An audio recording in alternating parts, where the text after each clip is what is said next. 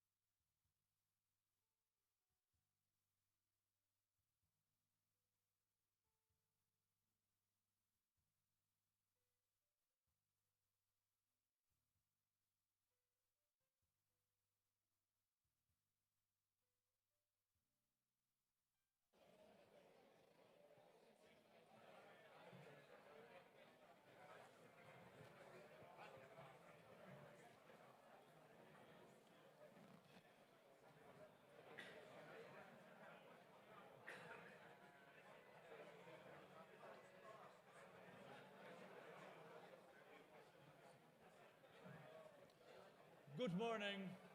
Good morning. Bom dia. 13 degrees south of the equator, 38 degrees west. This must be Salvador da Bahia, Brazil. Bom dia, bem-vindo. I welcome you all here in the room. I also welcome everybody who is not here, but who is connected with us, wherever you are, in Europe, in other parts of the world. Welcome to the General Assembly of FIVA in 2025.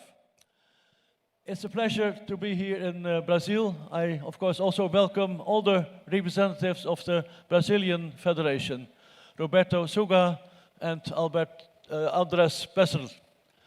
I also would like to note the presence of, I would say, the mother of the Brazilian historic vehicle movement, Miss Suga. I also appreciate your presence. I'm very happy and honored to have you as well here in the room.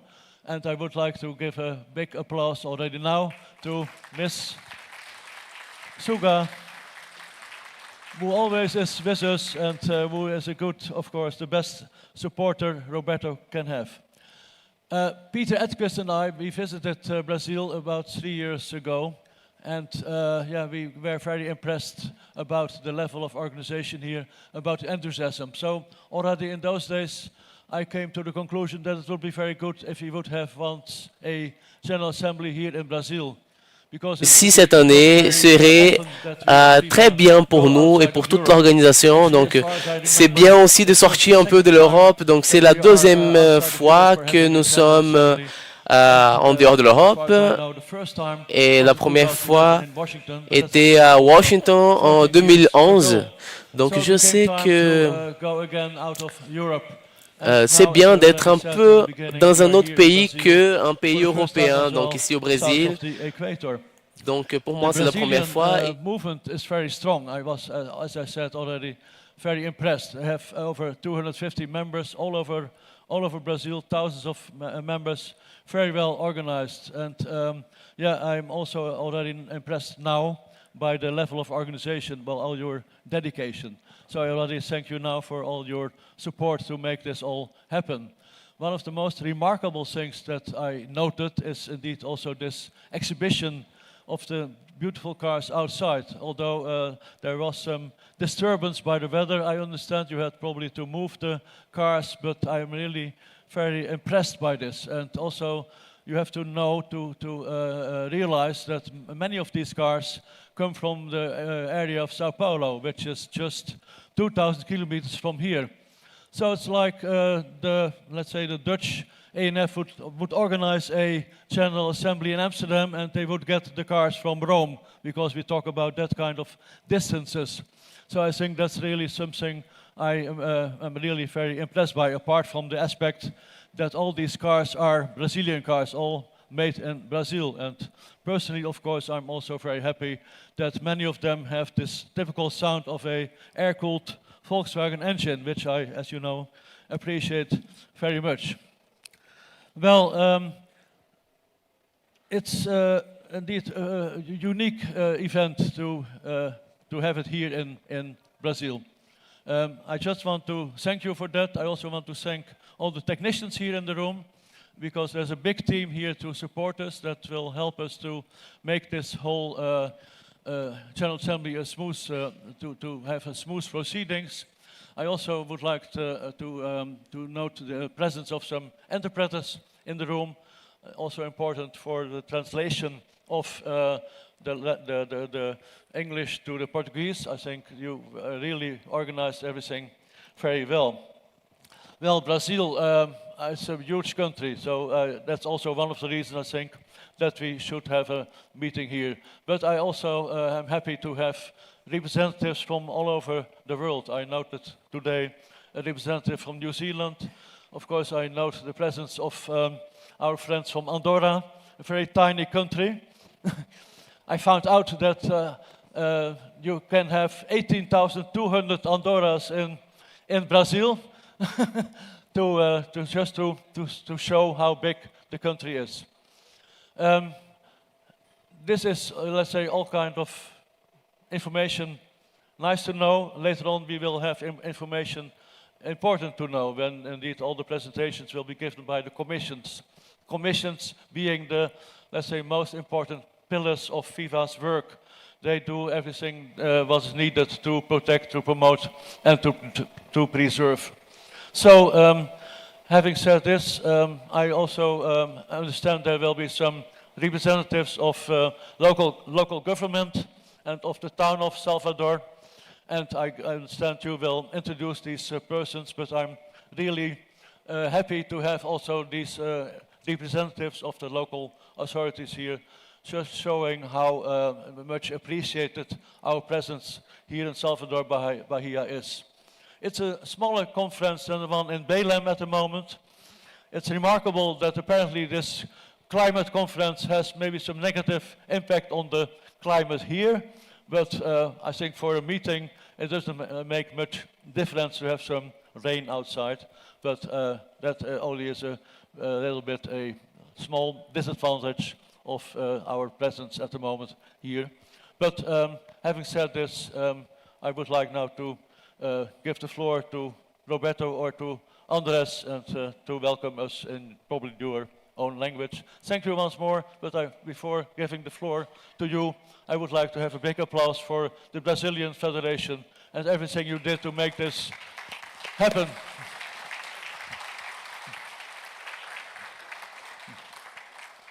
The floor is yours.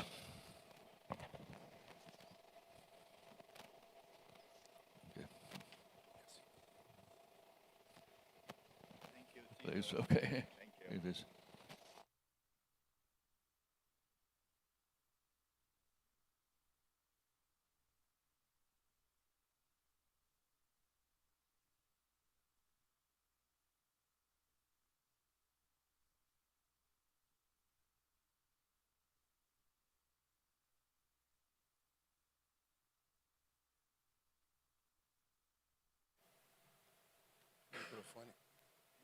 Microfone. Lá na mesa.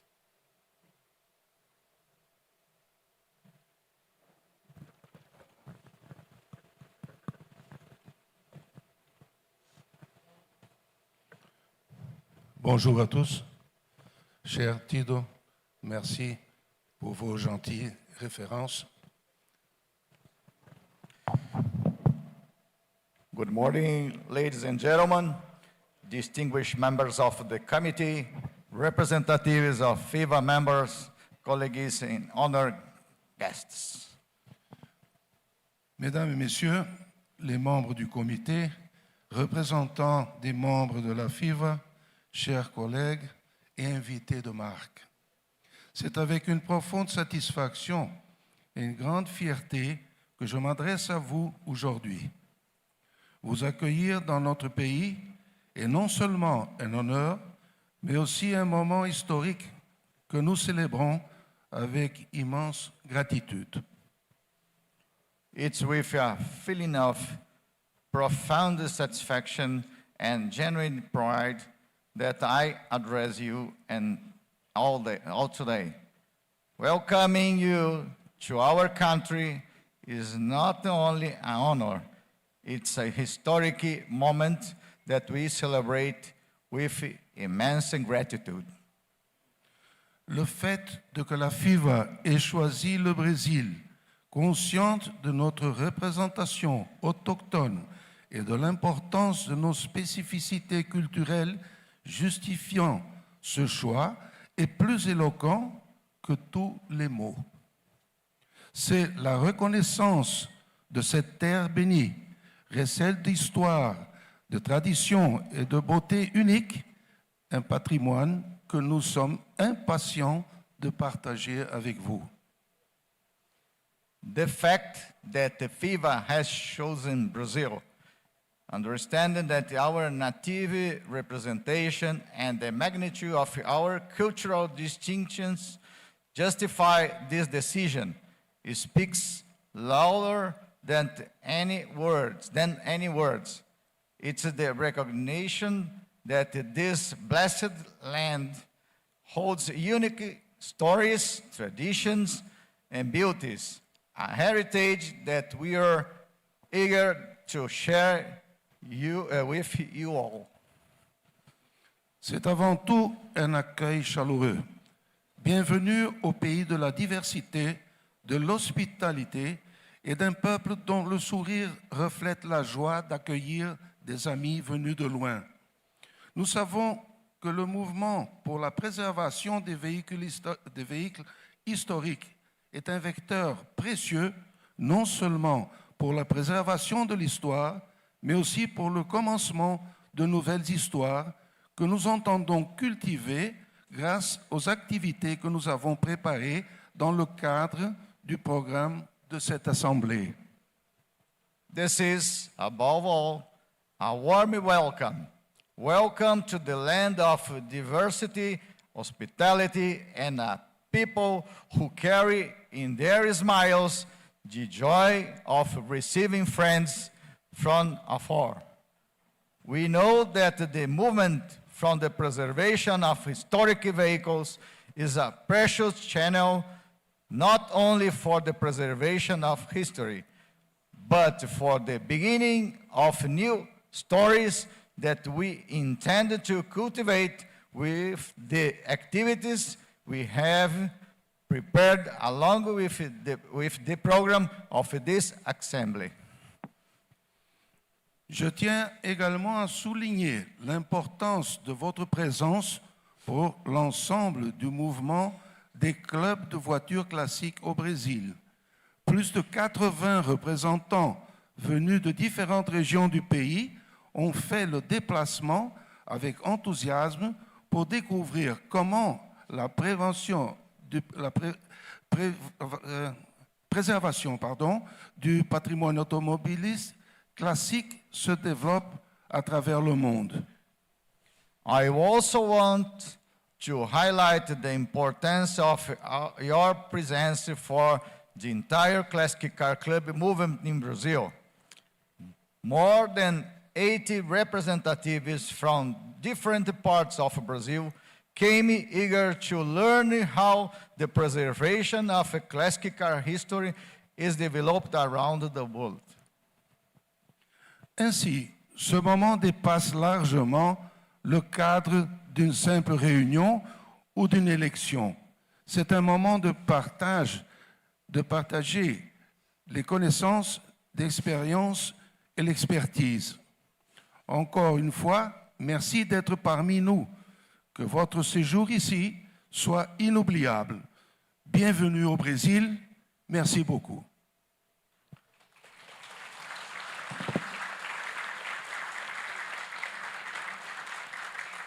Therefore, the movement goes far beyond a simple meeting or election. It is a moment of merging knowledge, experience, and expertise. Once again, thank you for being here. May your days here be unforgettable. Welcome to Brazil. Thank you very much.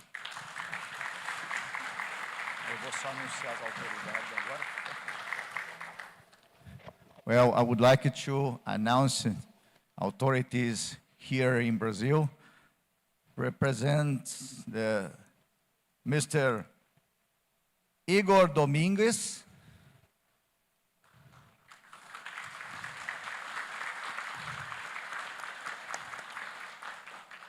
Igor Domingues represents the mayor of Salvador, Bahia.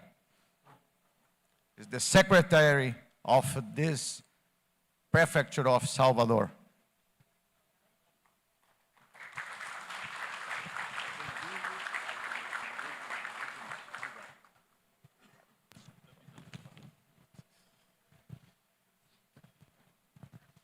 Bom dia a todos. Em nome do prefeito de Salvador, essa terra tão amada, querida e acolhedora, eu agradeço a oportunidade de receber um evento tão importante para o mundo do antigo automobilismo aqui no nosso estado e na nossa cidade. Então,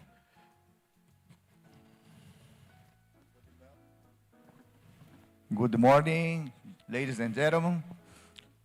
Welcome to Salvador. It's a pleasure for our city, the mayor of the prefecture of Salvador to receive you in our city.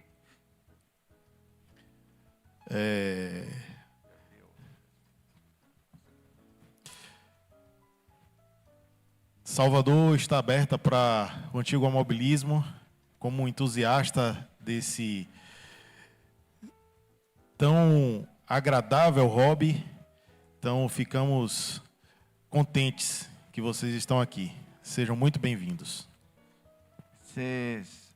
Salvador is proud to receive this event, and Salvador is open to receive this movement of classic cars, and we appreciate and we're very happy to be here with us,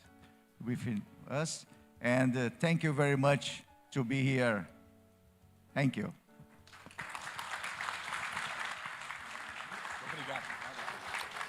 As a symbol for the fact that we are so welcome here, I give you a key ring. You can add that to the keys of the town, and I'm very happy that historic vehicles are so welcome here. I hope that will be the case as well in the future. Thank you very much for having us here in Salvador, Bahia.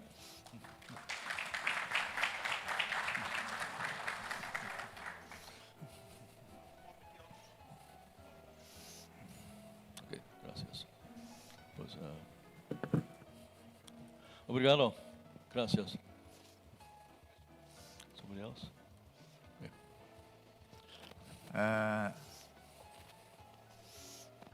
Mr. Alberto Braga,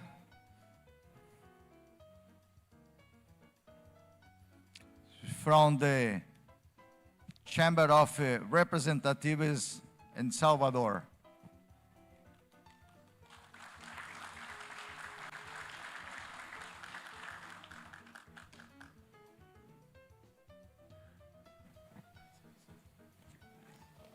Bem-vindo.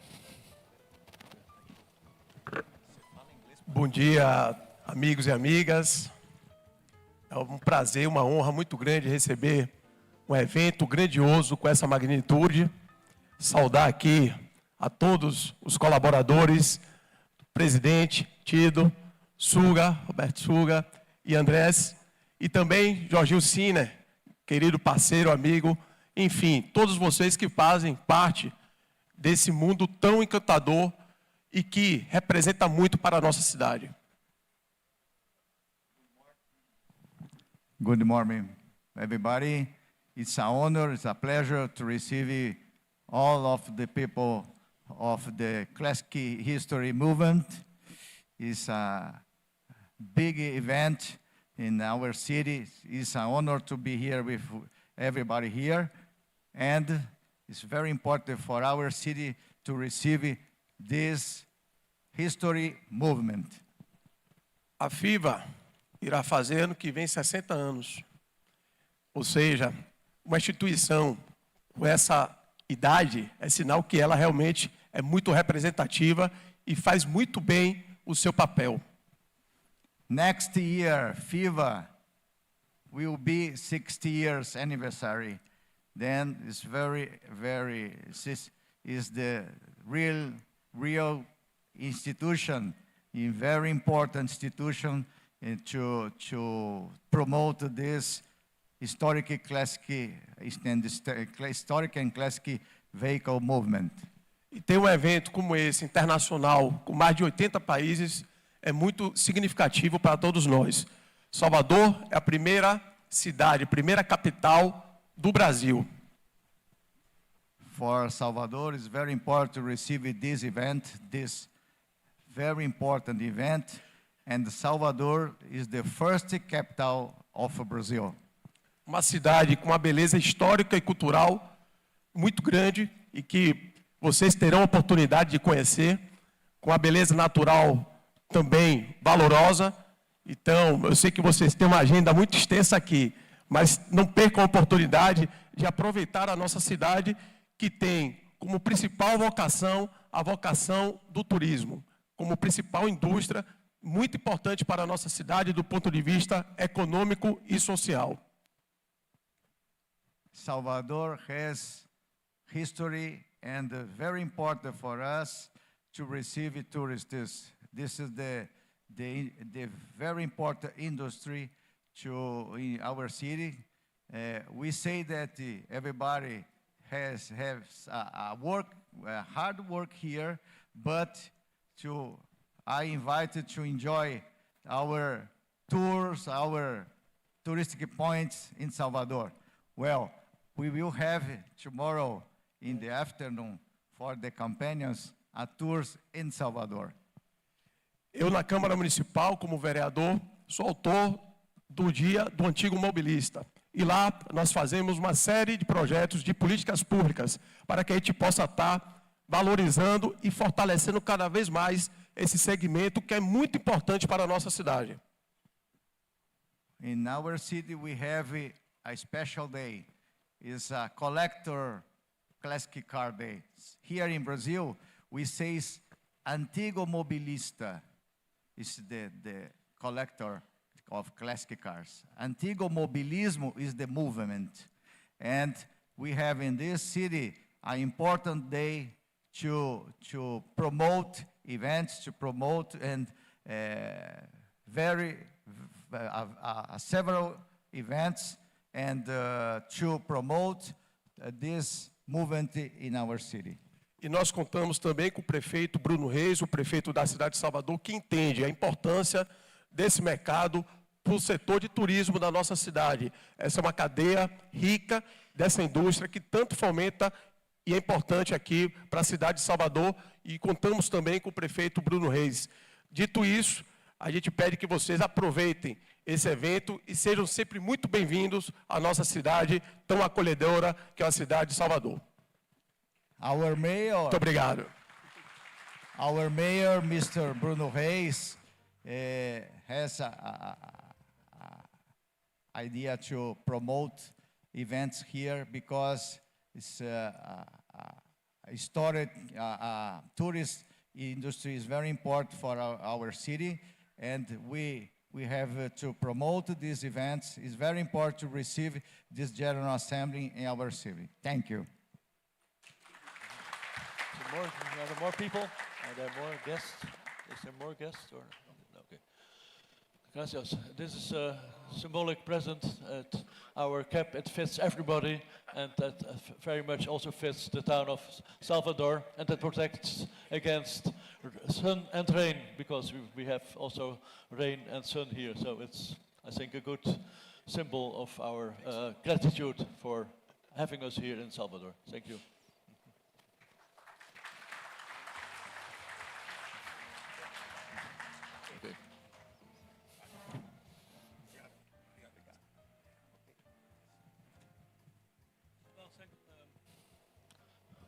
Thanks, Andres. Thanks, Roberto. This was the introduction of the meeting, the opening of the General Assembly 2025. Now it's time for the real thing. That means we start with which is very unique for our organization. We represent the whole scope of historic vehicles. Motorcycles, utilitarians very much are belonging to our domain. And I'm happy to invite Keith Gibbins to come to the stage to present his show. And I would like to have your full attendance for this beautiful show with all kind of audiovisual effects. So please, please enjoy. Does this work? Ah, gee, wonderful. It's good got my name up. I'm getting to the age where I can't remember anymore.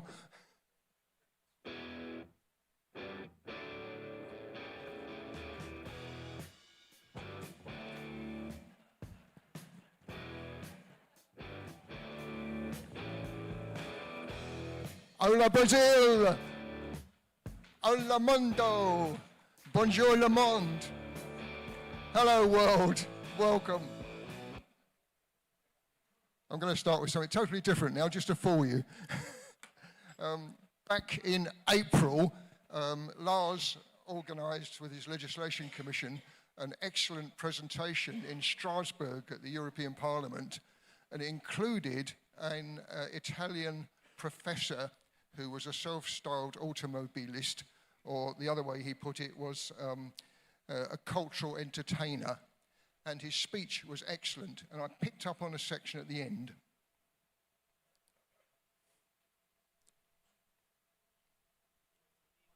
Where's the sound? Sound. What's happened to the sound? Want to run it again?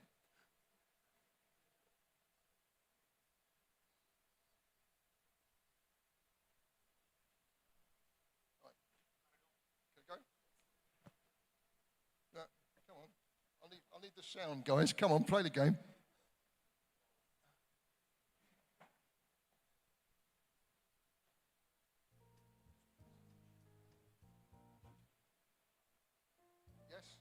Yes. Thank you.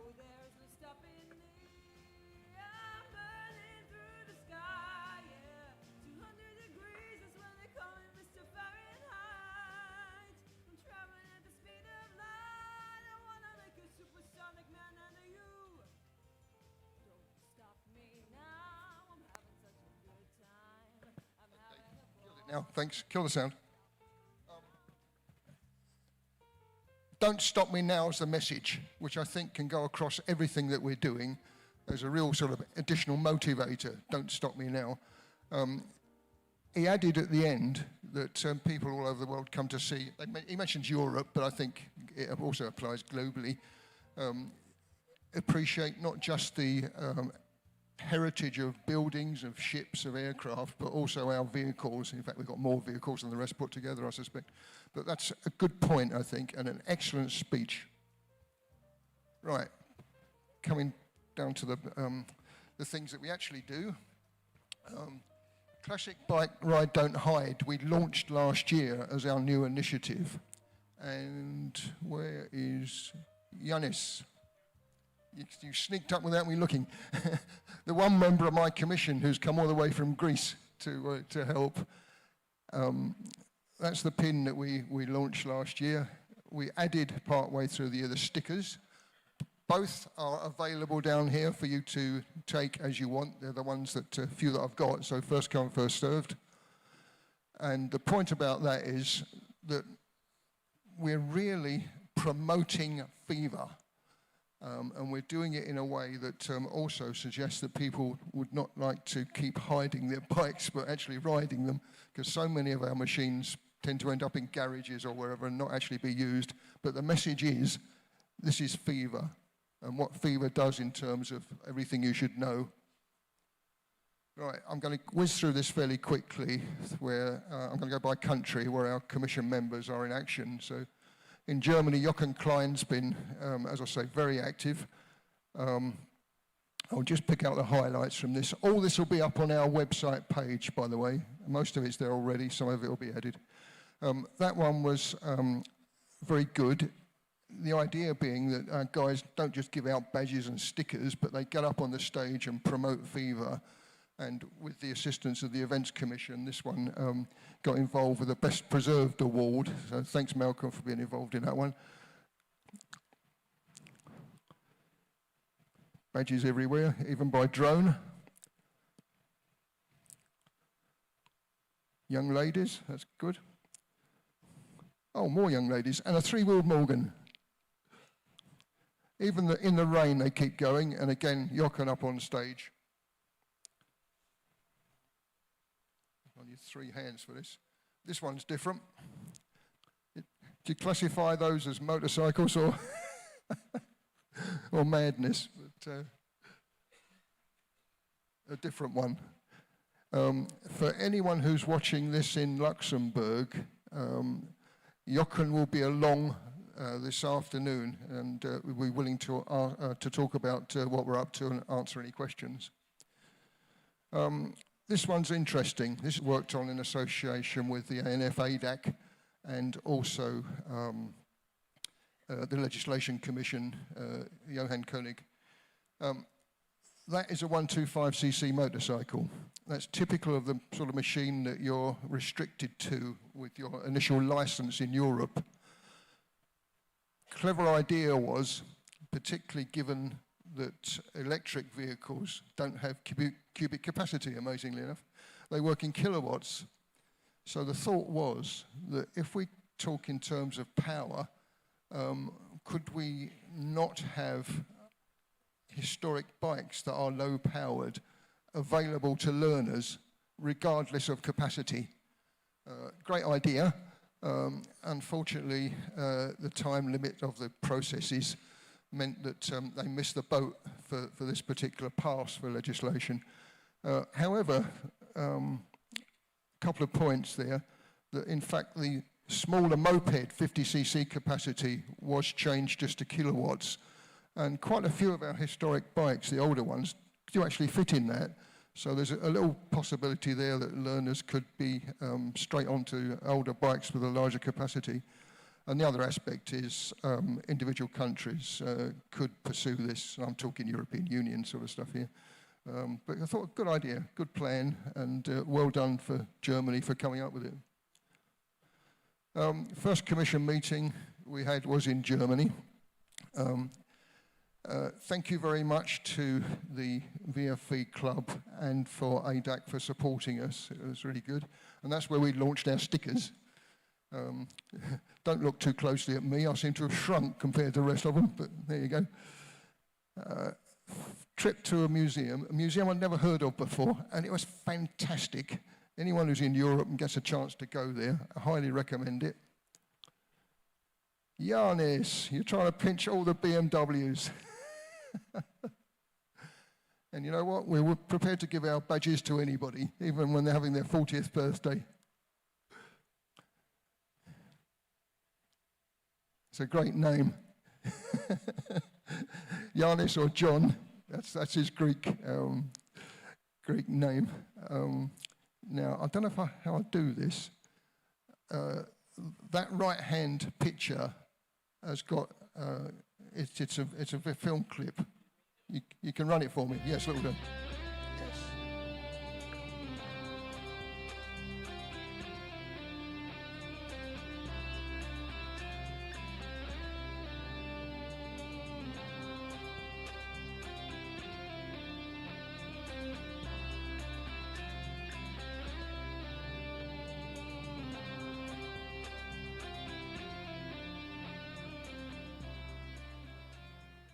Thanks. Great idea. Have a trip to an Air Force base and do it slightly differently on the 5 leading classic bike nation machines. So well done, Greece. And I can see the Top Gun fascination there. It's good to see a Spitfire and a Harvard, because I've flown a Harvard in America, believe it or not. So that's good. And we've got one other member, Tanos, who's sitting under the plants, who was the former member of our Federation for Greece, but his enthusiasm is such that he's kept going as an associate. That is actually a well-known motorcycle museum in Vransko, in where? Slovenia. And that's Natasha's father on the right, complete with a crazy dog. Okay, Italy, what can I say? You ask for one nomination from Italy, and you don't get a nomination, you get a whole family. So obviously Palmino, I'm never going to get this right, our past president emeritus. And next to him in the colourful leathers, I'm not quite sure how to describe the president of ASI, the president of FIVA, president of Italy, I don't know. But thank you, Alberto, for being so active. On the right of those two, Fabio is the formal member of the commission, and that's his father, Mayo, next to him. So together with his brother, his wife, and his dad's wife, you get another group of family supporters there. Have been very helpful to me personally. And interestingly, in the middle of it, Yamaha moved Fabio to Amsterdam. So you've got an Italian representative in Amsterdam, which is, well, that's fine. And someone who surprised me, Luigi, thank you. I didn't realize you were so active as a motorcyclist, and I've got to be very nice to Luigi because he controls the money. Right, one event, we've been quite strong on Italy this year. The first event we went to was the RZ Motor Show, a fantastic event. One of its features is they always have an Italian politician there. And this year it was this young lady, Isabella, and she led one of the tours around the track in Verano, which was fantastic.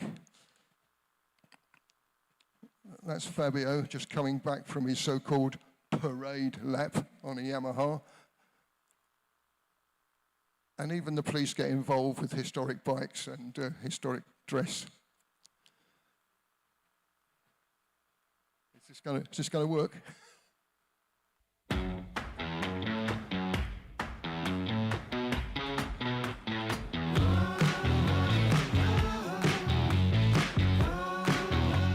An event like this is completely in our spirit.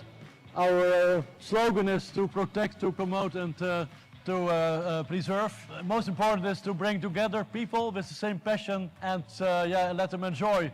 Most important is that they can make use of their historic vehicles, in this case wonderful historic motorcycles on public roads, and have fun together, enjoy the landscape and enjoy the interest they have all in common for these wonderful time machines from maybe 100 years old sometimes.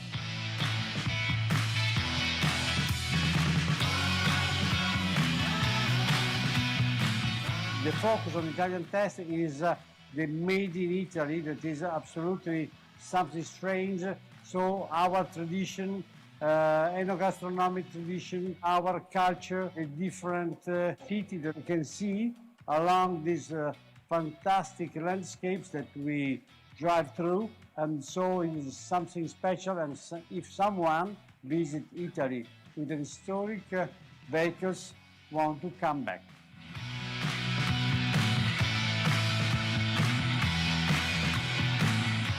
And I'm very, very proud that we're here with RZ, our partners, ANF of Italy, to actually make this event happen. The way it works is that countries apply to run a world rally, and we normally have them apply probably 3 years in advance. And we investigate, we do our due diligence on the organisers, their capacity, their capability, and the organising team to put together what is a complicated event. And I'm pleased to say that Italy was the winning team for this year. That's the Piaggio Museum.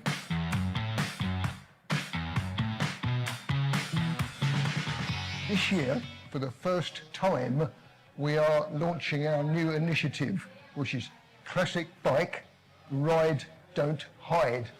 And the logic of that is twofold, really. One is to continue to promote FIVA and its values in the historic vehicle sector. But also, secondly, the research that we've done indicates that a lot of people buy motorcycles and then they put them in their garage or even in their front room in their house and don't actually use them. So we're trying to persuade them to use them.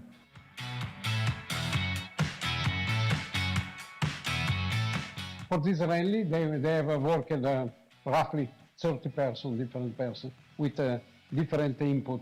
First of all, is organized from the club. Local club, we have big club, we have a club with 2,000 members. And in particular way, they have club of living and operating in this area. Because personally, I suppose it's the best to use the local club, because the local club know very well area.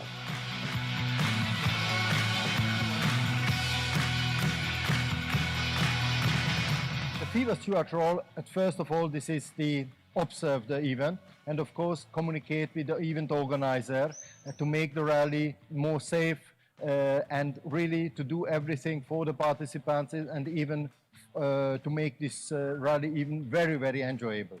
I see also already a lot of smiling faces on the street, and this is for us the most important, to keep the culture, not only buildings but also our rolling motoring culture also.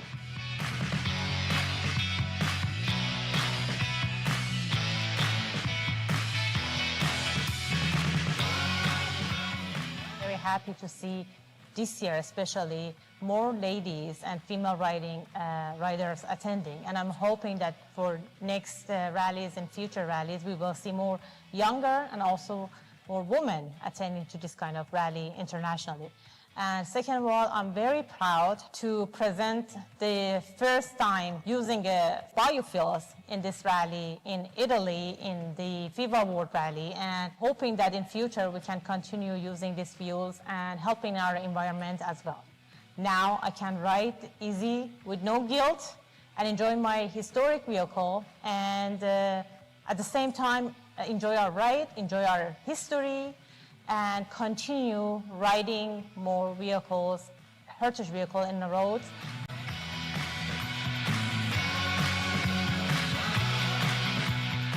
This is our team of free bikes at the 2025 FIVA World Rally, and so we are testing again the biofuel in all of those bikes.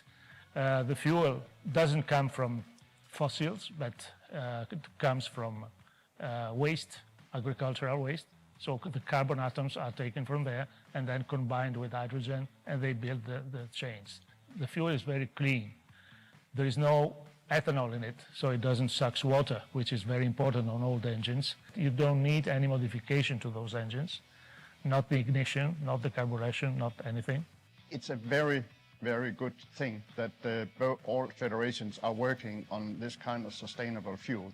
And in the FIM is also active in developing sustainable fuel, and part of the Grand Prix this year is already running on sustainable fuel.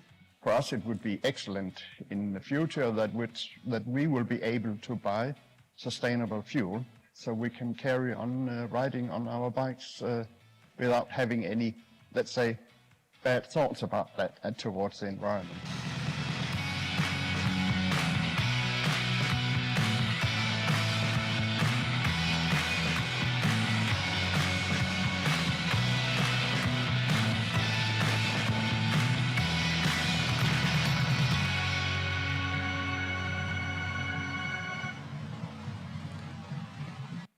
That was a joint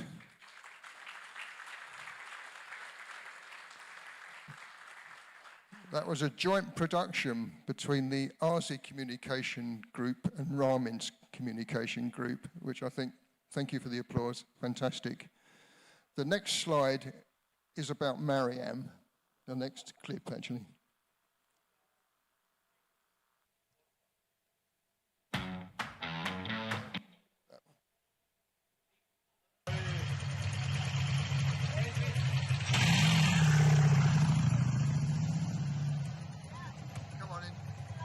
First reactions. You should ask him how I did. First reactions. Very good. I loved it. I loved it. Looks like she was born here. Brilliant. Absolutely brilliant. Well done. And the Vincent card. Incredibly, Mariam, who's raced motorcycles and ridden them across deserts and things, has never ridden a motorcycle and sidecar, never ridden an outfit before that event. Almost like the day before. That was the first time that she went out on it, and she'd also never ridden a BMW Boxer, which hasn't got the lightest of gearboxes either. And thanks to Gia Mario for volunteering to be the first passenger, but she did an absolutely fantastic job, and is a great, well, it's the spirit of FIVA type of thing, but her enthusiasm and ability, absolutely amazing. So thanks, Mariam. Another commission meeting, this time in Mandello dell'Ario. It's the home of Luigi almost, and also the home of Molto Guzzi. And the guy in the middle holding the FIVA badge is the mayor. And Luigi was very kind to help us organise using the mayor's office, the city hall, for our meeting. And the mayor himself, Riccardo Fasoli, joined us for a while. He's also a motorcyclist, and not unnaturally, he's got a Moto Guzzi. But very useful, and thanks again, Luigi. Much appreciated for all your help. Oh, try that one. That's the famous factory, and that's yours truly on my California, which I rode from the UK. That's my my attempt to promote Ride Don't Hide with a native. Actually, the guy was from Britain, but never mind. And again, thanks to Luigi and his club, I'll never get it right, 꽞ᴜ Veteran Car Club. Yeah? Close, all right. But he set all that up for us to promote FIVA, which was absolutely brilliant again. And would you believe there was a photo shoot to sell handbags, and it's amazing how many Italian men were interested in handbags. Can't understand it, but there you go.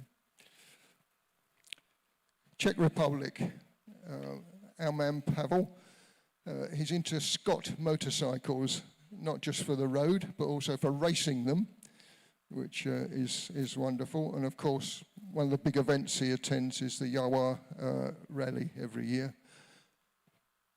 But the big thing for us, the world event for motorcycles next year will be in the Czech Republic.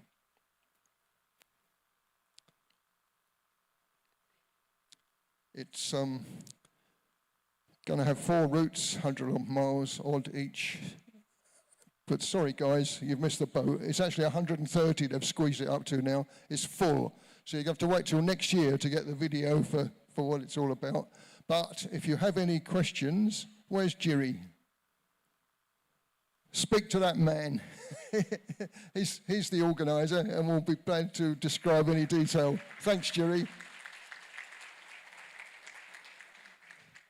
And thanks, Czech Republic, for taking it on. 2027, we should be in Switzerland. Oh, wrong one again. All right, Japan. There's a certain irony that if you think back 30 years, which motorcycle manufacturing country dominated? And it's Japan, and it's quite a challenge to organize things relating to Japan. But one of the benefits, as I said earlier, of Fabio being involved with Yamaha is that he gets to go to Japan, and he took some badges with us and met with some historic bike enthusiasts. So yet another Norton. This guy had one and fixed his badge to the back of his bike, which was good. So there's a loose link there, but really, to be perfectly frank, it's work in progress with our ambassador to try and get bikes involved. But an important location for us, I think.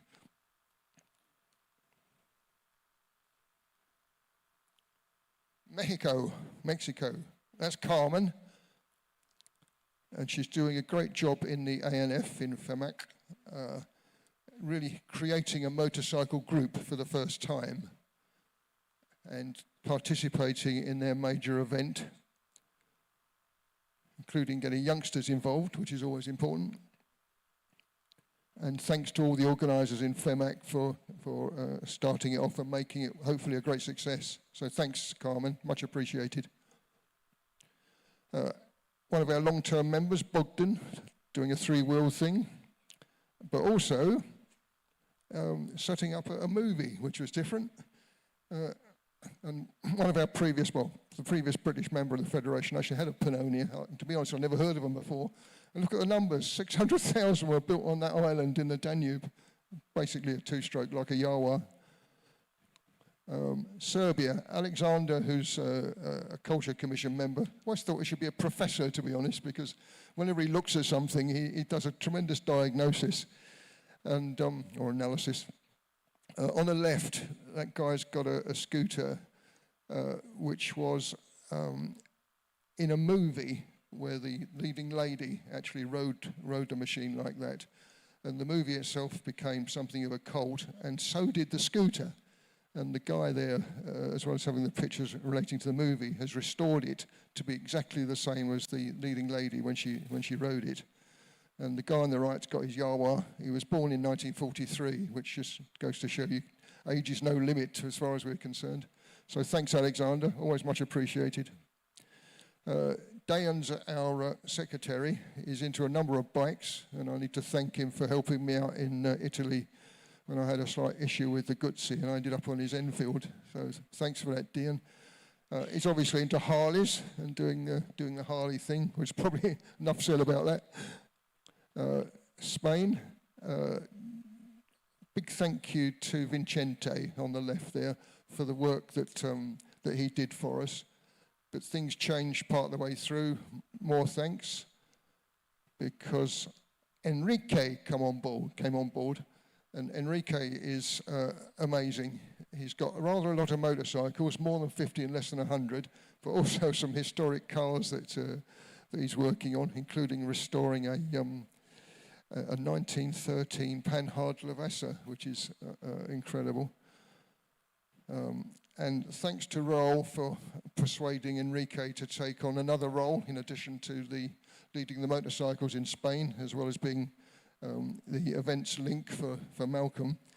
And that cost Raul is obviously the president of FIVA, the Italian ANF.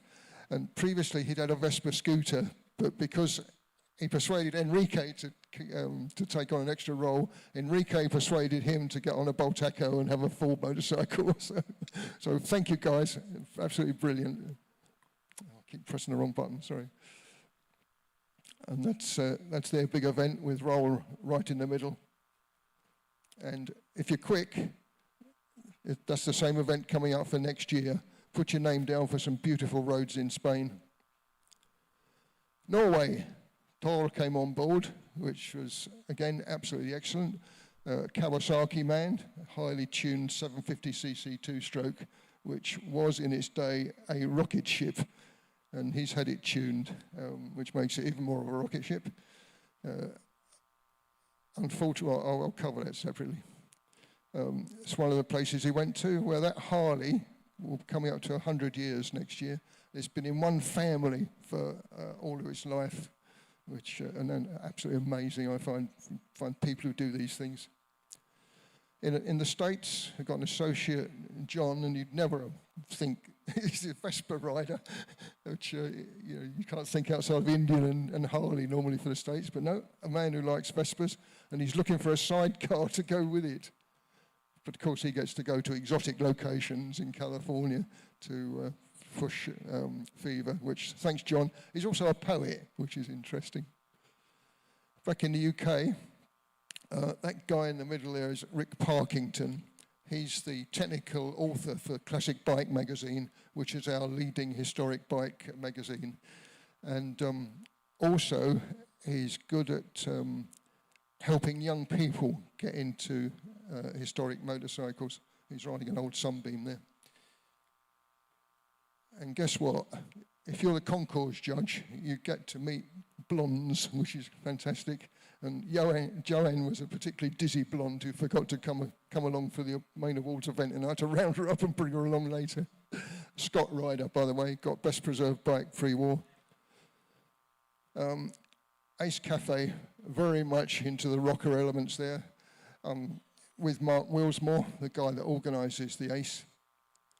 They get something like 10,000 people riding from the Ace down to Brighton. And because of the association, all famous stuff online, with the 59 Club, Father Andrew, who is actually a Moto Guzzi rider, incredibly, gave his blessing for safe riding, which is a tradition.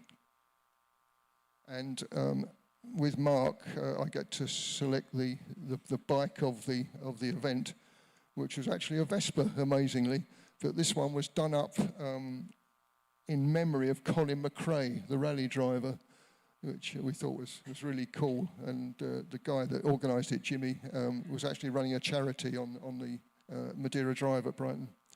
So thanks, Mark. Our Pioneer Run by the Sunbeam Motorcycle Club, expanded this year. So not only was it pre-1914 machines, but they got a Pioneer Plus group, which went up to 1930.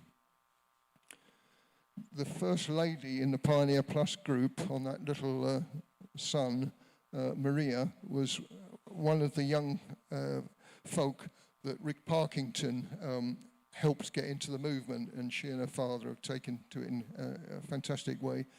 And it's interesting that the power of that would fit in with that 50cc kilowatt limit.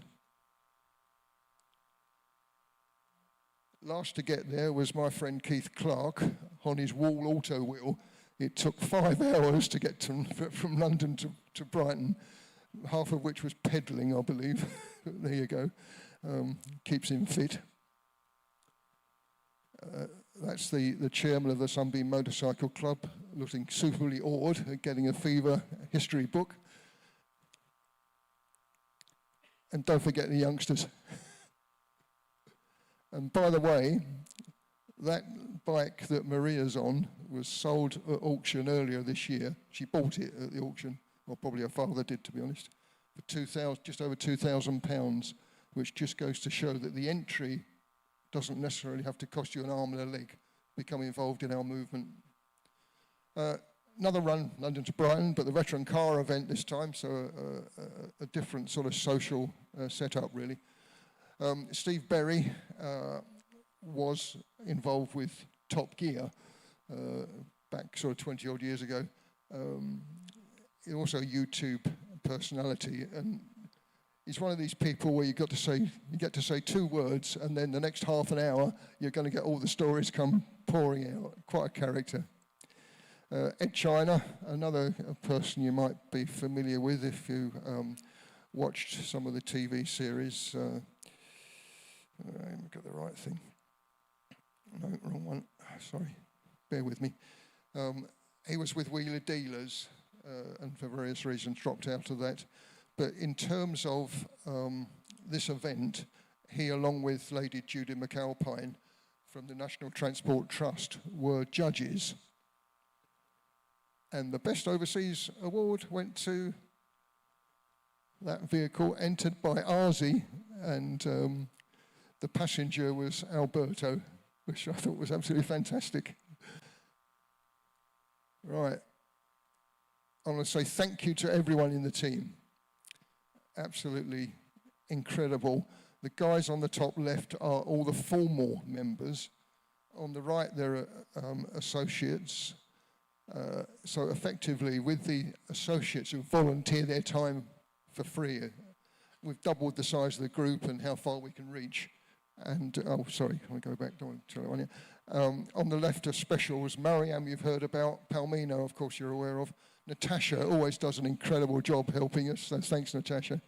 And Gian Mario, what can I say?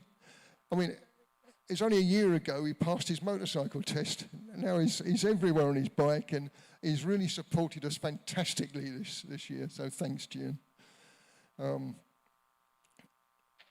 Most of the General Commission are motorcyclists, or have been motorcyclists.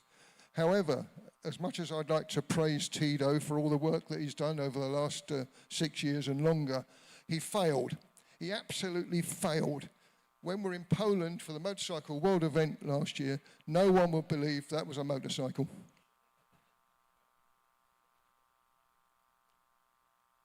Right, future. I asked the team, should we continue with this? Is it effective? And what did we say, Yanis? Absolutely, yes. We think we're doing a great job promoting FIVA. So, next thing is to select, and there are a few stickers down here with it already. The bike we're going to put on the pin badge, and Palmino proposed Ducati, because even though they started with radio components and then built whole radios, they obviously got around to making bikes up until, oh, who's that? How'd you get there? How about that? It's incredible to me. I remember seeing that at the Kentagon in Brands Hatch when it first came out. And I must have stood for about 5 minutes, absolutely besotted with a fantastic looking bike. And that is now one of ours. It's a historic machine. Absolutely beautiful bike. But of course, we're the motorcycle group, so we chose something else. Slightly earlier model, that's going to be on our badge. And it's got a link to Mike Hailwood and to Paul Smart, who won a famous victory at Imola. Paul unfortunately died in a road traffic accident this year, which was sad because I actually met him and listened to his great stories. So there it is. There's the badge. Courtesy of Natasha, it's teal green background with the 750 or 900 SS Ducati on it. Look at that. Great step forward. One of the challenges the guys identified was when you're giving them out and wanting to describe FIVA, depending on circumstances, you might not have much time to actually describe things properly. So this year, in the little plastic bag, you'll not just get the badge, but you'll also get a QR code to our website. And of course, some more stickers, of which there's a handful down there, again, courtesy of Natasha. Anything down there, the pins and the stickers, please help yourself. I'm going to talk about FIM. A couple of years ago, we signed an updated agreement with them. That's the key players on the left, the president of FIM and the deputy CEO. On the right are the people we tend to interface with more, the Tory and Commission guys. On the left is their president, Nuno. On the right is their European director, Panos. You've already seen Niels in action. He's the guy we tend to work with day to day on things, very practical. Comes from Denmark, and he's also got a British sense of humour, which is great. This year we went to the FIM rally in Lillehammer, where the Winter Olympics were formerly. Torbjorn was the organiser, and our own Bjorn was leading as far as I'm concerned. He's got his own cola. And the big thing is the parade through the town, where they parade by country. So each country has a group of motorcycles with their flags flying, and FIM lead with Niels riding a bike with a big FIM flag, and we were second with our FIVA flag, which was good stuff. And that's we also give out a FIVA award at the big presentation session on the stage at the end, and that's just how the country groups all come together. And next year the FIM rally will be in Greece, in Naxos, which should be fun because it's an island, and the numbers. We have a cultural difference with them. We've already seen we've got 100 and something. They get 800 or 1,000 people, so slightly different. We're working on how we get together on that. Still a bit of work in progress. Right, nearly there. Just to say again, age is no limit. That guy's 91, who with his son rode a 130-mile event, which I thought was fantastic.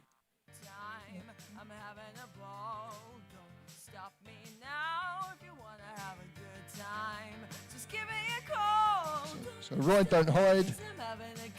Don't stop me now. Thanks, Brazil.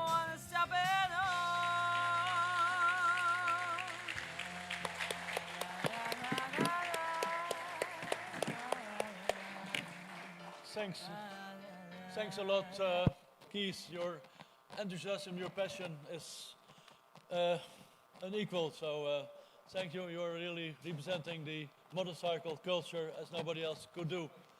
Thank you for your wonderful presentation, even with some musical talents. Next to enjoy and to entertain you is Timo, our cool man from the north. He left his home country, Sweden, by with -20, I think, and that's why you always see him in t-shirt. Even when it's 10 degrees, he only has a t-shirt, so it's already surprised me that he is not here in swimming shorts. But Timo, you have the floor to entertain us about your passion, which is about historic utilitarian vehicles. Please, you have the floor. And thank you, Tiddo.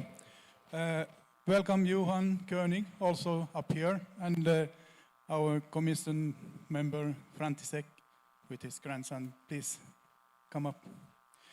So, something about another kind of vehicles here than motorcycles, and maybe also motorcycles.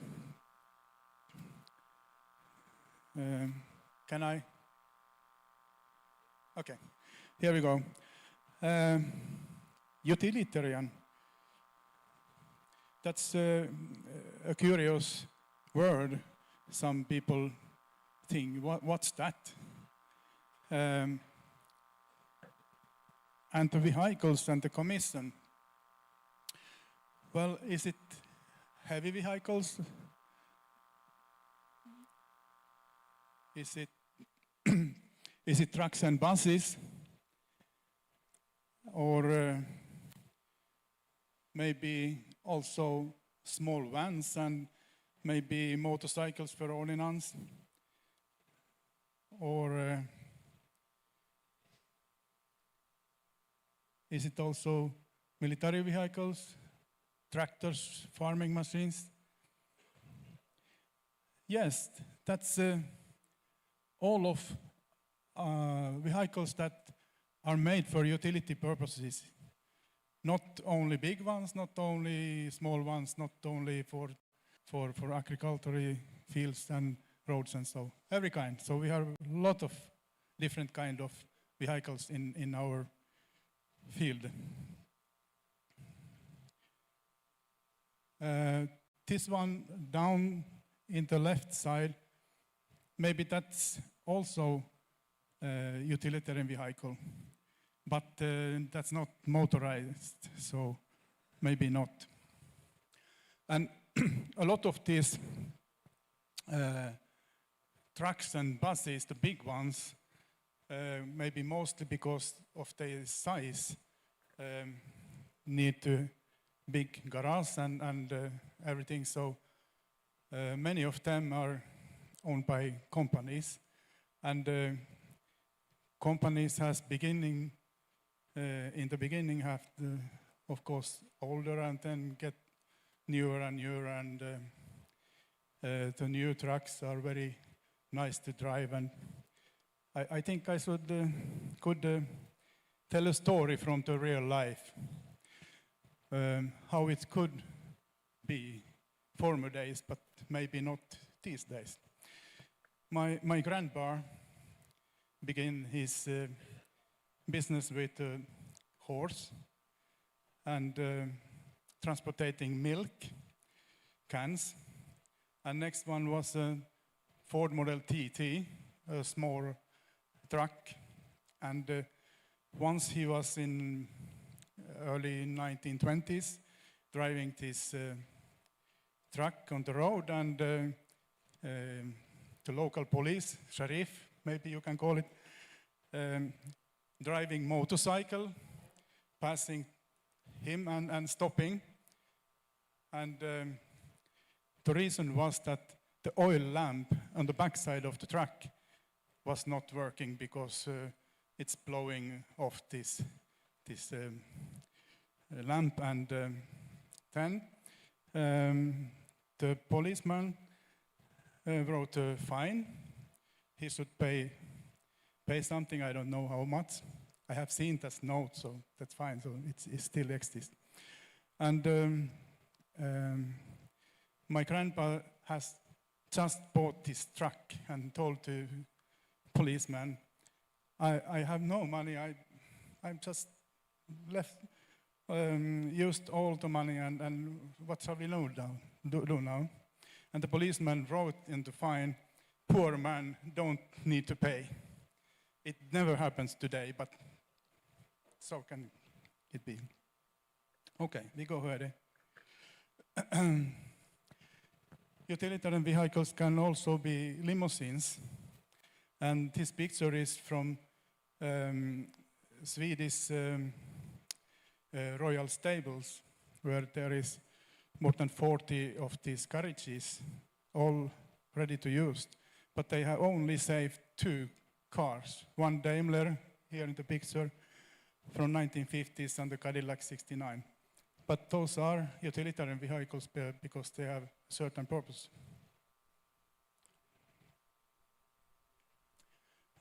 Commission members this year has been like written here. Frantisek sitting here. He's a guy with interest in military vehicles. Hubert in Germany. Frantisek is from Czech Republic. Hubert from Germany is a tractor guy. Mikulas, Slovakia. Buses. Giovanni, Italy. Has great interest in military vehicles. Cristiano Politi has a lot of trucks and buses in his collection. Aljosa is for all kind of vehicles, like maybe me also. And I am happy to have Holger Hahn from Germany and Phil Sampson from UK with us, and associated members are working as ordinary members. There is no different there. And what have we done? Of course, we have the bottom line that the vehicles we are most keen on are utilitarian vehicles, and promotion of not only vehicles of that kind, but also FIVA is one part of our mission. Cooperation is also one thing that we all must do to reach something together, and I'm happy to have good cooperation with not only FIVA people, but also clubs and different organizers in different countries. Lobbying and networking is, of course, needed to do when we try to reach something together. Visiting events and clubs, I saw some pictures where some of places where we have been. And to show wherever we are that we are FIVA, it's important for us. Our meetings have been made mostly by video meetings, and that's working very well nowadays. 2 of meetings have we had like hybrid, both video and people in person on meetings like this in Germany. It was too hot inside the bus or inside the house, so we got outside. And as I mentioned already, cooperation is very important, and I feel that within our commissions and in FIVA we have no prestige. We are like a big family, easy to work together, and I think that's the same thing, not only within FIVA, GC and commissions, but all of you also in clubs and organizations. So when we have this one thing, even if issues can be like upstairs and downstairs, more but that needs more attention and some minor attention, but we are all in the same bus, you and us in that bus. So feel we.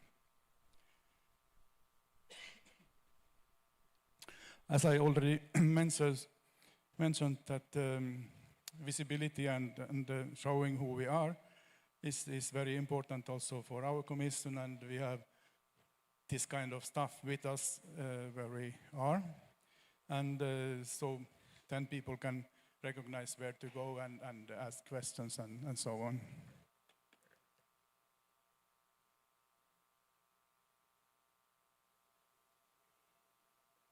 Thank you.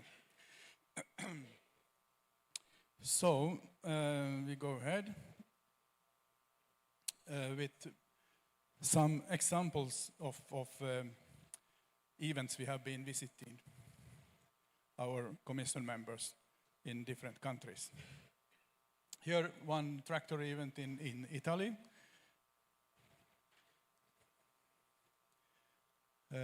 Senec in Slovakia, every May, all kind of vehicles, as you see.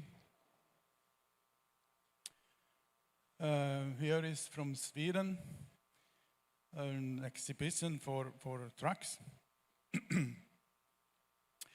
And I can say that it's not every time big, what can I say, difficulty or cost to have this kind of vehicle. Of course, if you are refreshing like this one in the upper pictures here with 24 tires, time 100 euro or something, so it's huge cost to refresh that. But all of these have something common that's not so easy with motorcycles. Inside of these, I can call it behind curtains, there is kind of a camper inside those vehicles. This is from the tank. So, you know, don't need hotel or accommodation. You have that all with you. This, I don't think that you can read that. I cannot. It only shows how many events in Germany of tractor field our commission members together with the association in Germany has been visiting this year. So there is a huge amount of events that you must choose where to visit and where to promote FIVA.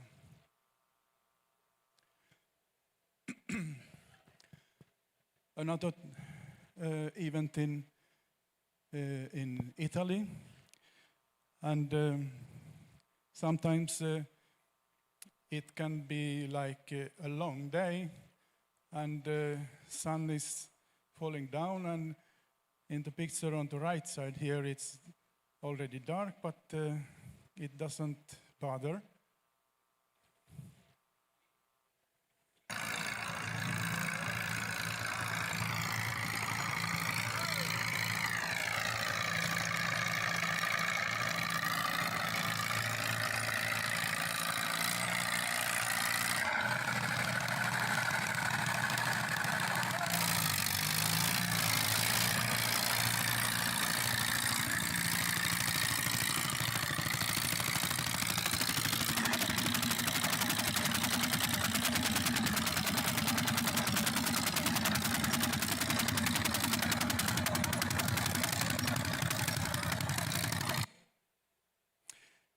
So, something to show to people how to plow. The last one is a two-stroke hot pulp engine, and it's quite effective.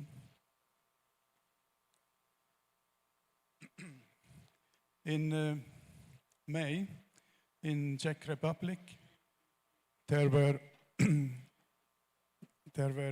a big event, big celebration of liberation of Czech Republic, and this picture I showed you already last year, but now we were there. 300 vehicles in exhibition, and more than 800 vehicles in the parade, like a corso through the city of Pilsen. And František, together with FIVA team, were driving his Jeep. You can show it, part of that in behind there. So FIVA was there also, together with President of Czech and other important people.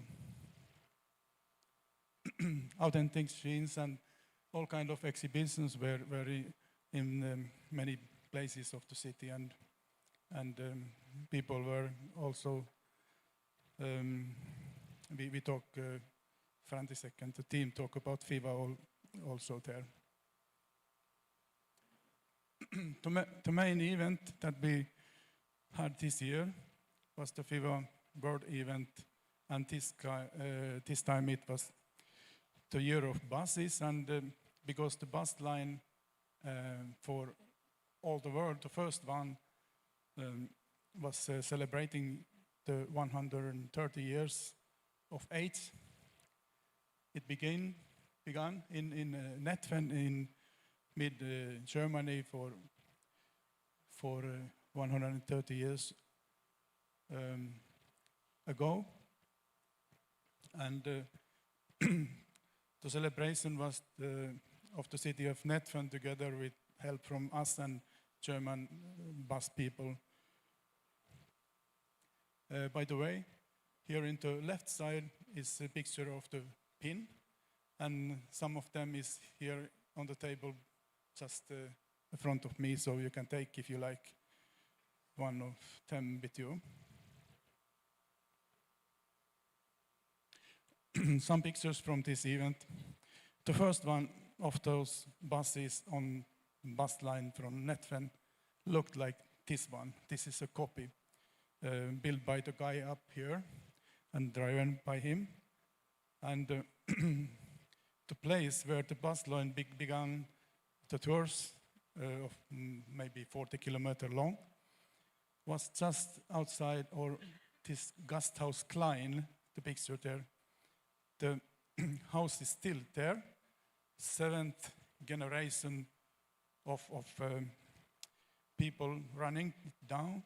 And 1895, that was a post office, bus office, and a bus station, and also Gasthaus. So it was nice to visit there, and all the buses were, oh, thank you.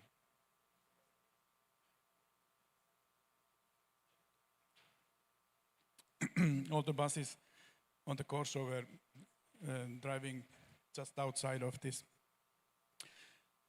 The buses were not looking like this one, but like this one. There were 108 of them, of different ages, colors, makes, and from many countries in Europe joining this nice day. The oldest bus, if you don't count this copy, it was 1913 Pierce Arrow from Germany, and the newest, you can see on the same line here,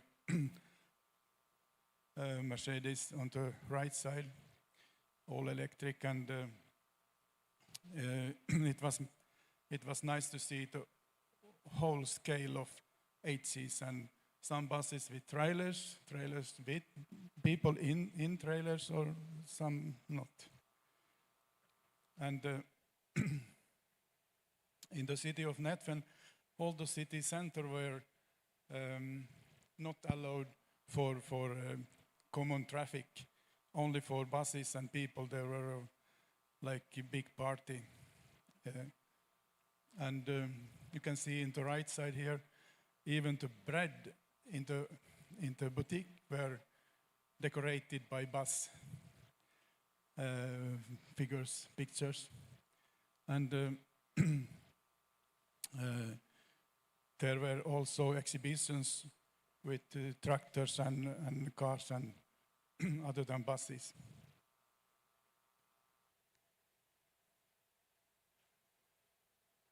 And kids, when we are with our big or smaller vehicles somewhere, we don't forget kids because there is the future for all the movement. And you can take a look at the picture on the left side down here. It's a car owned by Bobby Kramer, our good friend, who is driving that every year to London Brighton. But here, kids and ladies wanted to take picture of them, like driving. Not so many guys, but so it seems that the interest is for all the people, not only petrol heads. We had a stand together with ADAC, and here in the right side, people came with their children to ADAC tent and playing something there. So we must think about them too. Deutsche Post had a post office in the middle of the city on the street. You could send a letter or a postcard with special stamps, and if you take a look at the bus in the middle, the yellow one, FBW, in the stamp, it's the same bus here in the right side that got the FIVA ID card for big bus number 2.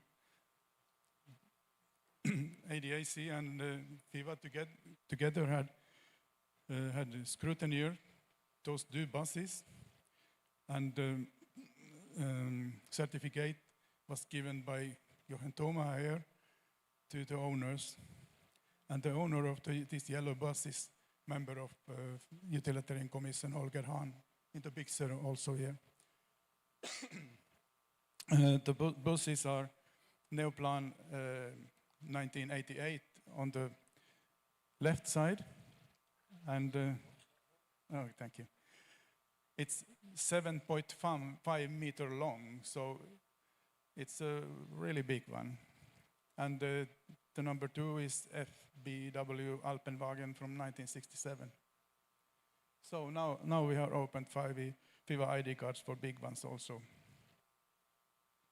And here is some examples how magazines wrote about this event. Here we go with a short video.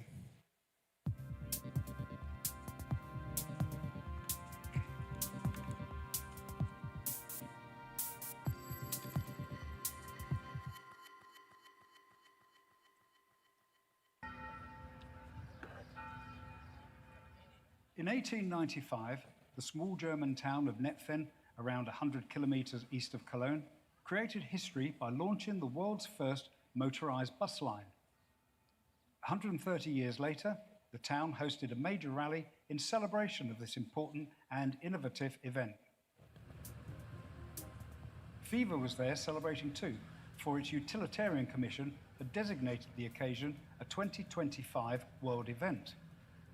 The festival took place over the weekend of 14th and 15th of June. Proceedings were opened by Mayor Peter Wagner, who commented, "We are celebrating a wonderful festival here, the start of public transport. Our ancestors shaped the future, and we can still see the impact today as traffic flows regularly, moving people safely from A to B." The event was supported by numerous historic passenger carrying vehicles, with crowds flocking to see the buses passing by.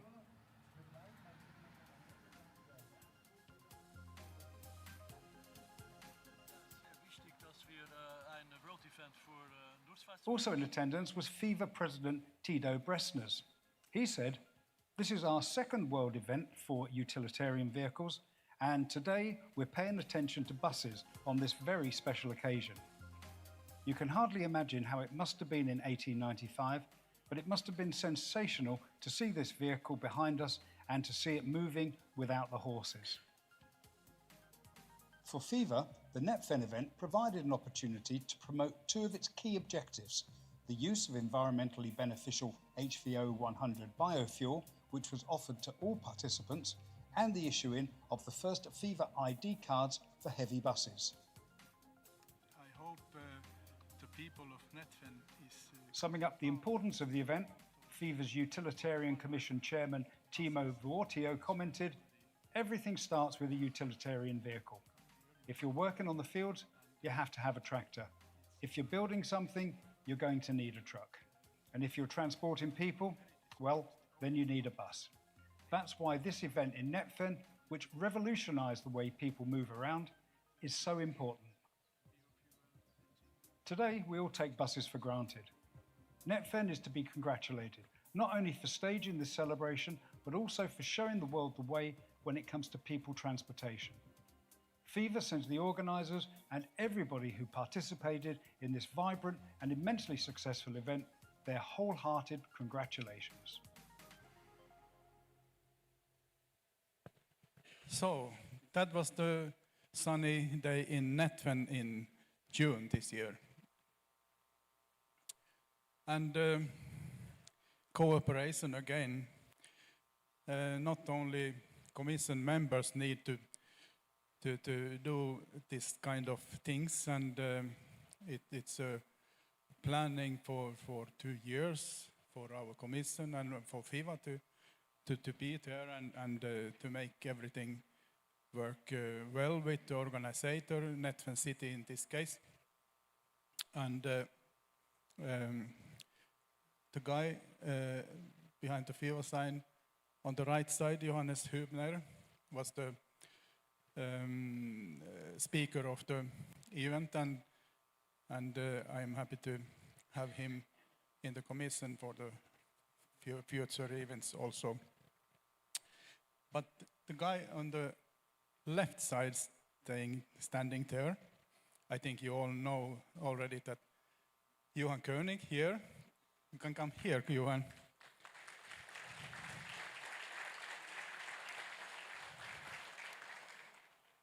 I was happy that I could borrow him from AEDT, the ANF in Germany, and from the Legislation Commission to work with us in Utilitarian Commission and this bus line project. And if Johan has not been there, I think it maybe could be half of the things, or maybe not that. He's the guy who has solved all my problems. And that is why I should like to give you a book here, just something from the commission to you.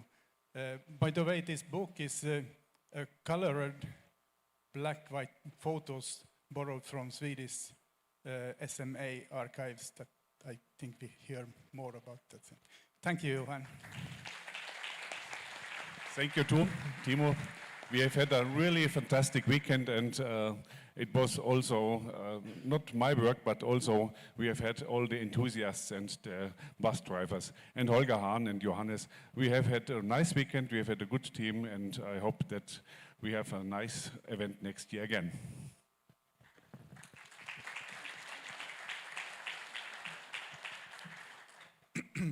Some more words about our commission.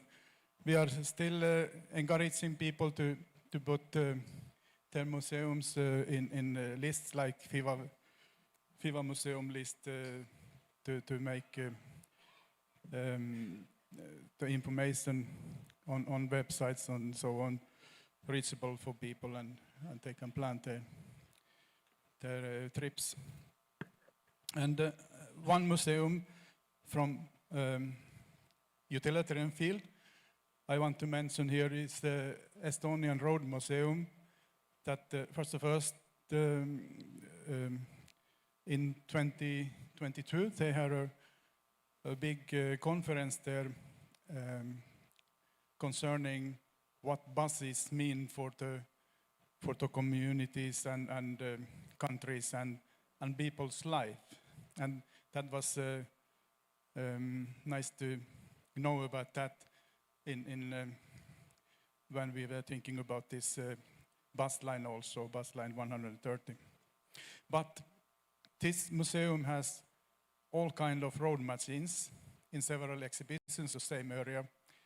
But what I want to mention also, children have something to get from these exhibitions, because this little fellow, they call it time animal. He or she, I don't know which maybe she's she can be found in the exhibition on the certain places. So kids are seeking about this animal, but also getting information of the exhibition machines and so on. So that's a good example to include all the families. Media is interested on following up what's happening in the fields of trucks and buses and tractors. And sustainability is one of the things we are for, and in this Netfen event, all the buses could drive in HVO 100 instead of the usual diesel fuel. In Northern Europe, we have already used that like everyday fuel, but in mid-Europe, now people want to try how it works and so, and we gave the possibility for that.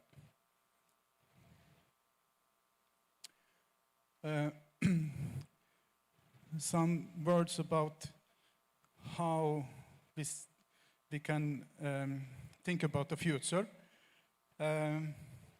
I think this is the same kind of thoughts you have, like what's happening in the world, how we can manage to have our movement in the future also. Is there legislation, things that can make that we don't that we cannot drive on all roads and cities and so on, and maybe young people don't want to be in club work and only visiting some places together if sun is shining and so on. And the prices are increasing not only for the owners but also the organizers, and the biggest steam machine show in UK were postponed this year because the higher price level. So, well, but I think anyway the future is safe for us, and I love this picture. This is from Stuttgart. This I think it was March in this year exhibition there.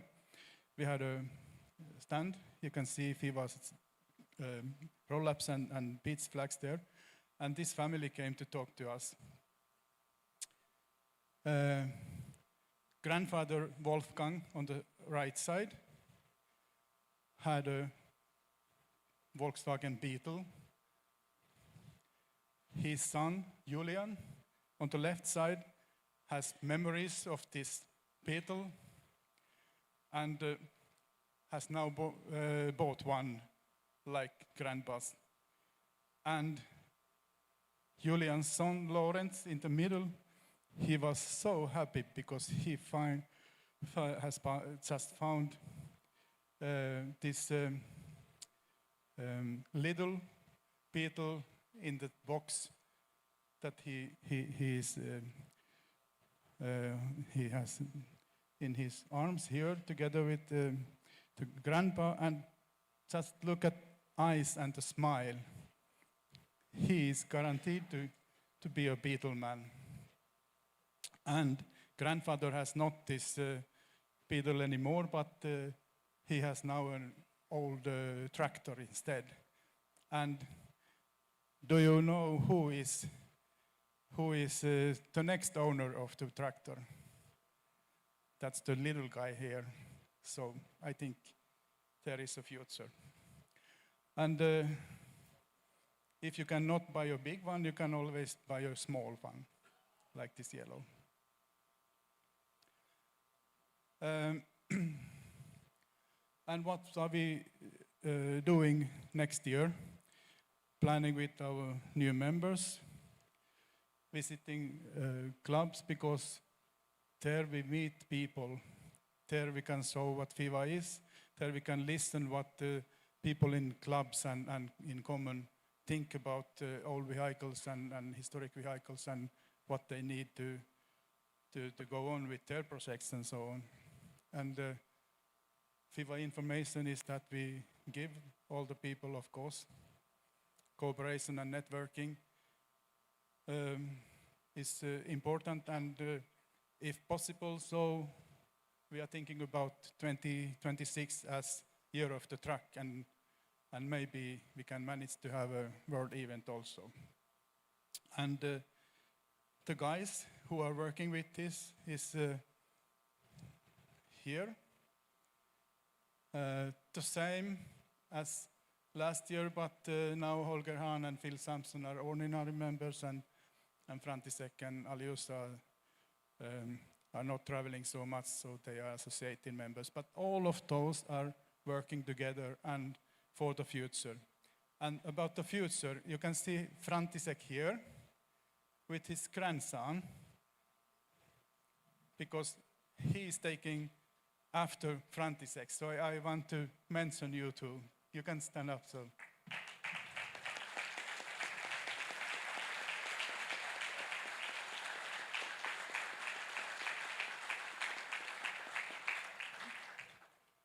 So we can look at the future, and I want to thank all you here, all over the world, in ANFs and clubs, and all who are working for and with historical utilitarian vehicles for the future.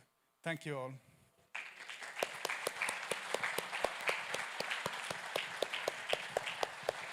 Thanks, Timo. Thanks very much. You really include a world which was not that known maybe before to many of us, and it's a world of big vehicles, it's a world of impressive vehicles, it's a world of important vehicles. So I'm happy that you are so enthusiastic to represent us in this domain, and you do that with a lot of passion. I thank you for everything you do in this respect, and I wish you, of course, good luck for the future as well. There's a little bit of time now for some questions from the room, but also from people following this meeting by Zoom in all places of the world. So we are a little bit behind time. We have about 5 minutes for questions and remarks, both to Kees and to Timo, about motorcycles and utilitarian vehicles and the work of the commissions. Are there any questions, Mario? Any questions from outside? Not? Here in the room? Any? Yes. Gautam, Sen, please. You have the floor by, if somebody gives you the mic, because I think it's important that everybody hears it, and you're... Go ahead. Yeah. Hi. Good morning and to everybody. Question actually for Timo. I think this NetFen concept and the whole presentation and everything that was done was absolutely brilliant. It was excellent. Congratulations for pulling that off really well. I think, of course, compliments to Johan Koenig also. One thing is that what bothers me or slightly disturbs me is about the aspect of the fact that that couldn't be the first bus line, because if I imagine right, the first bus lines were in 1833 between Stratford and London, Paddington, the famous steam buses, and they ran for a long time. So would you do something to kind of commemorate that? Because that to me is probably the first time public transport, which were automobiles, was actually used. And I would think that that's really important to probably recognize that instead of let's say a different aspect of history take over this. What do you think? I can answer a short one. There were, of course, buses before this, 1895, and there were a lot of steam engine buses, but this 1895 bus line, NetFen, and a vehicle with petrol engine, that was the thing that put bus line and bus traffic for all over the world known and usable. So, because that is the birth of bus line with that kind of combustion engines. That's our limit. Thank you. Thank you, Gautam. Typically a question of an historian. Thank you. Any other questions in the room or remarks? I don't see any. If that is the case, then, of course, we are a little bit behind time. It's coffee time, and to win a little bit of time, it's now 5 to 11. I would like to have you back here about 11:20 if possible.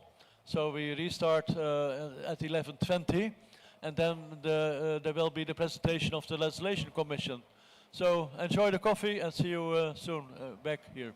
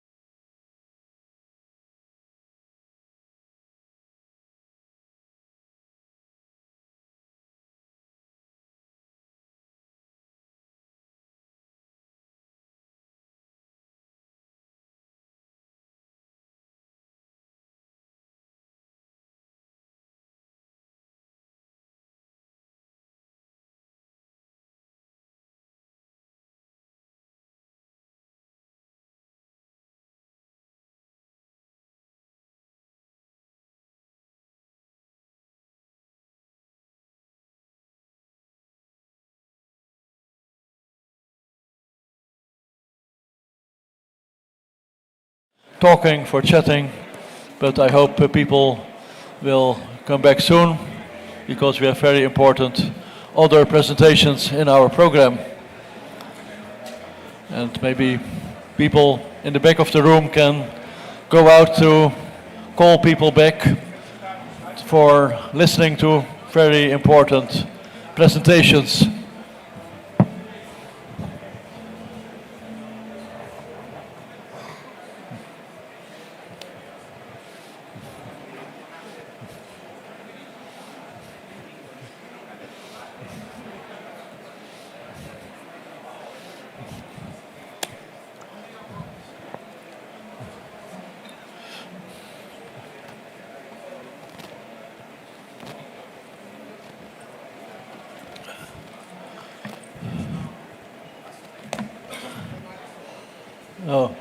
Oh. Yeah, I know, but I cannot do much to get them here.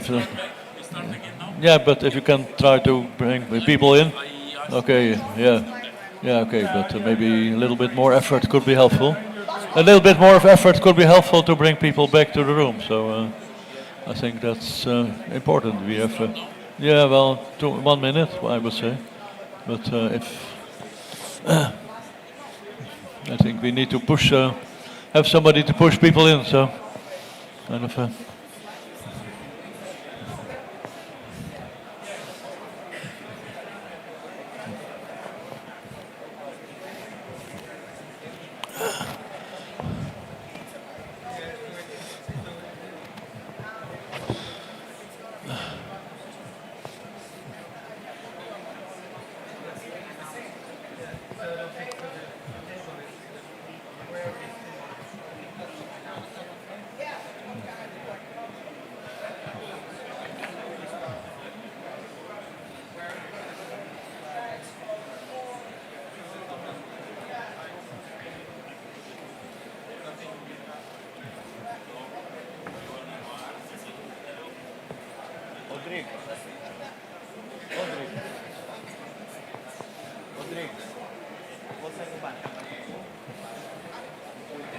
Okay.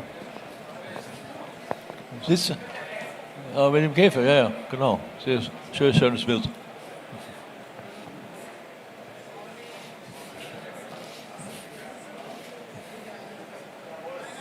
Dankeschön. I hope people will come back soon. Maybe people in the back of the room can do something to call people in.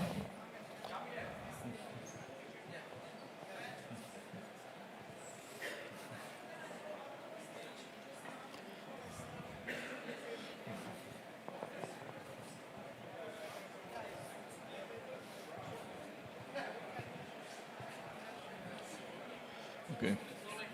Well, thank you so much. What time is it? Well, yeah, we start.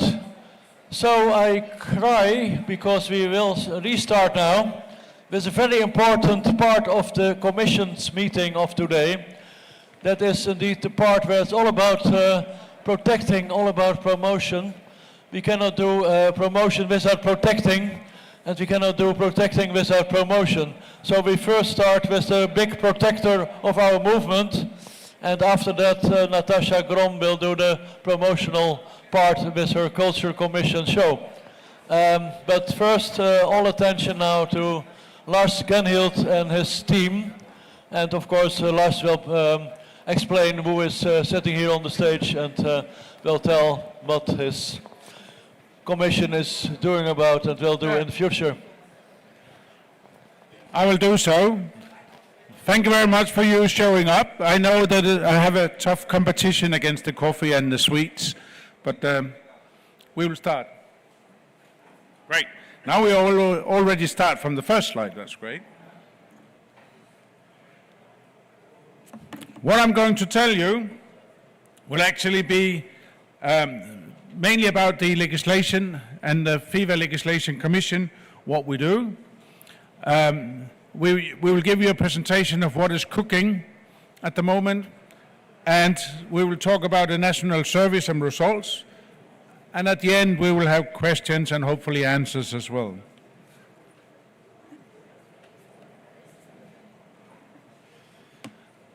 I have to put a disclaimer on. We are relatively or much EU-oriented, and that you'll hear the wording EU a lot today. It's not so that we don't know that there's a world outside EU, but we actually, our focus is mainly on EU, but we've always been willing to help people otherwhere if they need it. So we have had examples of things that have been made in EU, we've had all the fights, and it's ciphered down to other places, and they contact us and we help them, saying what we can recommend them to do, which is the important thing. Very often, experience is gained by failures, as you know, so we can tell them what routes not to go. Just 1 second. Who are the Legislation Commission? That will be what I will be telling. What we're doing. I will give you an explanation about an exhibition we made. One short slide about UNICEF. End of Life Directive, which is a directive cooking at the moment. And roadworthiness testing, another very, very important directive for us at the moment. The Legislation Commission consists of all these smiling faces. That's picture takes before they started. Some of them is here. The guy at the front here is actually our lobbyist, or one of the two, working from a company in Brussels called EPA. And we have 10 elected people from all over Europe. You can see quite a lot of them is actually here today. But we got 2 public advisors in total, 2 lobbyists, and one of them is here. What do we do? People sometimes ask. And I will say, what we do is actually we monitor, we analyze, and we inform about EU legislation. We distribute the information to the members, to the clubs.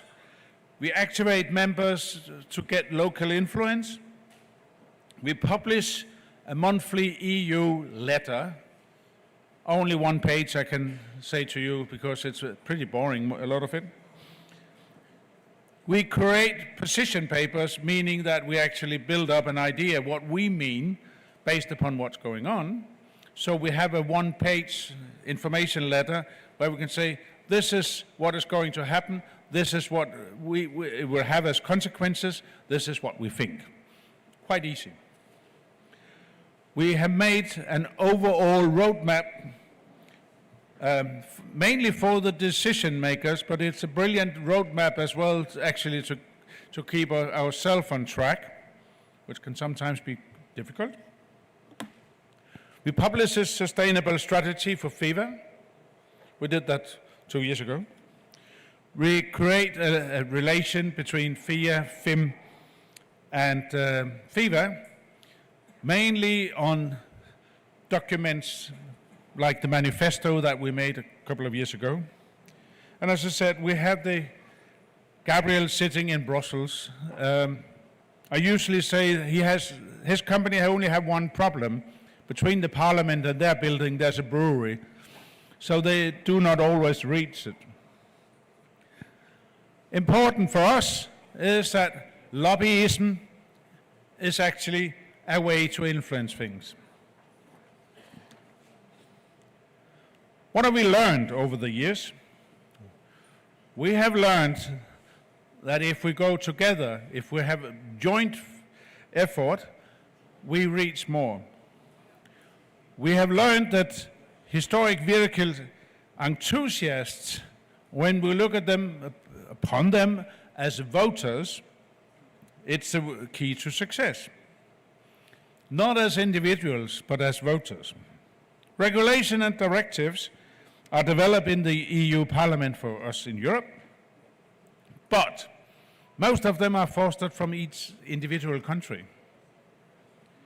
So working in coalition, both all over Europe or globally and locally, is very important.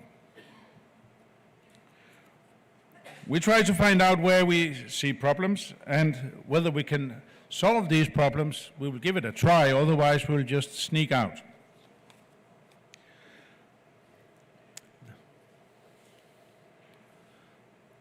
What we have learned as well is the route to success in lobbying is timing. A good example is that the lotto ciphers from yesterday's lotto is only ciphers today. In order to get the timing correct, you need to monitor. And you need to inform the right decision makers about the right thing at the right time. So that is important.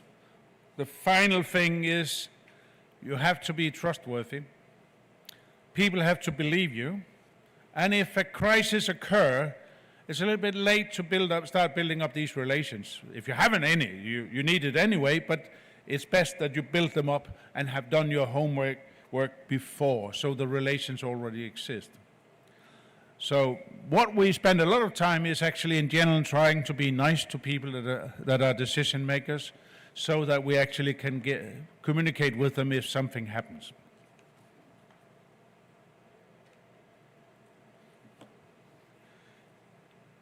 A good information. All the public decision makers are elected somewhere, and they need to or want to be re-elected.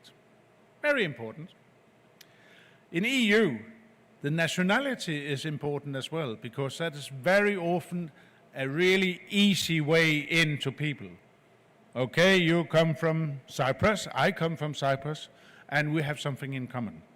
So that's why the national federations, that the national groups are very important. In general, all decisions in EU are taken by national members. And therefore, again, it's important that we actually combine national and international work. We simply need to join to get the best results.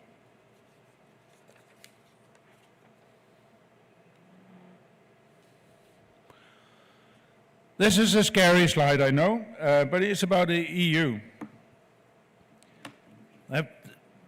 In the middle of one of the directives, they decided to have an election that actually delayed us for 1 year. And they came out here now, the next period, which is from this year and until 29, will actually be with two keywords, so to say, competitiveness and simplification of the regulatory. There was two major complaints there was about EU before, as they're still there probably, but that would be the keywords, to try to make it more efficient and to try to keep the competitiveness of the European companies, so to say. For that reason, they started off to rewrite a lot of the information already being made, with the focus on increasing the competitiveness and make it more simple.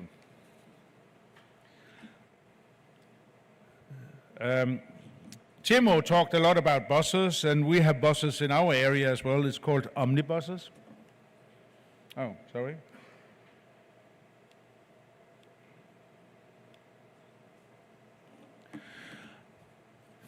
EU have introduced, I think, there are 6 or 7 omnibuses at the moment running. It's actually remaking these old legislation and simplifying them. The only problem I see is that it's the same people that actually have to rephrase it that made it the first time. So it's actually like, okay, I have a baby and then I need to change it to be more nice. That's not happening. Or it's very difficult to get them to do it. But they have been told to do it, and hopefully they will reach that point. We have seen, I must say, we have seen small signs that they actually start looking a little bit more to keep the competitiveness in it and make less regulation. Within EU, we have a historic vehicle group, or we haven't got it, but one of the MEPs, a long-time MEP from Germany, formed a historic vehicle group in the parliament for MEPs that actually have interest in historic vehicles. We typically meet twice a year for a breakfast meeting where we informal can talk about things that is cooking. And in general, these meetings are chaired by us, the FIVA legislation group. What is needed at the moment is to get new members in to that group, meaning those from EU that have MEPs, which is all of them that will have MEPs, try to see whether some of them were interested in becoming a member. It's informal, it doesn't cost anything, and nobody will check you. And if they're willing to do that, give us the information, and we will pass it on to the owner of the group so that people can get officially invited from within EU. But please check whether you have MEPs that could be interested in joining such a group.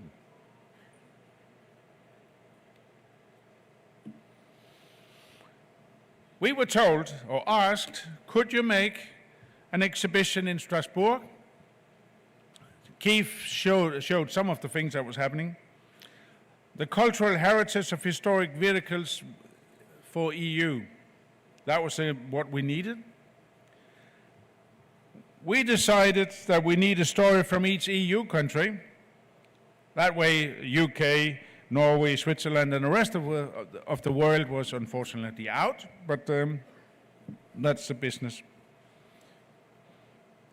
We wanted a vehicle which have had a significant impact on the society in the country.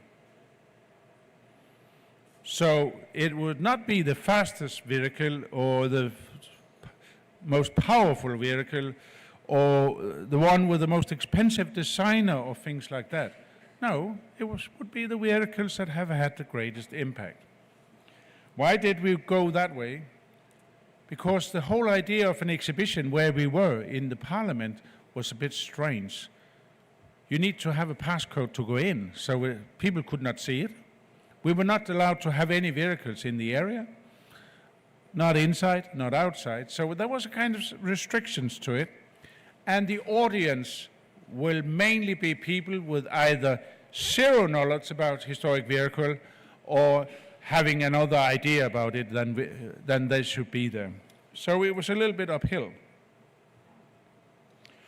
We told each country to make a small story about it and show some pictures of the vehicles. They should tell the story both in English and in their native language. If you recognize the two smiley faces on to the left, that would be me and Gabriel. We were the one that took the task of actually doing it.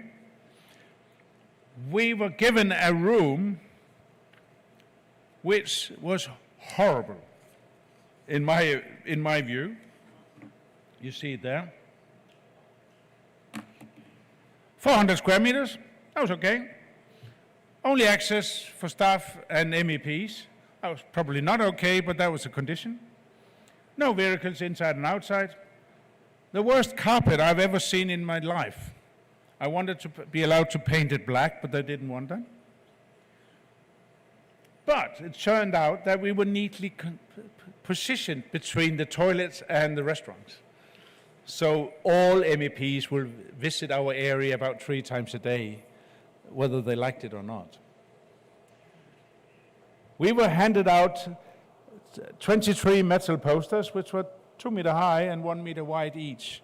So we could use those for the slides. Our fear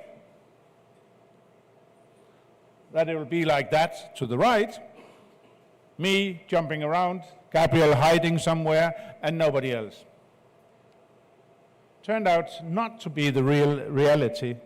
If you see the picture in the middle, people were curious of what we were actually putting up before we had put it up. So they were standing looking at it, reading the stories and everything already when they were lying on the floor. And before the show officially opened, there was a lot of people walking in and out and checking it.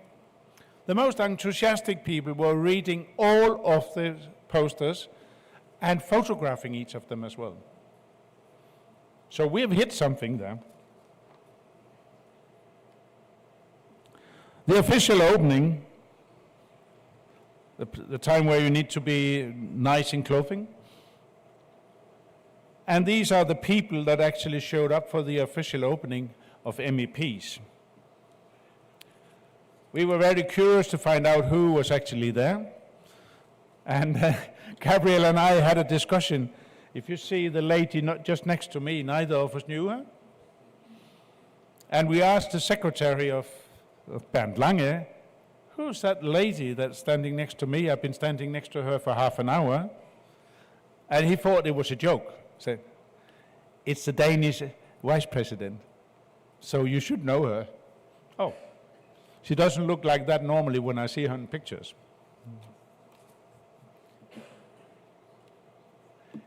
Each country, as I said, got a poster telling the story, showing pictures, and I had the right of playing at the bottom with pictures, actually not really in relation to the whole story, but actually attracting people somehow. We put a flag on the top and the country name, because everybody can spot their own flag within 20 meters.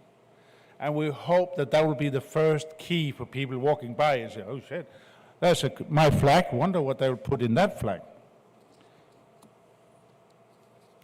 It has some backsides. We managed to turn the Polish flag upside down, but we managed also to get it changed before the officially opening.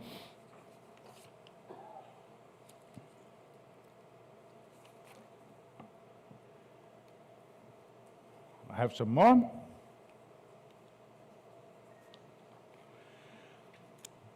The goal of the whole presentation was actually to persuade the people there that historic vehicles are an important part of our cultural heritage, our common cultural heritage, and something we can all relate to because it's not something that is 1,000 years old. What we found out and could conclude, it is the modest many rather than the significant or prestigious few that have changed the world for the society. So to mention Austria, it was a Steyr tractor. Other places, it was a DAF truck from Holland. It was normal vehicles. One of the biggest surprises to me was actually from France. I would have guessed the 꽗ᴜ. It wasn't. It was a ⴜᴜᴜ. The reason? They have made more than 7 million of the ⴜᴜᴜs, and these vehicles was the vehicle that brought, together with the 꽗ᴜ, brought people to work. And that was the reason.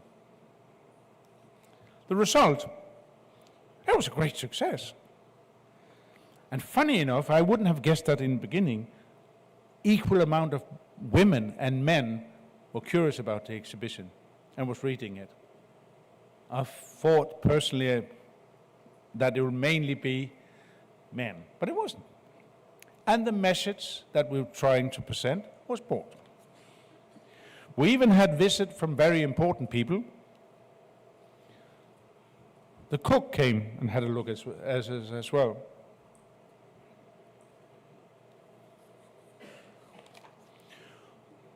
What could we use this exhibition for? What would we gain from having an exhibition apart from tired legs and things like that? Maybe a cocktail? It gave us the possibility to have a meeting with one of the people that was responsible for the end-of-life directive, an exclusive meeting with this guy. On the other side over there, you will see all those MEPs and presidents and vice presidents that actually showed up for the exhibition. Quite a lot, I would say. But the ability to have a new meeting was an important thing, to get the exclusive meeting.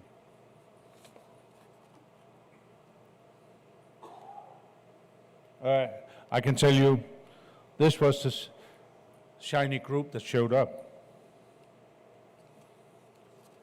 I'll just shortly tell you about UNICE. I hope you all know about what UNICE is, but it's a world organization under the national, what is called, UN, United Nations, I think it is. They are in general the people that have decided that the speeder sits on the right and the clutch sits, if we have a clutch, sits on the left and the pedal in the middle as a brake. That's their decision. It's their decision that the rear light should be red and the front light should be in any other color. That is those very, very important things that they decide. And we have approached them for a little bit more than a year. We don't want them to do something dramatic. We just want them to make a record or paragraph that the historic vehicles should be taken in consideration when we develop new things, meaning we should still be kept on the road. So if you make autonomous driving as a new key, it should still be possible to use the historic vehicles. They should not be banned. And we want them to put that in one of their paragraphs. They have a different way of voting. There has to be unanimous, which is not always easy when you have a lot of people together from different countries. So some of them wanted to wait until another very important directive in EU was decided. And we simply didn't take the risk of putting it up to have one opponent or two opponents, and then it would be turned down. So we are waiting, and we're still waiting for that to happen.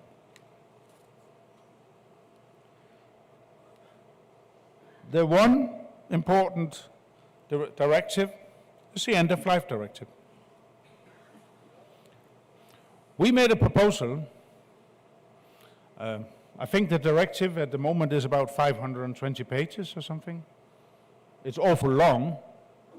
I know that the black part are the letters and the white part is the paper behind, but it's pretty difficult to get an overview of all these. We came up with 6 goals that we wanted after reading it. We wanted them to remain a directive that's a technical parts that will allow the national differences. We want that the definition of a historic vehicle should apply, and that it should be used for making exemptions for historic vehicles. Any commercial assessment should be removed.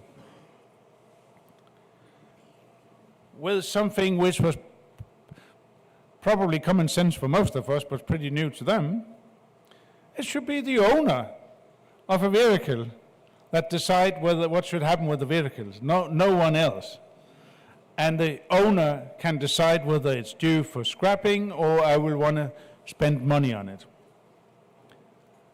And that is, to me, extremely important, because the government and the legislation cannot determine whether it was your grandma's car or something else that have a good effect on you and you love it for that reason. Not the one that looks exactly the same next door, but the one that you have. And it should be your decision, it's your money, you to decide. Of course, if you want to keep it and want to protect it, does not mean that you just dump it at in the backyard of your garden. That will not be protecting it. You should, of course, protect it. They should avoid, quite funny, burdensome administrative requirements for the owners. Please do not fill our mailbox with long letters, boring letters, and ensure a smooth and free trade of the historic vehicles as well as parts related to the historic vehicles. It should be possible to cross borders with parts. When you remove a part, generator or alternator from a vehicle, it's not scrap. It's still an alternator or generator, and it can still be repaired. Ensure that we can actually freely import and export the vehicles. I hope you agree with that. We have used the national federations, sending them letters, actually formulating the letter, say, could you please send these letters pushing your own MEPs and government to follow these ideas. You have to bear in mind that within EU at least, but I think it's global, things take time. So we've been working with this single directive for 3-4 years now, I think it is. Yeah.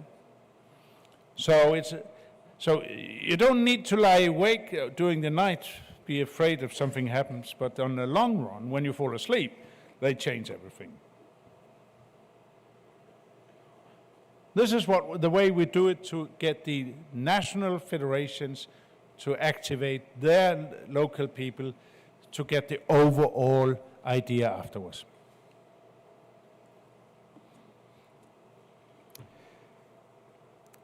The idea about the revised end-of-life scrapping scheme was actually that they have found out that we in general are extremely bad for reusing parts from vehicles for the next vehicles.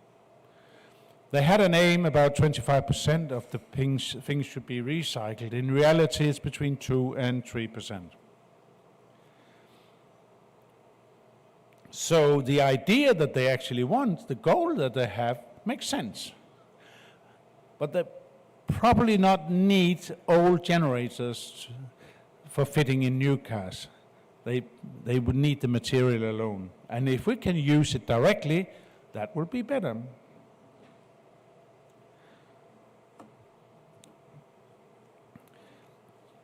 The rest of it here is actually some important dates for us, probably very unimportant for you, because mainly they're done.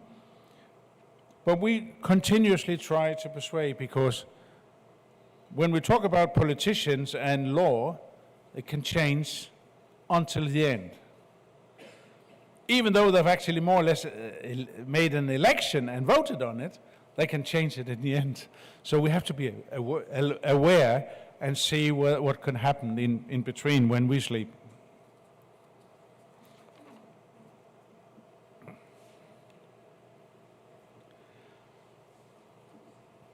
The first should remain as a directive, was turned down. We couldn't change it. We got that on the meeting, exclusive meeting, forget it, we were told. Oh shit, that was first point. It's not good. But then came some of the other changes. You don't need to read the whole thing. The important thing here is actually that in order to preserve EU's cultural heritage, that's a great idea of doing that, vehicles of historic interest should be excluded from the scope of this regulation. We are exempted. Great.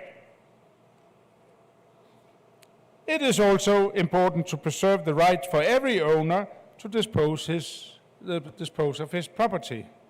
As I said before, it's the one that pays the bill that actually decides the music. You can decide what you want to do with the vehicle because it's yours, it's your money. But that's unique. Spare part is an important thing as well. That is agreed upon. They had some tricky rules to that spare part, and we complained about that. And they removed it. So as for privateers, a lot of the things that was burdensome for spare parts, to only apply for economic operators, professionals, not for us. So we can free do whatever we have done always. There came a new one as well that we haven't really seen. We haven't asked for it, but of course somebody else is willing to or welcome to come up with ideas. Locally, a government can decide that there will be a vehicle of historic significance in the country that they want to have exempted as well, given that it's not historic yet, because there will be less than 30 years of age. Otherwise it will be because it's old, but countries can appoint vehicles. That will be single vehicles mainly that they can appoint. Yeah.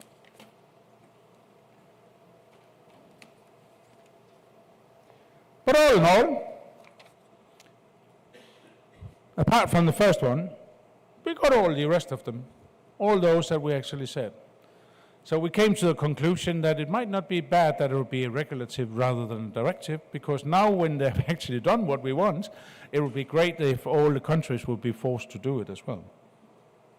So that is where we are. Oh. Now, what will happen next? That will be I will sit down and another guy will stand up. So watch.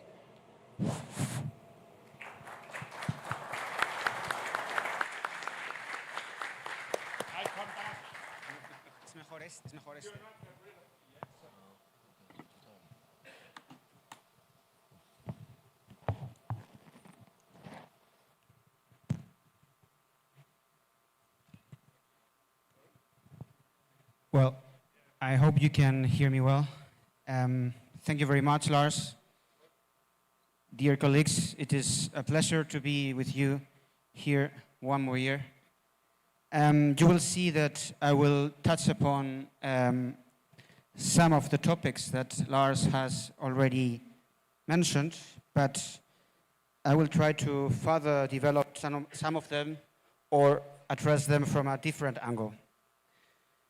So my intention today is to be very brief, not boring, and as quick and sharp as possible. So I would like to touch upon three topics. The first one is, since we are today in this beautiful city, in Salvador da Bahia, in Brazil, outside Europe, I will try to make the point that any member of FIVA, all FIVA members internationally, regardless of your geographical location, you can benefit from the legislative work that FIVA does in Europe.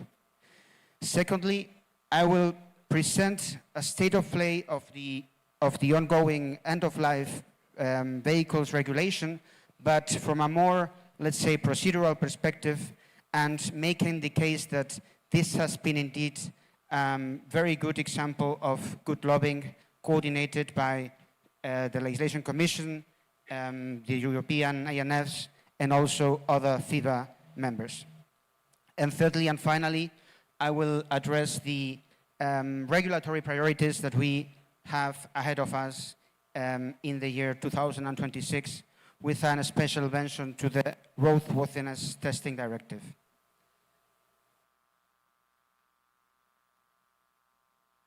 Okay, this map is not pro-European propaganda. I'm not trying to defend a Eurocentric world. On the opposite, what I want to say is that Europe has a strong regulatory impact around the world. Whether the impact is positive or negative, I will not comment on that. It's for you to judge. But the reality is that when it comes to environmental laws, sustainability, decarbonization, urban mobility, Europe is very often seen as a forerunner. Europe is setting the regulatory path that other international countries then follow.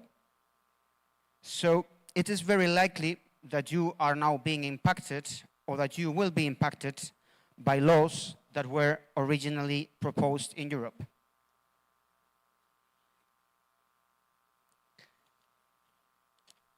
Sorry. Yep. So a few months ago, I had the opportunity to talk to our friends of Uruguay on the occasion of a new law that is being passed in Uruguay. And I think that my Uruguayan friends will agree with me that many of the topics we discussed were actually the same problems. We were discussing the same issues that we have been fighting for in Europe. So with this example, what I'm going to invite you as a non-European ANF is to come to us, to talk to the Legislation Commission, because very often we will be able to help you, and of course we will be always willing to help you. So please come to us, because we can share our regulatory experience in Europe. Moving to the second point of my legislation, and bearing in mind that Lars has already discussed this, I wanted to reflect a little bit on this procedure, which is the end-of-life vehicles EU law that is about to be renewed. We are in the very final stage of the process. I see this as a very good example of good lobbying. The proposal was presented in July 2023, so we've been working on this for many years now, but even way before the proposal was presented, FIVA had already developed a very strong position and a very strong network of institutional contacts. So, in some cases, as our friends from the Swedish Federation will tell you, legal action was sought to defend our cases before the courts of justice in the most extreme cases. So even before the presentation of the proposal, FIVA had already developed a very strong position on the topic and was already working on it. So that element of anticipation is vital. The legislative procedure was expected to start in 2023 and be finalized in 2024. This didn't happen because we had something remarkable in Europe, which are the European elections. This was an obstacle for us to some extent because we had already invested a lot of time, a lot of money, a lot of resources in trying to influence the file. But since we don't like the wait-and-see approach, what we did was to use that time of the European elections to prepare the regulatory roadmap that Lars has mentioned. And then, straight after the elections, with that regulatory roadmap, we went proactively to all the newly elected important people in Brussels, presenting what is the contribution of FIVA to the world, and on the other hand, what are our regulatory asks and needs. So that's the second point I would like to highlight, which is proactive engagement as an example of very good lobbying. Then in 2025, the legislative process as such started, and then we started a very intense and coordinated, and I would like to highlight this adjective, coordinated action between FIVA, meaning the Legislation Commission, and our European ANFs that you have been fantastically working with your national MEPs and also your national governments. So I wanted to highlight these three elements that you can see in the blue boxes as an example of good lobbying: early intervention, proactive engagement, and coordinated action. As I said before, we are in the last part of the legislative procedure, so we cannot celebrate yet, but as Lars has mentioned, from the documents we have seen both in especially in the Parliament, but also to some extent in the Council, we see a huge improvement of the regulatory treatment of historic vehicles if we compared it to the original situation in July 2023. I am not saying that the final law will be perfect. Actually, we will very likely need to deal with many regulatory burdens, and we will need to deal with some environmental and technical obligations as a result of the new end-of-life vehicles regulation. But I think that we have mitigated and overcome the main risks. Now, moving on to my last point, I will be extremely brief. This slide is very similar to the one that you have seen from Lars. I just wanted to say that, as you all know, Europe and the world in general is going through politically, let's call it, complex times. For example, the European Union, as Lars rightly said, is moving from an exclusive focus on the Green Deal towards other political objectives like competitiveness, regulatory simplification. And I think that this is important to mention. The protection of heritage is also gaining ground in that map of political priorities, so we need to make sure that we use that opportunity as well. These big political debates are to some extent relevant for us, because in the end, FIVA is a global organization that lives in this political ecosystem. But let's be honest, in the end of the day, our beloved traditional files that you have been seeing in the last few years, if not decades, will be the reference legislation that we will need to deal with. So from the end-of-life vehicles directive to air quality and low emission zones, from customs to taxation, from legislation on chemicals to a big plethora of legislations that affect us. I would like to highlight the roadworthiness testing directive because the European Union has presented a proposal to renew it. It was presented in April 2025, and now the legislative machinery is starting in Europe. So we are already reacting, but we will need your help. And now I'm looking at the European ANFs, because we will need a very strong support from you in sharing our position, not only with your national members of the European Parliament, but also with your national governments. This, again, is not only an exclusively European phenomenon.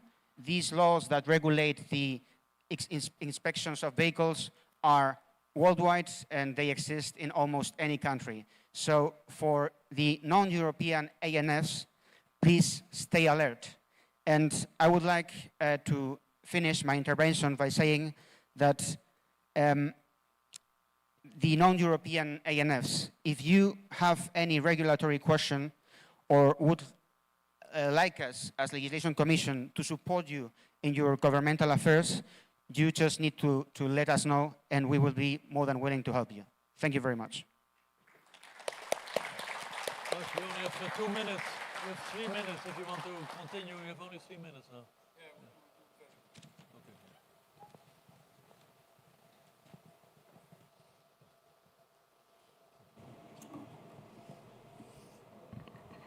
I warned you I would be back.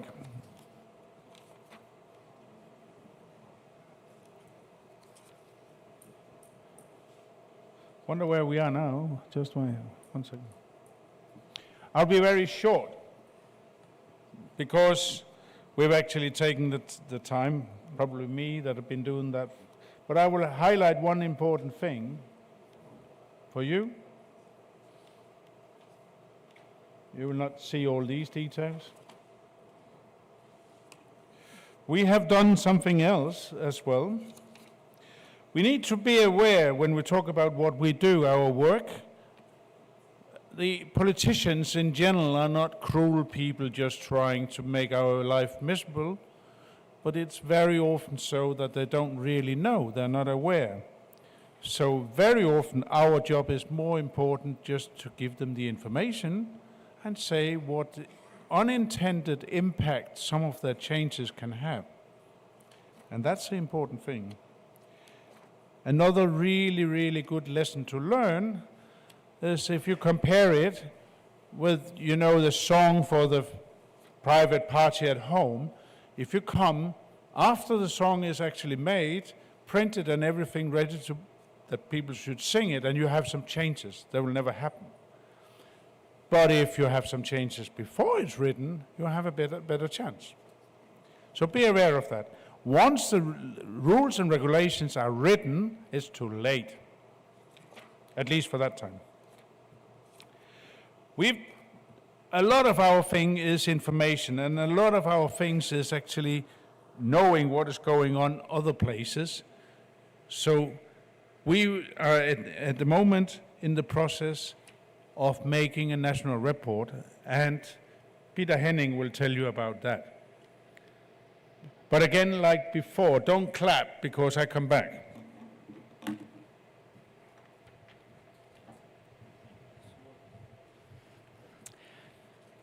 Yes, hello everybody. I will be short, maybe 2 minutes before you can go to ask questions and maybe for lunch.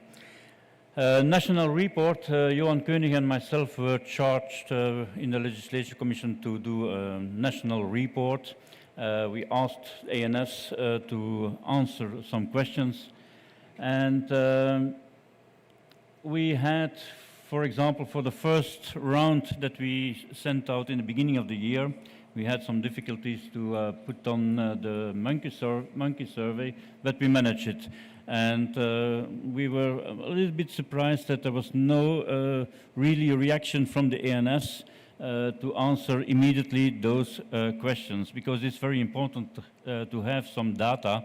As Gabriel said already, we need your support from the ANS to have data, to talk to the politicians, and to have concrete data, of course. So we see that in the first survey that we have sent around, 44 ANFs responded to our national report and the first questionnaire out of 81. So it's a little bit more than 60%, which is not a very good support, I think, from all of you to respond. But if you want, you can still respond the first round. First of all, we did also a kind of how many clubs do we represent, because it's always the same question that we receive from politicians. How many people do you represent? How many vehicles? How many clubs? And so on. So we have at the moment an average of 135 clubs in each country. There are clubs, countries which represent more than 500 clubs. There are clubs, countries where there are only 50 clubs or less. What is very important for us was to know how the FIVA definition has been implemented in your country, all over the world. And then we see that the FIVA definition is very good represented into the legislations of the several countries. And we had also a kind of a question about how are the historic vehicles identified in your country? Is it by a sticker, by a special license plate, or something else? And then we see that the special license plate is going the most manner of identifying the historic vehicles in the countries. And if we see that the average age of an historic vehicle, as our FIVA definition said, 30 years, I think that here the graphic is shown that for all kind of vehicles in most of the countries is 30 years. Some other countries has more, 35, 40 years, and less countries has less than 30 years. I think that the FIVA definition was a good thing in the past to obtain, and that we are now aligned on the 30 years. So here also we see that for MOT, and that's very important to know because we have the revision of the roadworthiness testing very soon at the moment, that the 30 years age is very important to maintain in that directive. But you see that also the 30 years is for taxation, insurance, and even events are still using the 30 years in several countries. Official statistics, very important for us for our legislation work. We need to have official statistics, and it was a bit of a surprise that most of the ANFs don't have official statistics from their country. And it's, for us it's important that we have the correct data, that we know how many historic vehicles are registered in your country among the whole automobile park. You see also that the average age in most of the countries is now for 13 years, which is quite high, but it has also to do with the last years since COVID, that some people don't buy a new car in the future. So then we have the figures, but the graphic is more impressive. That how are you feeling that your country is doing it on the satisfaction with the regulation that you have in your country. And we see that 8% you have a satisfactory on 8 on 10. I would say that you are very satisfied. And when you are satisfied, we as a legislation commission also, but we can go maybe next year to 9. When we work all together on that side. We will handle in the coming weeks and months other topics, and probably MOT will be one of the things that we are going to go in deeper, but also on driving license and other things that we would like to point out. And again, please answer the surveys immediately and or after the first reminder. Thank you very much, and I give the floor back to Lars. Thank you, Peter. And I only can echo the request to take part in these kind of important surveys. So I hope in the course of the coming months there will be more information on this available. It's very important indeed to have the right figures when you do lobbying. You need to be well informed. But now it's time for maybe less figures and more emotion when the Culture Commission will tell about their ideas, what they have done, what they are going to do, because we maybe have some questions, but not now. We do that after that. So first the presentations and show, and then we have the questions. So please, you have the floor, Natasha. Thank you. It's working? Okay, thank you. Just a little bit of the sideshow. We need to do some modifications on the stage. As for the videos, we cannot see the subtitles. So just give us a second.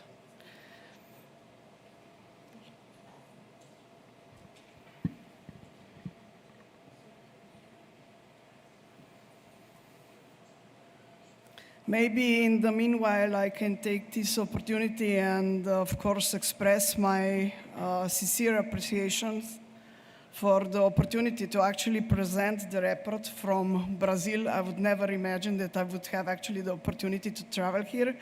And, of course, a big thank you to the Brazilian ANF for their excellent organization of the hosting this General Assembly. Thank you very much, guys. So in the presentation, I will focus mostly on some of the major projects done by the Commission in the past year.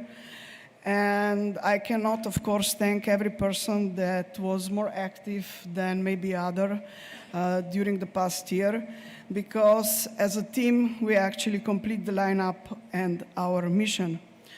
I believe that through our office and the regularly sent out newsletter, you can see that the Commission is really active. The group, nevertheless, continues to grow. Our network continues to expand. And this year, we were strengthened by new forces. Karl Rasmussen from Norway, Malin Erfeldt from Sweden, Ryan Hanekom from South Africa, Ivan Chen from Hong Kong, and Christian Hauptmeier from Germany.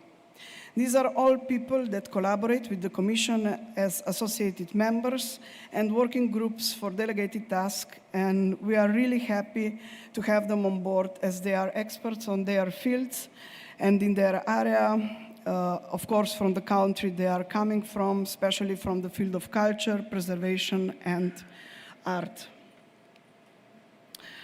As said, I will focus on major topics, but the full report of our work done in 2025 can be found already posted on the FIVA webpage. Now let me go through the projects.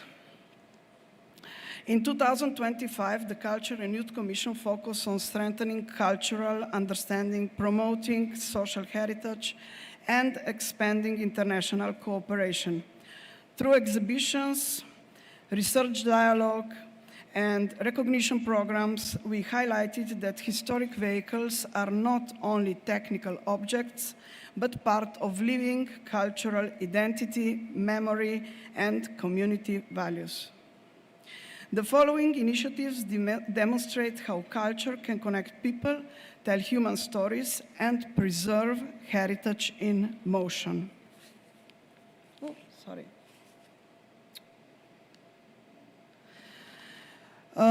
In collaboration with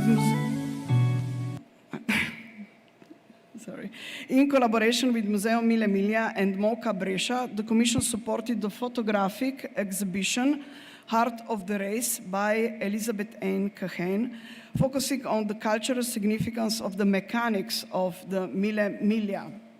This initiative underlined that the preservation of historic vehicles and historic motoring heritage includes the recognition of the human experience, craftsmanship, and intangible knowledge behind vehicle operation and maintenance. This exhibition has achieved an enormous success thanks to the photographer herself, as is now being in process presented in USA as well as Hong Kong, still under FIVA Culture Commission patronage.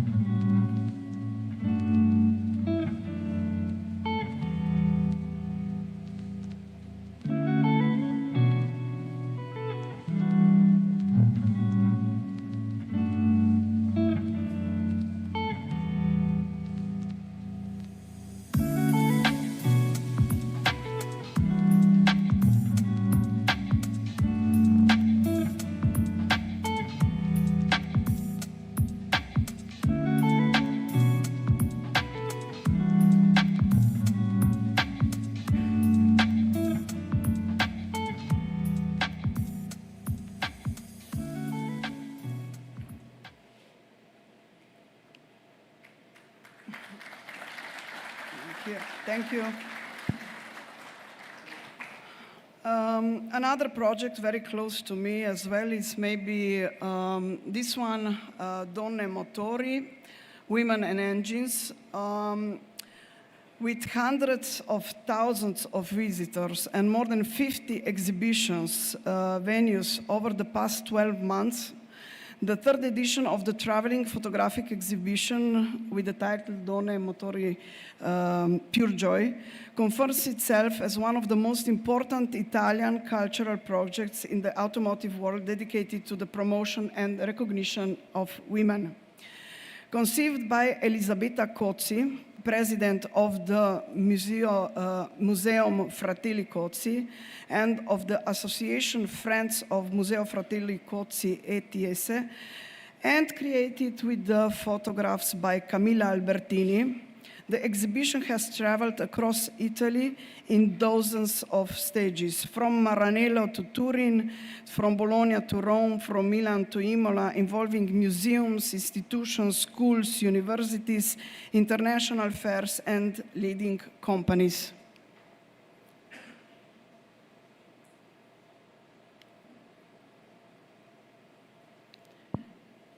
Video? Yeah? No.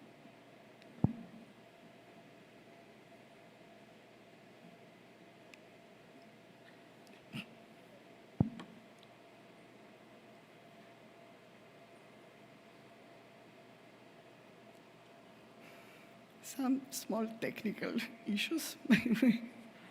No?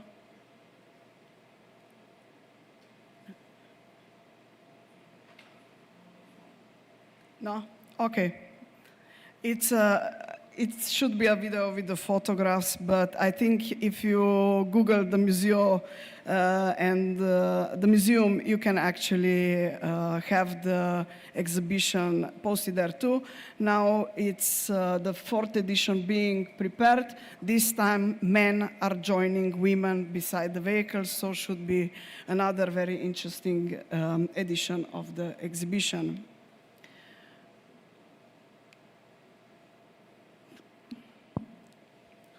Who is changing, me or you guys? Me? Okay. Now, another topic that I will stop on is the participation in international heritage dialogue.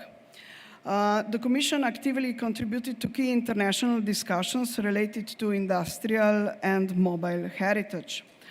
One of the most important meetings this year was for sure the European Coal and Steel Heritage Symposium in Katowice. The Commission advocated for the continued use of historic vehicles and production of fossil fuels. There was our youth working group member, Marcello Budini, who actually did a fantastic job representing FIVA. Then I will stop on Tiki World Congress in Kiruna. FIVA contributed to debates on cultural memory, community identity, and heritage in transition, including emerging proposals for working groups focused on automotive heritage narratives. There was Karl Rasmussen from Norway doing and representing FIVA and Culture Commission. Just to note, TIKI is the International Organization for Industrial Heritage, with about roughly 1,000 plus individuals and institutional members from around 50 to 60 countries. And then we continue to work in the so-called Working Group for Industrial Heritage. Tiddo was actually one of the founders of the group, so he agreed to continue to represent FIVA in the group in the future as well. And the group is composed by different international organizations such as TIKI, ERIH, Europa Nostra, Federação. These are all organizations that represent industrial heritage, from railways to vehicles and so on. What does the platform actually, how do we work? We call on different EU decision makers in the new legislature to protect our working industrial mobile heritage through different initiatives like lobbying, creating events, forums, and so on. Now, of course, we cannot miss the Culture Awards. The work actually this year continued toward enhancing the clarity and structure of the FIVA Culture Awards in general, including the refinement of category definitions and guidelines to support consistent evaluation criteria. And parallel to the discussion advanced regarding the TICI FIVA recognition automotive awards, with candidate host institutions under considerations from Germany to Japan and Australia, reflecting the Commission's strategic intent to expand recognition efforts beyond Europe. This year, we have in agreement with TICI actually two winners, global representation from Brazil and European by Netherlands. Now I will stop on Culture Commission Awards and winners for 2025. These are the winners. Austria, unfortunately, is not here with us. I think they are following from Luxembourg. Let me introduce their project very shortly. They won in the category Education, Training and Raising Awareness. Their youth-centered, hands-on approach, inviting students actually to half-day sessions where they learn fundamentals of historic vehicle technology and even experience, riding or driving, embodies basically what this category exists to celebrate. Learning by doing, wonder through touch, and confidence through practice. We were, as the Commission, especially impressed by the program's scale and repeatability, around 10 starter motor activities each year, engaging 20 to 30 young people per event. That's about 200 to 300 new ambassadors annually, discovering the cultural significance of historic vehicles. And now just one sentence for each of the second and third topic, as they are here and they will present a little bit more by themselves the programs. The winner of the category Dedicated Service this year is Germany, the so-called Project Next Generation Driver U30 Initiative, and the winner for archives, meaning research, is the Swedish Motor History Archive.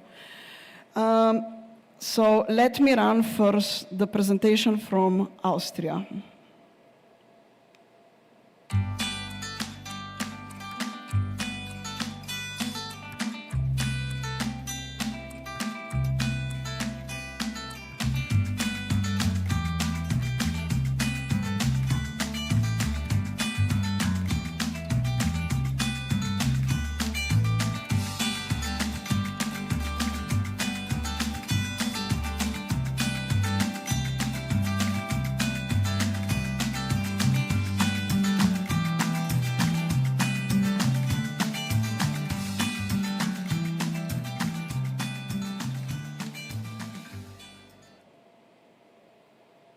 I think they deserve the applause.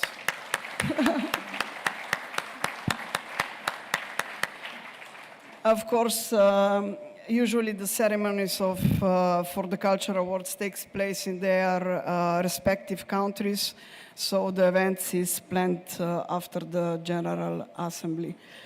And now I would kindly ask the representatives from Germany to come and join me on the stage.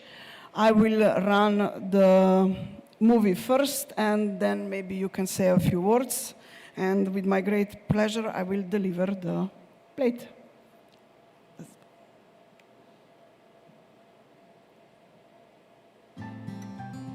No.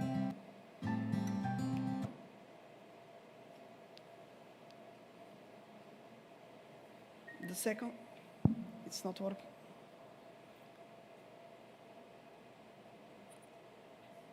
Yesterday was working, yes.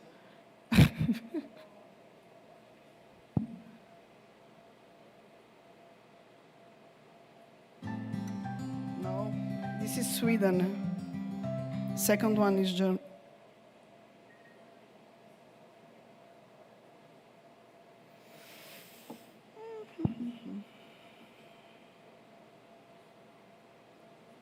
Maybe Karl-Heinz or come and tell a few words presenting the event, and let's try to fix the... Can I switch on the mic yet?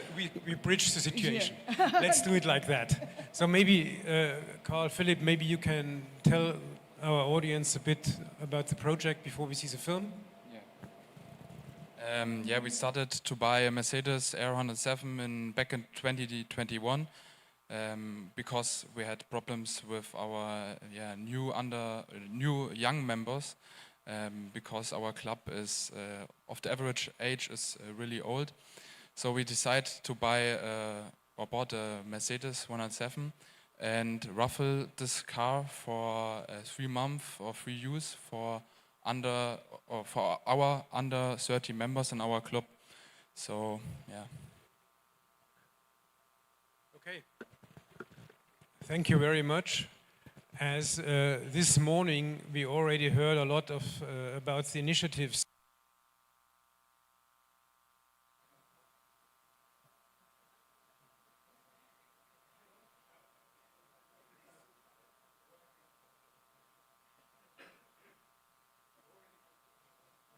Okay, everything is broken down. Now it's working.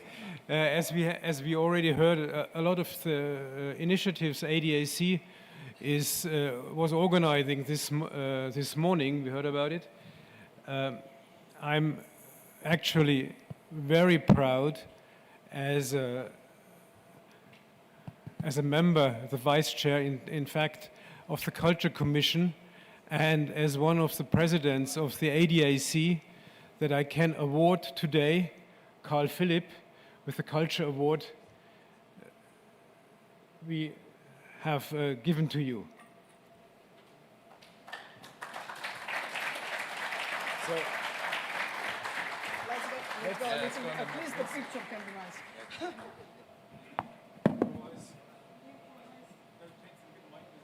In background.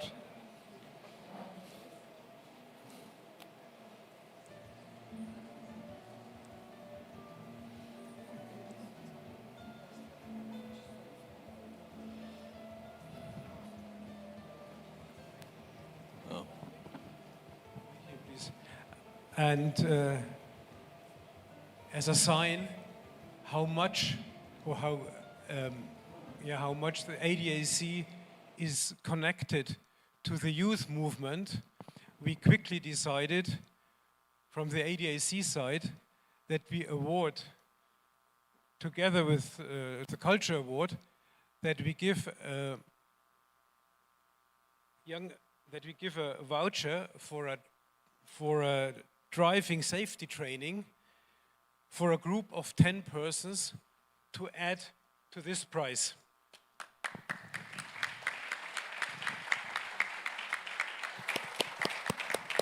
So I can also give it to you. So we didn't have it now so many pictures, but I hope we had so much content what we can give to the winner of the Culture Prize. And I'm very happy to be here and to present it to Carl Philipp. Thank you very much. And thank you for coming to Brazil.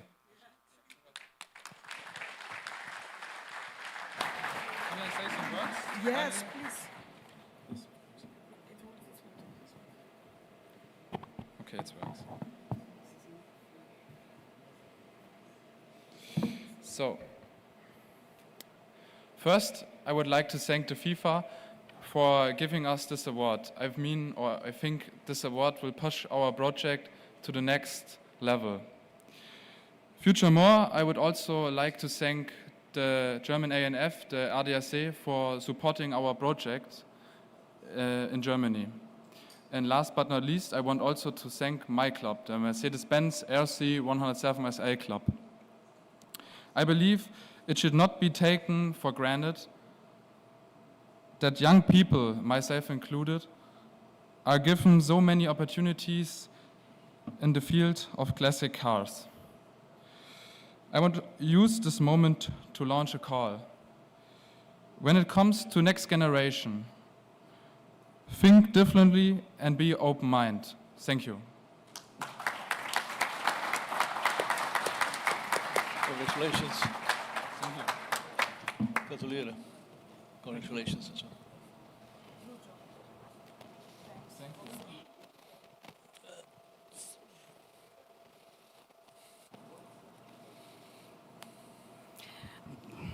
Is it? Okay, technology obviously hates me.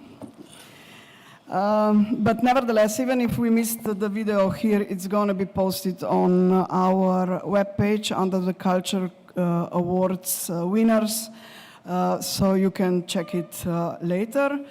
Now, hopefully the Swedish video will work. So let's start with this one.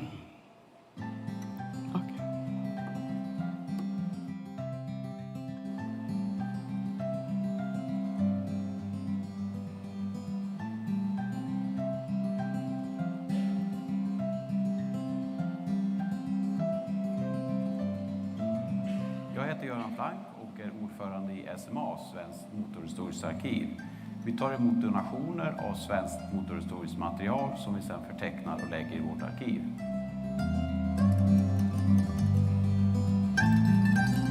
Till vår hjälp så har vi en arkivkommitté som består av några av Sveriges vassaste motorhistoriker. Och med deras expertkunnande så kan vi sätta in materialet i dess sammanhang. Mycket av det material som vi har finns publicerat på Motorkulturbild. Så välkommen in och titta där.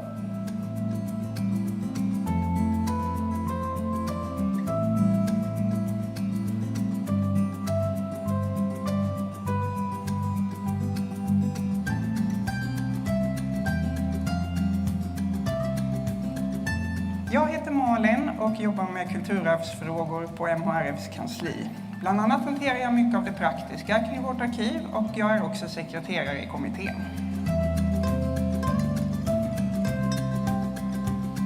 Dagen till ära så har jag ordnat den här tårtan som jag ska bjuda kommittén på i slutet av dagens möte. Det är de här kunniga motorhistorikerna värda som har så stor betydelse för vårt arbete. Tack FIVA för Culture Award 2025. Det betyder jättemycket för vårt arbete.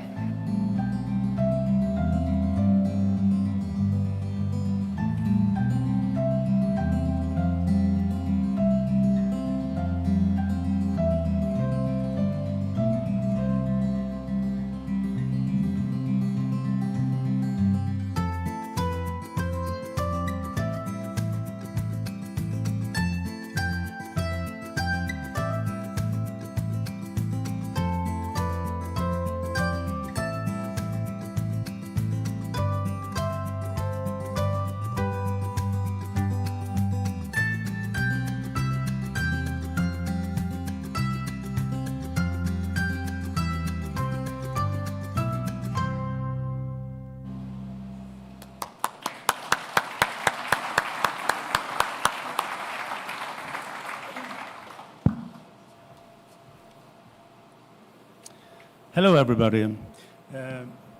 My name is Hans Andersson, and I am the president for the Swedish ANF.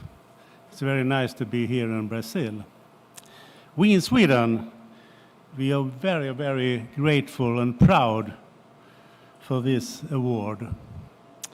The work of preserving historical documents is a vital part of preserving the rolling culture heritage. So thank you very much. And I think we should have some more details from my colleague. My name is Carl Ask, and I'm Managing Director of the Swedish office. And as principal of this archive, we have over 1 million pictures, we have thousands of unique brochures, and we have paint sample, interior samples, and a lot more that cover over 100 meters of archive in Centrum for Business History in Sweden. And when we are digitalizing to our database daily. So go in there and see more about that, and you can all put feedback directly back to the database. And really thank you for this award from Sweden, and especially thank you for Natasha.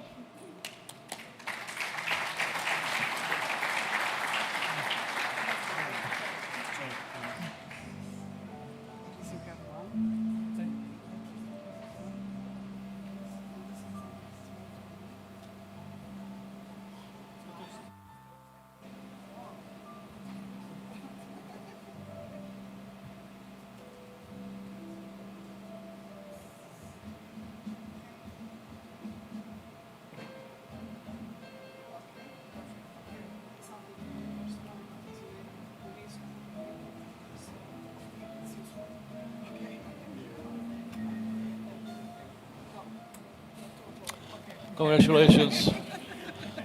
I also wish to congratulate you. They go. Congratulations. I cannot do in 10 minutes, sorry. I'll try to be fast, but faster cannot go. Now, switching back to the TICI FIVA Automotive Recognition Award. As said, this year we have 2 awards. One is global, it goes to Brazil, and one is European-oriented, it goes to the DAF Museum. Okay, here we go. The DAF Museum in Eindhoven, Netherlands, is basically housed in a beautiful restored former brewery, whose industrial architecture provides an atmospheric backdrop of the brand's history. Its combination of brick facades, arched windows, and spacious interior halls reflect the region's early industrial heritage. Inside, the museum presents a thoughtfully arranged collection of that traces DAF's evolution from innovative small cars to legendary trucks. And then we have, as said, the Brazilian winner, which is the General Motors do Brasil. And for both we have prepared short videos, but just a short introduction to the General Motors do Brasil. It's a facility, actually it's one of the nation's most historic automotive plants, marked by the early 20th century industrial architecture. Its main gate, portico, still in daily use, preserves its original character while seamlessly integrating modern electronic access systems. The administrative building retains its 1920s style facade, even as its interior has been updated to meet contemporary standards of ergonomic safety and accessibility. So let's go shortly through the videos because tell much more than I can put in words.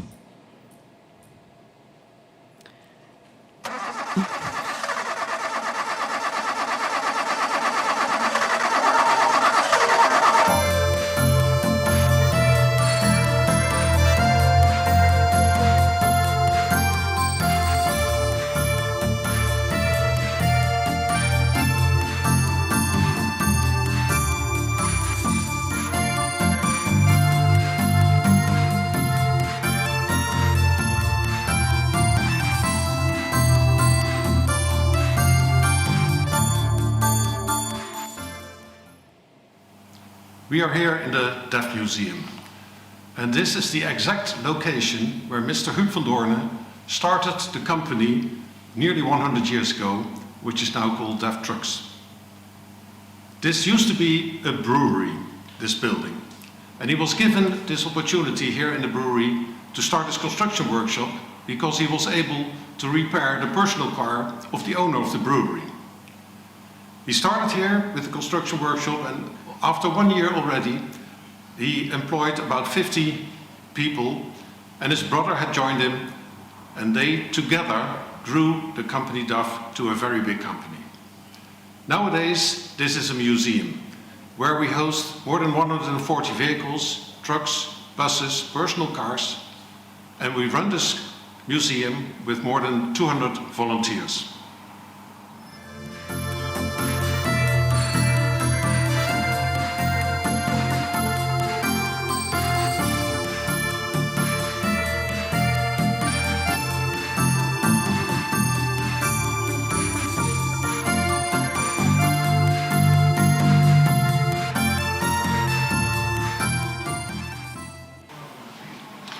As you have seen, this is a unique museum, and we are very proud that this museum, for which not only the collection but also the building is very interesting, belongs to the Dutch history. We are very pleased that this museum will have an award.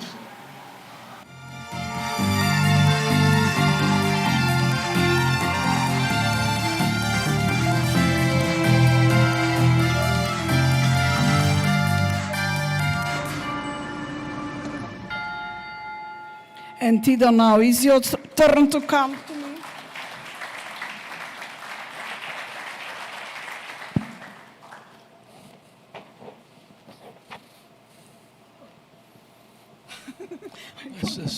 Well, not really. It's the plaque for the wall.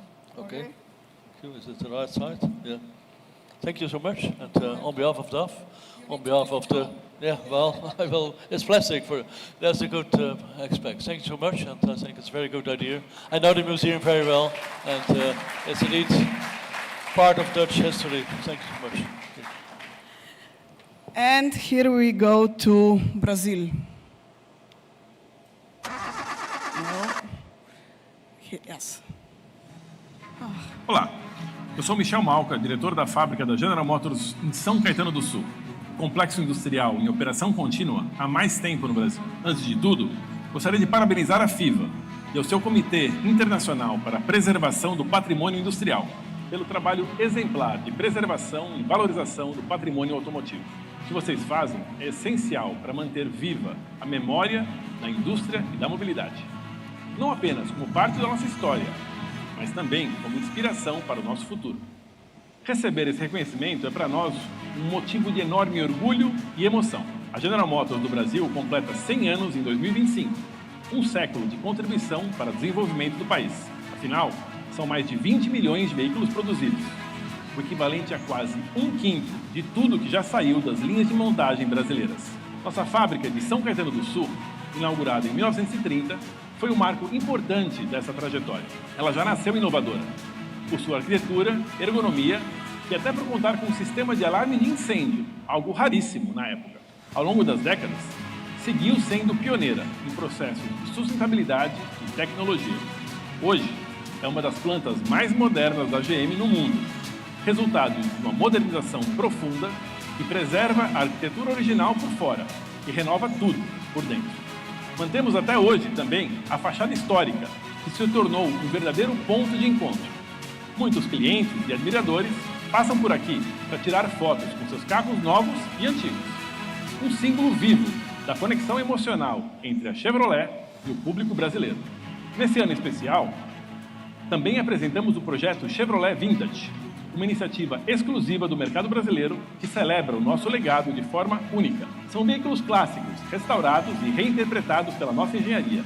A prova de que valorizar o passado é também uma forma de inovar e de inspirar os próximos 100 anos da mobilidade. Quero encerrar esse vídeo com gratidão a todos vocês que se empenham para preservar esse patrimônio, que move gerações. Infelizmente, eu e a nossa diretoria não pudemos estar presentes pessoalmente nessa linda cerimônia, pois temos compromissos na COP30.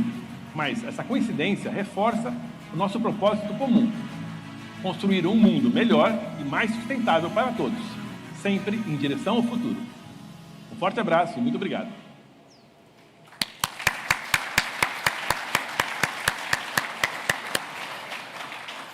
With agreement with Mr. Suga and his team, we decided to prepare a special ceremony for the gala dinner, so the awards will be delivered at that occasion, because we have some additional presentation and, of course, speeches linked to that the Brazilian ANF would like to include.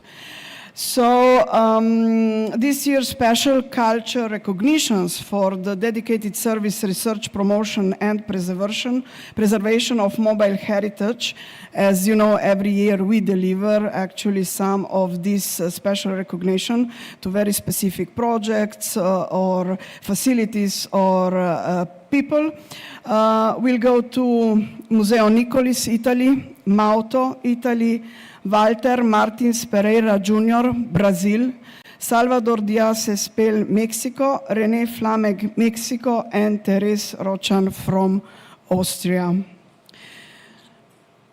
And coming to youth, which we cannot miss as we are the Culture and Youth Commission, a lot of activities going on. One of most significant this year, for sure, was FIVA Youth Forum in Prizren, organized in cooperation with the Prizren Historic Vehicle Club.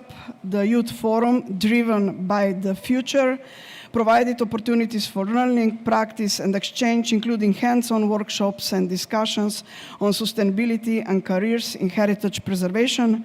This event positioned young participants not merely as observers, but as active contributors to the historic vehicle community.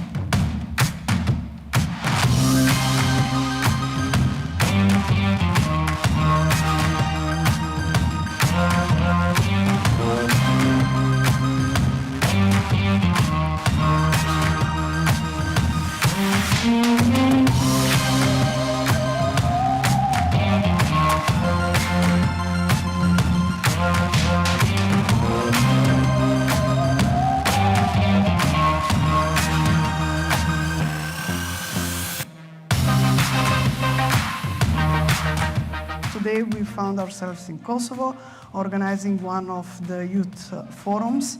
And I think with success, youth presented challenging topics that are very actively involved in everyday life of a historical vehicle owner, and showed that their passion, it's actually a motivation for the future.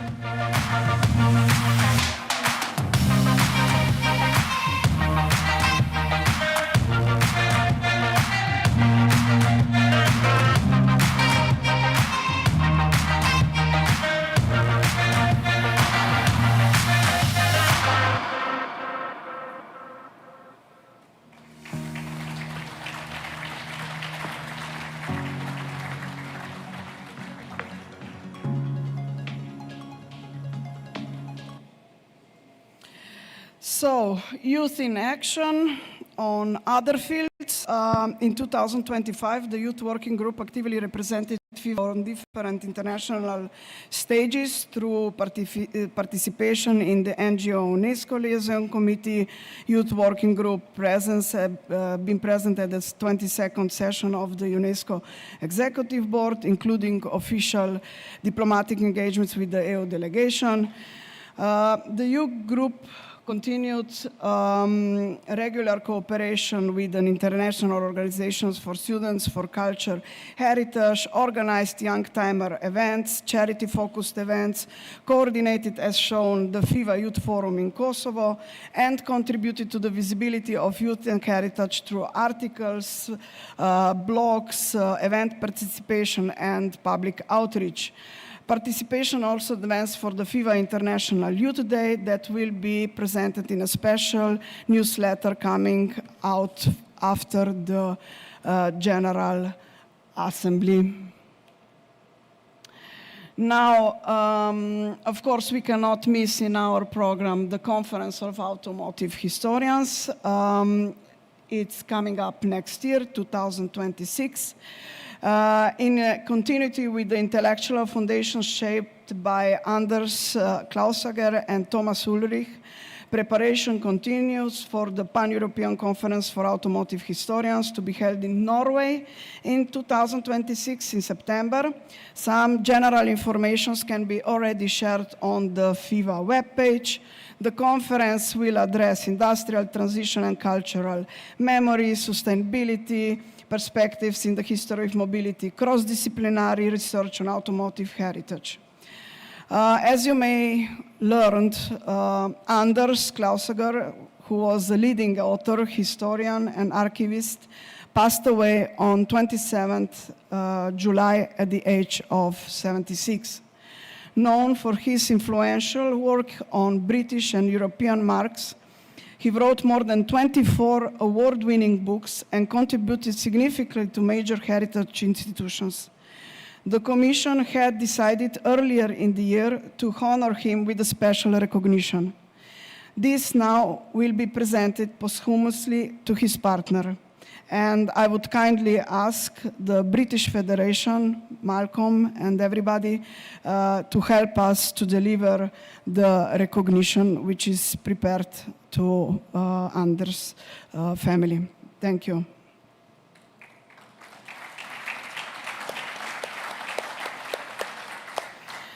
And just the last point, and then we can all go for lunch, I guess, exhausted. In 2026, a new collaboration with the automuseums.info is on the agenda. This collaboration will offer FIVA museums a secure place in the global cultural network of mobility heritage, international visibility and recognition, increased visitor awareness and engagement, and long-term strategic support and connection with wider community. The complete agenda with more information will be presented to our members after the General Assembly in the beginning of the year, as still we need to finalize some details. And for the final words, what can I say? In 2025, the Culture and Youth Commission advanced its role in cultural interpretation, international cooperation, and youth empowerment, reaffirming FIVA's leadership in the global recognition of historic vehicle heritage. The year's activities strengthened FIVA's identity as an organization promoting heritage that is technical, social, cultural, and human, rooted in memory, skills, and shared traditions. The Commission enters in 2026 with consolidated foundations and clear strategic directions. Thank you very much. Thank you. Thank you, Natasha. You see a never-ending stream of projects and an ever-growing number of young people following you. So thank you, and I congratulate you with your ever-growing fan club. There is still some space for questions from the room, also from the people following this all from the place there where they are. So, Gianmario, are there any questions? Questions both to Lars and to Natasha from outside, please. Let's first check if there's any questions from the people following this remotely. Thank you, Tiddo. We have a message of congratulations from Mario Tyson, our FIVA honorary member, to Lars. Many thanks and congrats not only on your presentation, but on the work behind. The outcome, as explained by you and Gabriel, is most crucial for the future of the entire movement. Great job. So. Okay. I think I only can echo this comment. So that's it for what's coming in. Gianmario, no other? Okay. Any remarks, questions from the room regarding legislation or culture and use? I look around, I do a 180-degree check, but I don't see any hand, whatever other signal of people wanting to bring a question in. So may I conclude that indeed you are interested also in the lunch, and I think the lunch is downstairs, as probably you all already have experienced. So we restart at 2, let's say 2:05, but not later, because we have also a very interesting program in the afternoon with other commissions, and as well important to note the South America Forum, which I think is especially relevant now we have so many people from South America here. Thank you for your attention so far. See you later, and bon appétit. Merci.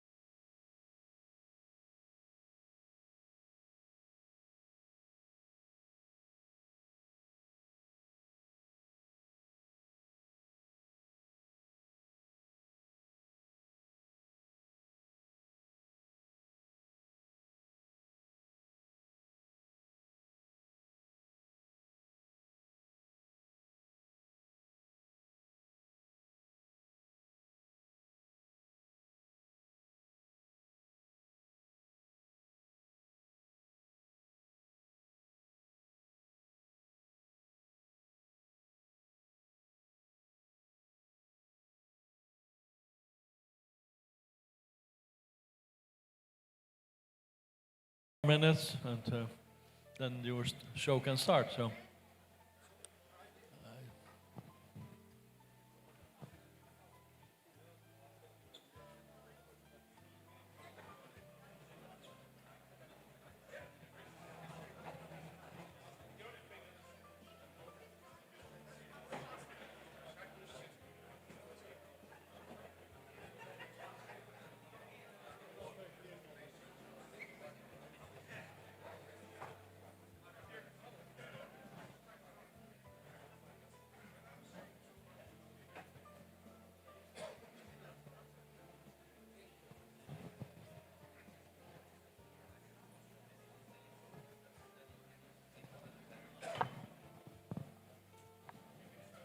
A restart after lunch is always very challenging, and this is proven by the fact that the room is not yet completely full, but I think there's now sufficient people already available here to attend the contribution by Malcolm Grubb about the events.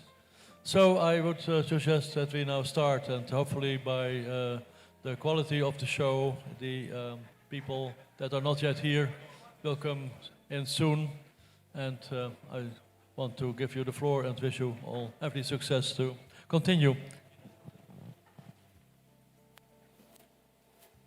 Testing 1, 2, 3. Right. For the 15 or so of you in the room, thank you for coming back. This happened last year. So I shall go at breakneck speed so I'm not late for Laurent to have his section. Okay, from the top. I think all of you know me. I've been here long enough now. This is the topics I'm going to take you through. Think Global, Act Local. The EC team, some of whom are with me today, the calendar, events codes, the new version of the events code, FIVA stewards, AI, and I'll be talking about Rudy Muller on that one, you'll see why. NHVS stats, this is linked to some of the things that Lars was saying this morning. This is the latest survey done by the UK Federation, and there were some very important trends in the results, which I think will be of interest to everybody. Premier events, I'm just going to wrap up on a couple of events I was at this year, and then we'll go on to world events this year and beyond. So we have plans, obviously, for the next couple of years for world events, because it takes quite a while to put them together. Okay, so think global. FIVA is a global organization, which we know, but for a global organization, we need to set rules, manage and support global standards. But global standards have to be adapted by country, by region, by legislation, by culture, and so on. In fact, I'll look at the one down here, then don't hurt my neck. Okay, nationally, national regulations can change at short notice. Organisers and ANFs can plan with confidence in some countries at the moment, which is how it always used to be. Others only get 7 days notice that their event can actually go ahead, which is what I've just said. This is where the Events Commission need to work really closely with organisers and particularly ANFs. Of the 50, well, sorry, there are 80 ANFs within our global coverage. But from the Events Commission point of view, we probably only work with about 15 active. This is my call to the others to contact us, ask, and get on our calendar. Team members, again, you know who I am, so we'll skip that one. Could I ask Carmen, please, to stand up so that you recognise him? Carmen is a key member of our team. He's doing all of the due diligence, the publishing, the checking, the invoicing, and all the other things that allow us to put the calendar events together. Next person I will introduce to you, again, you probably all know him, is Janko.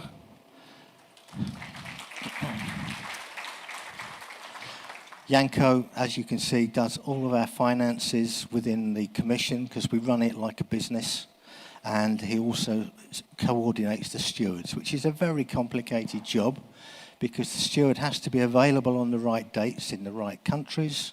Oh, I've got a friend.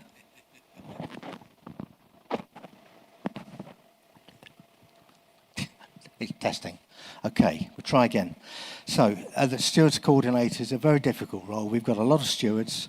We need to know their skills, their languages, their cultures, and so on, so we can send the best applicable steward to the correct event. Carl Michael, he's not with us, he's in Germany at the moment. He's our secretary. If you'd like to think of the four of us here, I am effectively the CEO of the organisation. Carmen would be my operations director, Janko would be my finance director, and Carl Michael would be my secretary or company secretary. So these have all got determined roles here, and they do them very well. Rudi Muller in Switzerland, he and I work very closely together on lots of AI developments and testing. Rudi has sent a message actually from Switzerland, hoping everything goes well, and asking, and I'll ask now, is this being recorded, Jean-Mario? Jean-Mario, is this whole session being recorded so it could be played back? Thank you very much, so Rudi will get his answer. Laszlo, please stand up. Laszlo does everything. Laszlo is my Mr. Fix-It. If two people can't get on together or there's an issue, Laszlo's the super diplomat that can get it working for us. Okay, Stan Minarek, who's not here, but he's a key member of our team.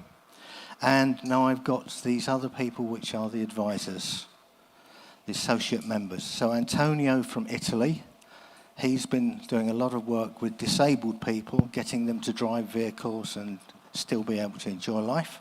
Emmanuel Baquet is a globally recognised concours expert. He works for the Villa d'Este every year. He runs museums and so forth. And we have Ramin Saliku, who's on my committee. I'm very, very pleased to have him, to be honest. We get the inside track to lots of things that way. But we also have a secret weapon. Jean-Mario. Jean-Mario, please stand up.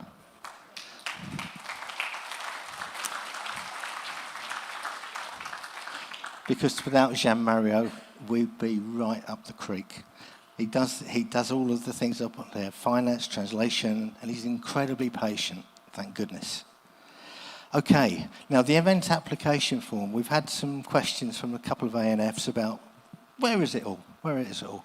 So here is where you can find the event application form, the event codes. You literally just click on the button that says events.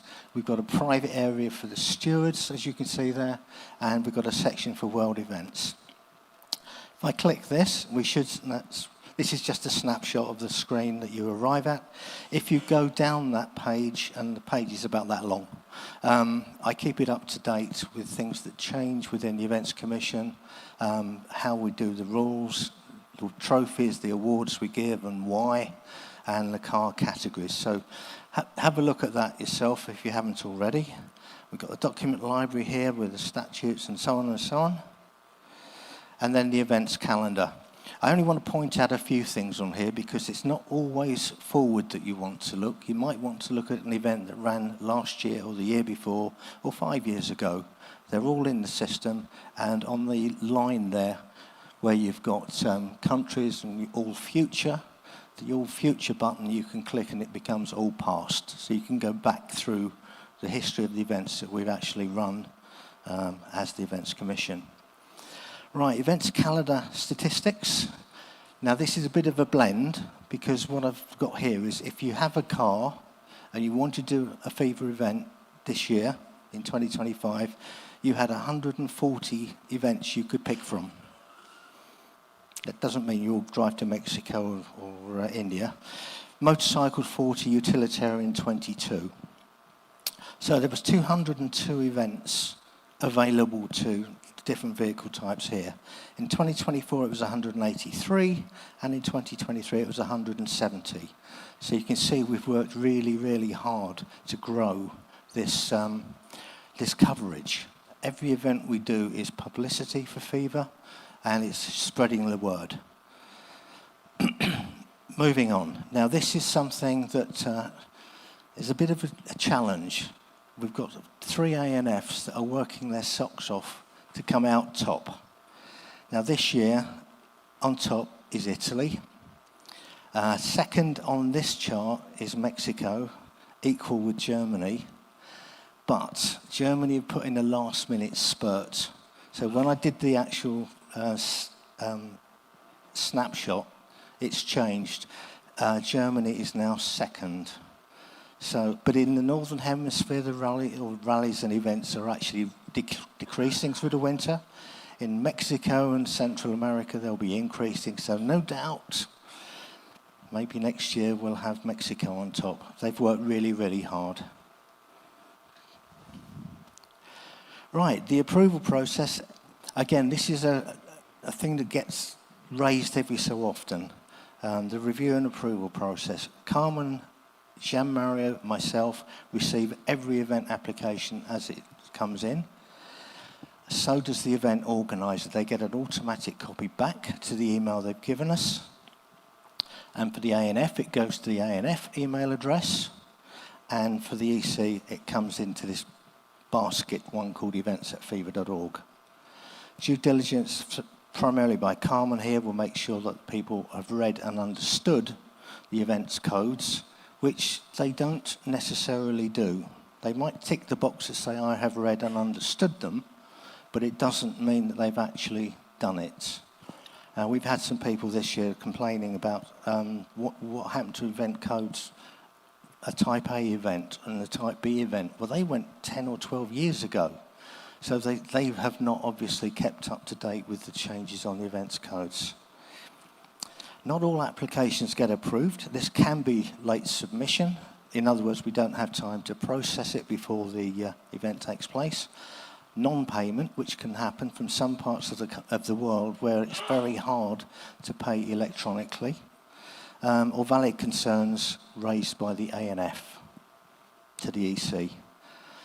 This happened to us in Rally Maya, Mexico. It's in red here, and it's happened at our second event now. An event application comes in. We know the organizer. They've run the event for 10 years. It's been superb. No problems, no issues. And then between us accepting the event, taking the money, and actually going ahead, the organizing team has changed. And they put we're talking to a different group of people then. So the event may not be the one we were expecting it to be. For the ANF, the first thing they get when that event application comes in is this screen. It's an email straight to the secretary, typically whoever's on Jean-Mario's database. And if they are happy with the organizer and the event, they literally click on the green bar. If they have concerns, they click on the red bar. Either way, it comes to Carmen and myself, and we know then if there's an issue. If there's an issue, we will contact the ANF and discuss it. This one here, this is a typical standard certificate that we will send out. Carmen sends these out digitally. They're printed. They're then included in the road books or the documentation for events so that people are proud to receive it. And by doing it digitally, it's very quick, it's very easy, and it's reliable. Oh.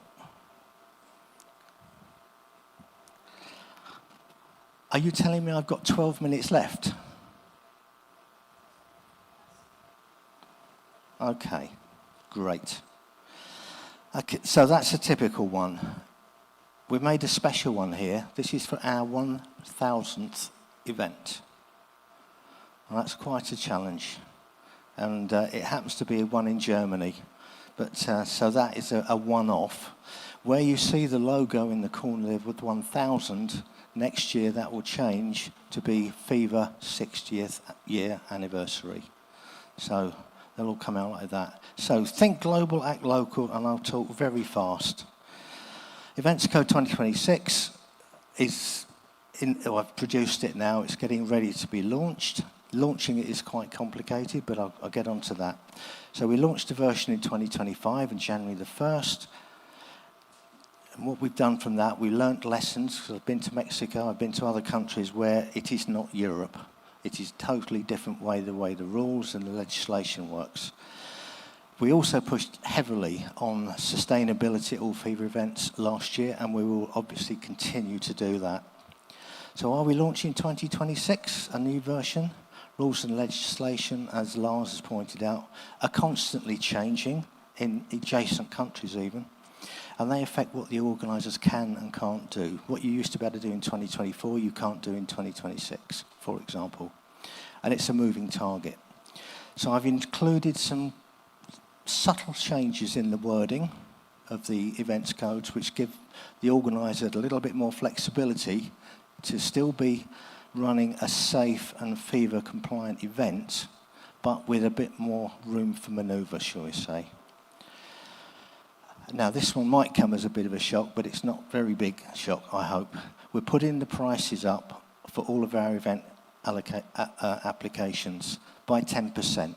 So 100 euros becomes 110. It's not going to break the bank. And we haven't put the price up for 10 years. Since I've been involved, the price has never changed. Okay, FIVA World and UNESCO events will still be free, and our partner events will also get one free event each year. The Events Code 2026, it's got all of those sections in it, so we would expect everybody to read the Events Code, which is the master document, guidelines for organisers, because typically they're the organisers, and then the subset which says touring events or world events or concours. Okay, it's clunky. All you need to know is in there, but it needs some reading. There they all are. You can download them and read them at your leisure. But I want somebody in each ANF to read them. Stewards, we've got 30 countries where I get direct feedback on how events and legislation is changing in those countries, and the stewards are very, very important to us. Very. Steward roles, we've got the 30, as I've said. They're our FIVA ambassador at events. They represent FIVA. Stewards need to come to a Stewards Academy every 2 years at a minimum, basically so that we can update their knowledge and so forth on how everything's working. Oh, my time limit's gone up, that's good. Right, steward training during 2026. We've got stewards already asking where it's going to be, what country, what continent. So I've got 3 countries on the shortlist at the moment, and it will be taking place in September or after September, so that we can clear this financial year and start paying for this in the next financial year. Okay, there's logic to it. There'll be an open forum in it, which I ran one last night downstairs in the dungeon, and it was actually really, really good. We had 2 of the ambassadors here, we had organisers, ANFs and so forth, and it worked really, really well. So I'll take that format forward. We're going to recognise the anniversary, and as we did with Laurent, we invited Laurent and the technical team to come and join our stewards in Bicester, so that the 2 teams could meet each other, and the invite will be there again once I've got a location and date.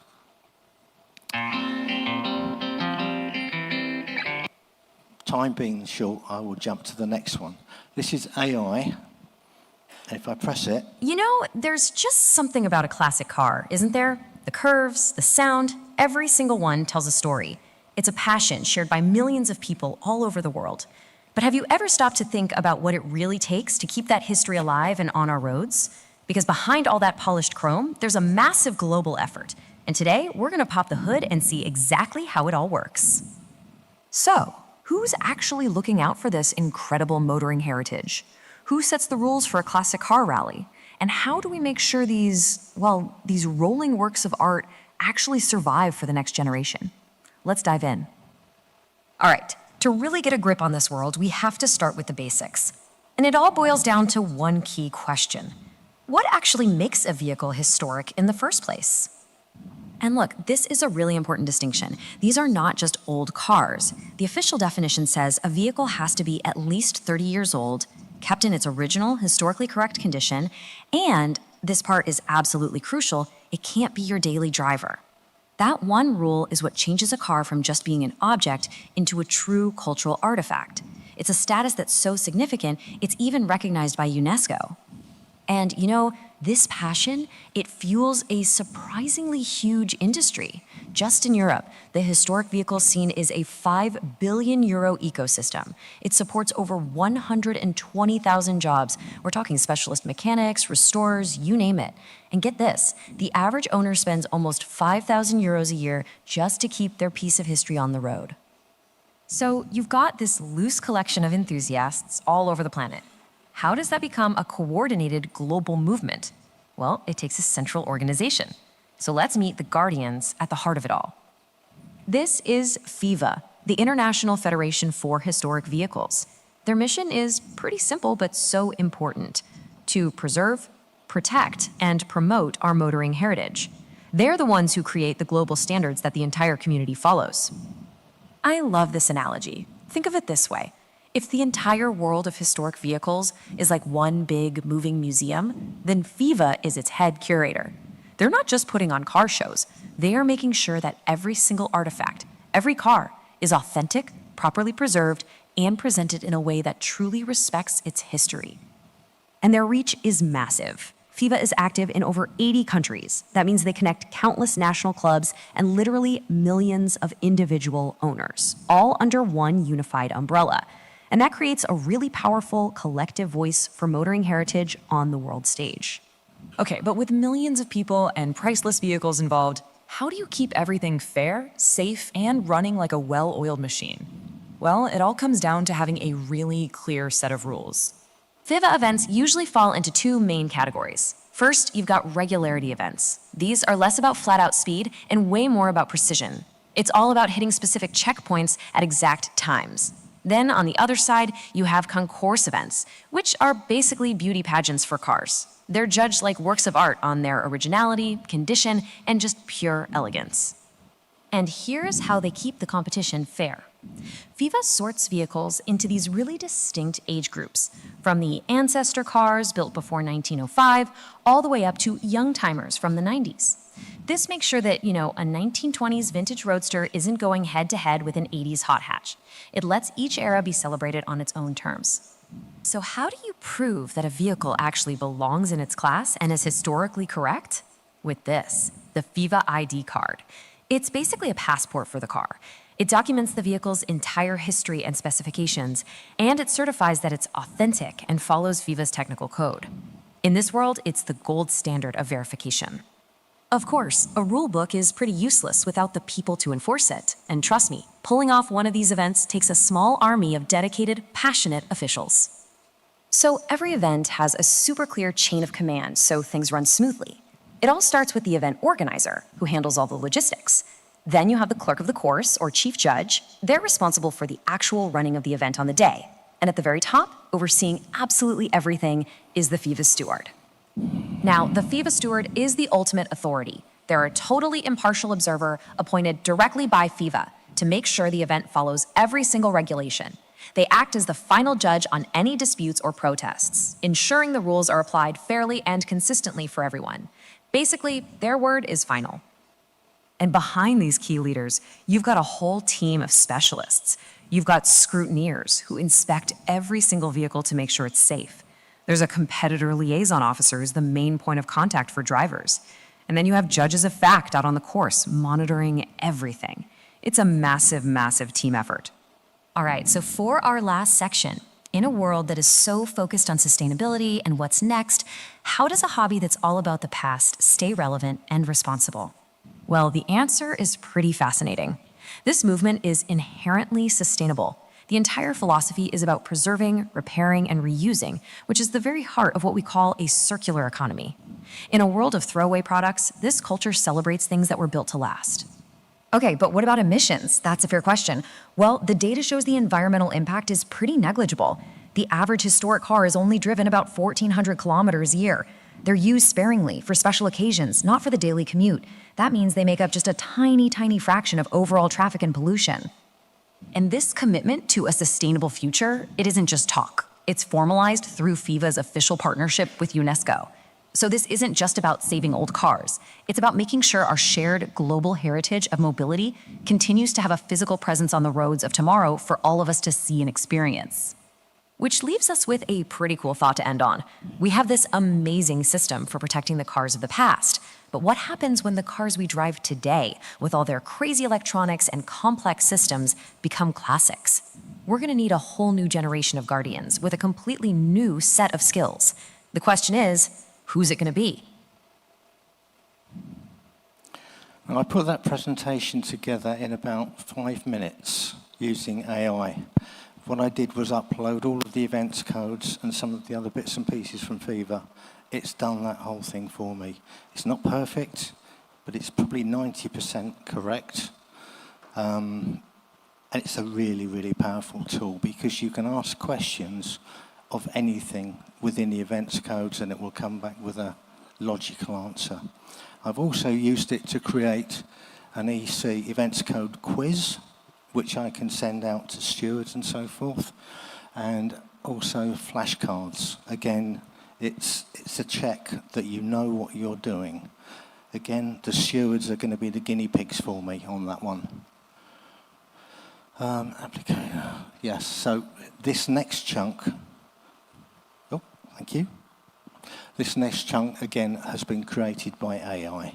It reads very well, and I'm tempted to take it literally and put it on our website. 14 different sources went into this one. I'm going to rush on to it now. Right, I mentioned to those of you that were here at the start, the UK ANF, FBHVC, has just published, literally last month, the results of a survey for the whole of the UK classic car, historic vehicle community. And there's some very, very good information there, which we can use with politicians and legislators. I've just put this through AI and asked it to give me a synopsis of what's in there. A couple of things to point out. It was nearly 20,000 people actually took part in the survey, and they were mixtures of owners, car clubs, and ANFs, obviously, other people. 29% of these people own a young timer. What it's done is really highlight just how important the young timer market is for us.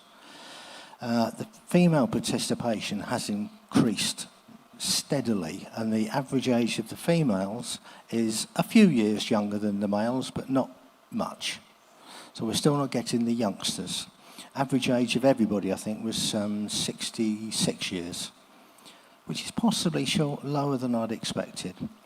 I'll scoot on from there, and as you'll be having access to this in due course, I'm going to go straight past it now and said, I've put at the bottom, you can download it yourself and see the whole document. But again, it's very, very useful to know. It means that the UK knows its market, and I wonder how many other ANFs do, because it's something that is so important. 7.3 boost. Right, I'm going to go straight to Premier events. March and April we did in May, Mexico, 1,250 kilometers. May was the Kamnik show, which I went to as the steward. That was 45 kilometers and 60 entries. The Kamnik show was by invitation. So it was a selected number of vehicles, where the other one was a championship event. The reason I picked out the Maya Mexico here is because they do something that other clubs could think about, which is they give something back to the villages and towns that they go through. So they're very, very keen to actually get the young generation involved. There's a young girl sitting in the Triumph TR6 in the middle.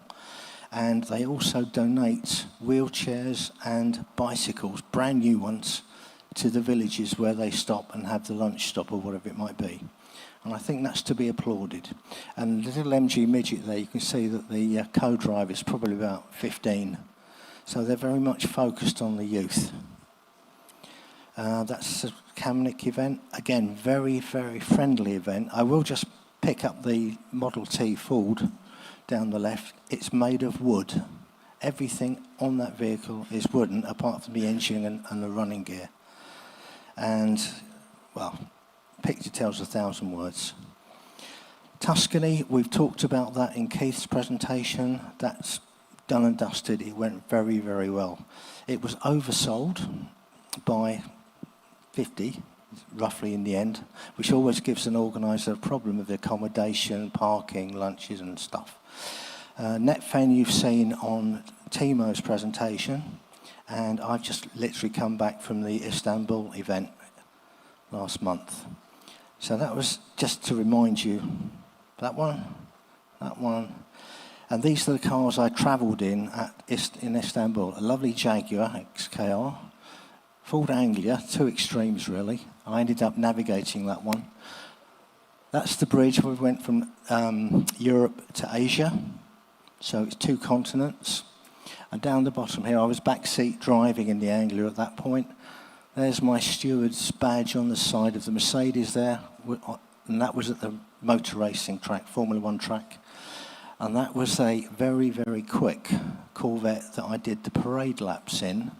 And the parade laps around the Formula 1 circuit were pretty much like we did on the motorbikes as well, which was drive safely, drive steadily, and it's a case of off we went. And I'll be honest, we did actually have a spin, and I wasn't driving. So there's the results there. If we can play that one, I'll just let this one go.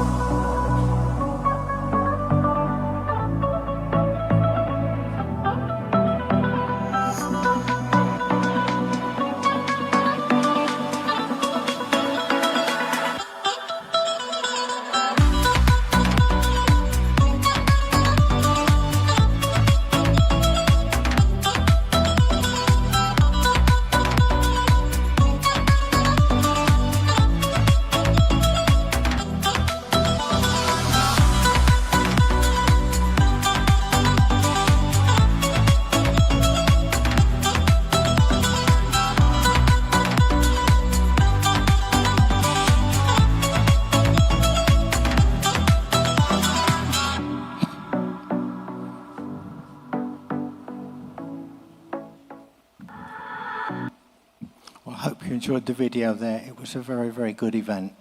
Lots of hard work went into that to make it happen. I've got a lovely video of Finland, but the event is basically nearly full. Oh, that wasn't me. I think I've been given a message. Oh.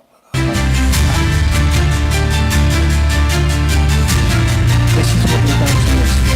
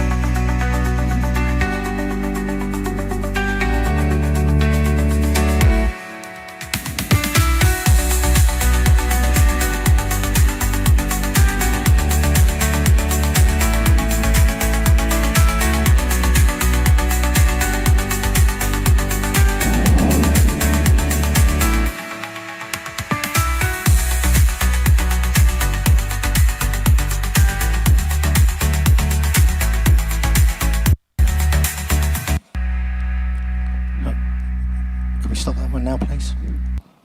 Stop. Thank you. Okay. Thank you. Can you put it back up? Okay, so if that was Finland, we've got the motorcycles in Czech Republic. That's full as well. So the brand that we've been trying to build for FIVA World events is working. Let's hope we keep going like that. Utilitarian, I've got a meeting with Timo and some other people in January to see what we're going to try and do for next year and the year after. Due diligence is crucial. One thing that we've discovered on the Istanbul event, working with Ramin and Alize and the team in Istanbul, was you've really, really got to nail down who is doing what, when, and who's paying. Because you don't want any nasty surprises. And you need to talk to people that have got the authority to commit to spend money from the organising team, maybe the ANF, and even FIVA. So I think I will stop at that point. Again, we've got events on the calendar. We're well advanced on both of those. Any questions? If you have any questions, jot them down, because we're going to hand over now to Laurent, and we'll take our questions from both sessions together. Okay? Thank you very much for your attention.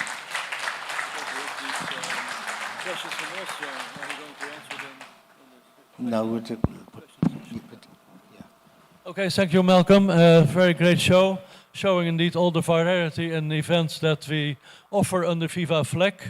May I make one critical remark, Malcolm, not to your presentation, but I saw one big difference between the videos about the Turkish rally and the video about the Finnish rally. That is that the cars in Finland were completely empty of stickers, and in Turkey they were full of stickers, and I think I would prefer the version where cars indeed are shown as they are should be, so as authentic, as pure as possible. That's my purest approach. And indeed, maybe a recommendation for any event that cars should not be too much become part of the sponsoring program of the organizer. Thank you so much. And the next speaker, the next presenter will be Laurent Heriot, our hero for FIVA cards, both the ID card and the FIVA Young Timer registration document, and of course much more. So, Laurent, tu as le parole. But I think you will speak in English, okay? You use this one? I will try. Yeah, okay. Good afternoon, everybody. I would like to invite a couple of my teams who are already there. Michael is the president of the Greek Federation, Michael Georgiakos.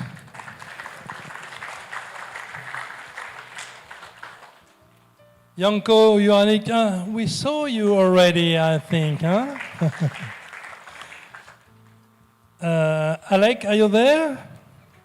Alec, you can join the team, please. And Ramin, where's Ramin?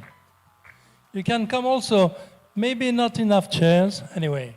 So we have a very international commission, I will say, and we work really in a very good spirit. This is very important. Here the team, working or trying to work. Now, a couple of informations. We have a mission and we have a tool. The mission is to encourage the preservation, the restoration, and the use of old vehicles in historically and technically correct conditions. And for that, we have the tool, the ultimate tool. It's our technical code. And as soon as we have to update it, we do it to keep focus on what we have to do. We have a new system since almost 2 years now. It's simple, complete, intuitive, fast, and secure. And I will have to thank also, again, Robin, who did it. We have a modern card FIVA system for collectors, clubs, event organizers, heritage institutions worldwide. and it's compliant with, of course, GDPR standards. I can see you laughing, Alec. We will come back to that after. The FIVA card is to write really the DNA of a vehicle. Each of us, we have an ID, and each vehicle has to have an ID. And that's really important to follow the story of the vehicle. It's not only a question of technique, it's history, it's traceability. And that's really a way we like and we have to follow. About potential progress, we are working with one of our global partners, it's Yukon, about statistical data to optimize the remanufacturing of spare parts and other maintenance supports. And to do this, the FIVA database will be probably updated to comply with the standards of manufacturers and spare parts suppliers. We already talked about the technical code. I would like to point some quick informations. As I said, we updated the technical code that governed our eligibility of historic vehicles and young timers. We worked beyond the purely technical aspects of the issue of identification and historicity to inform them on the card. We are the sum of two communities, the internal one of FIVA, members of the Technical Commission, with the General Committee and ambassadors, of course, and the external one is the network of those who know, the connoisseur, classic services of manufacturers, historians, specialists, experts, and scrutinies. And when we talk about scrutinies, I will really thank you, all the scrutinies all over the world, because without you, we can't do anything. The scrutineering process is very, very important. The best reward of this way to work is the new collaboration between FIVA and Ferry Classique launched in last October at Auto de Boca in Bologna. You can see Andrea Modena on the left, who is the boss of Ferry Classique, Tiddo, of course, myself, and two people who are starting to talk about that a couple of months ago, Gabriel Lalli and Stefano Bandanti, part of our technical team.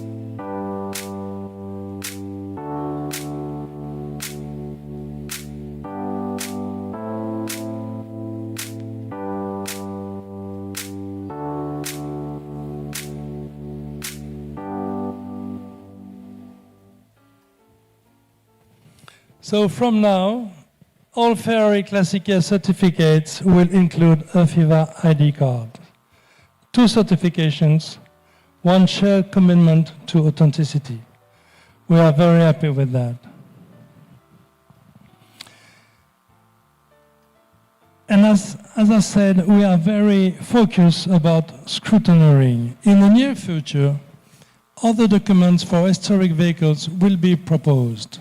Some of them will be based solely on the owner's declaration without any physical inspection to verify these declarations. You can easily understand that the weight given to such documents cannot be the same as our FIVA card. We are very committed to the physical inspection of the vehicles. It's an added value guaranteed for everyone involved in our classic world, starting with the owner. The FIVA 꽶ᴜᴜᴜ collaboration is a significant recognition of our process to identify the historic vehicles. And it's an investment for the future. We no longer classify a vehicle. We describe what we know and what we see on the vehicle.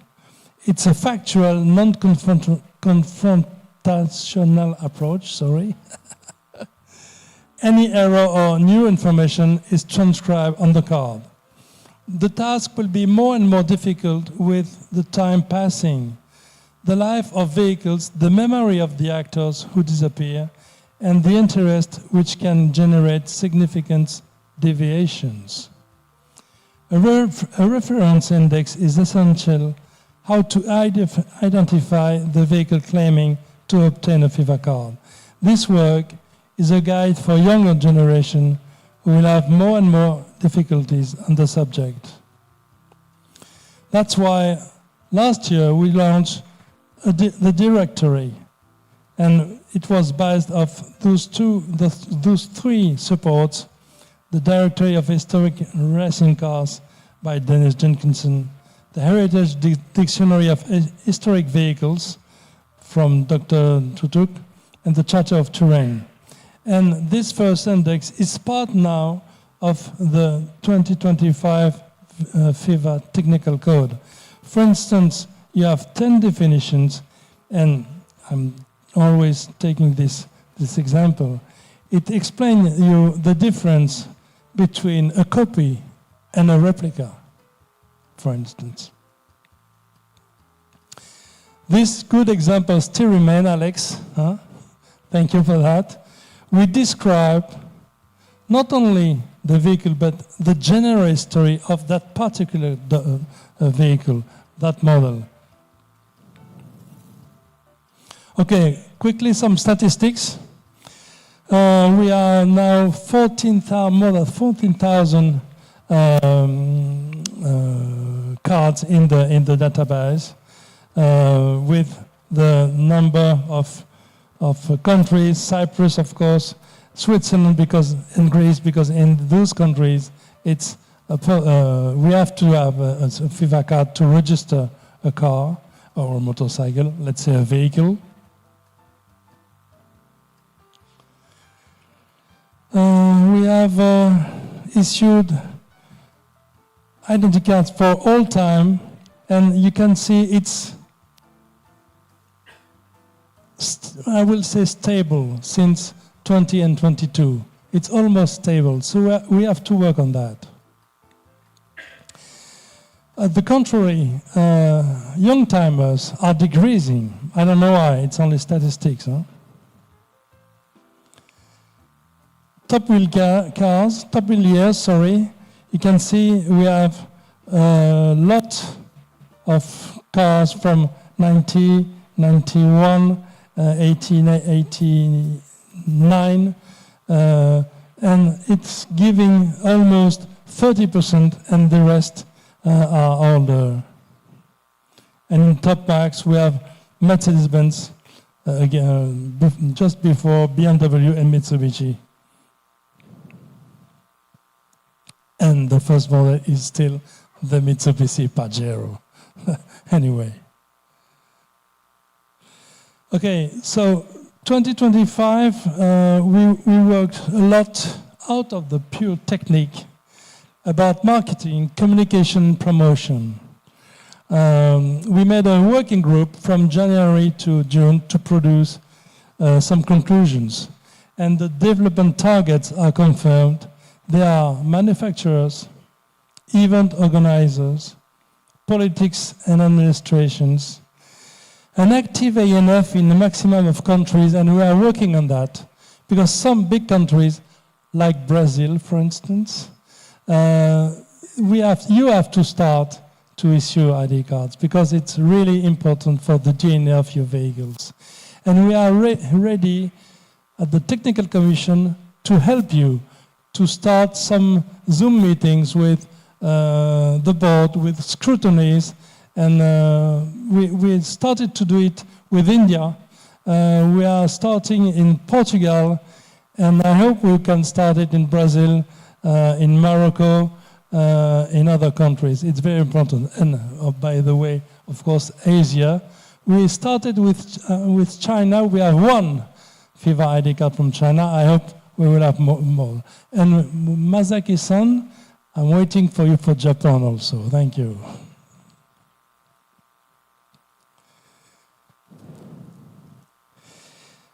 To do that, and we will launch a new program called the Vehicles of Historical Significance, somewhat like the Hall of Fame for vehicles. And I would like to thank Gautam. Gautam, are you somewhere? Ah, okay. Thank you, Gautam, because it's coming from you, and it's coming also from Mark Gessler, who will come back just after this slide to this program.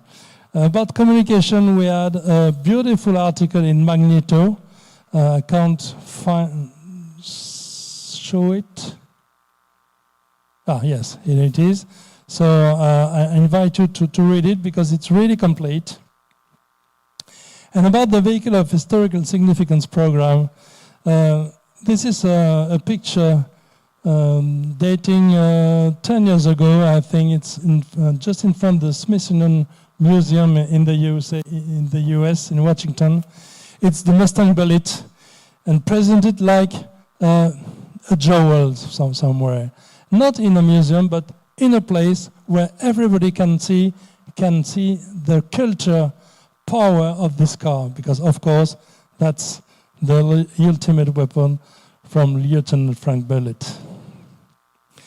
So what we propose, each year, each ANF or member country will be invited to nominate a vehicle that has exceptional historical value in the country. Each nomination will be accompanied by a FIVA ID card, of course, or a commitment to obtain it. And the distinction will grant the vehicle a unique status as a FIVA vehicle for historic interest, formalized by a special certificate. And a prize ceremony, of course, will be organized by the ANF to celebrate the winner. A couple of criteria to be selected. So, for instance, it can be the oldest operational vehicle still in existence within that country, a vehicle that revolutions the local automobile industry, that provide the first means of accessible transport to the public, invented by a visionary in that country, owned by a prominent figure or celebrity within the nation, associated with a major symbolic event in the country history, that embodied or represented the social movement within the nation, or any other valid reason provided by the ANF. Couple of examples. On the left, you have the 1939 Buick Kings of Norway. Why this car? Because just after the COVID, the car remained in the royal family. They took the car to say hello to people in Norway. At the contrary, from Slovenia, we have a little moped, the Tomos, that's right. In Austria, we can have the Steybook. In France, we discovered a couple of years ago those 3 prototypes of 2CV hidden under the roof in France somewhere. What did I say? Okay. In Greece, Michael, this is an electric Enfield Neorion. Okay. And for India, for instance, an instant ambassador for India. And for Brazil, as an example only, it could be this beautiful Puma GT.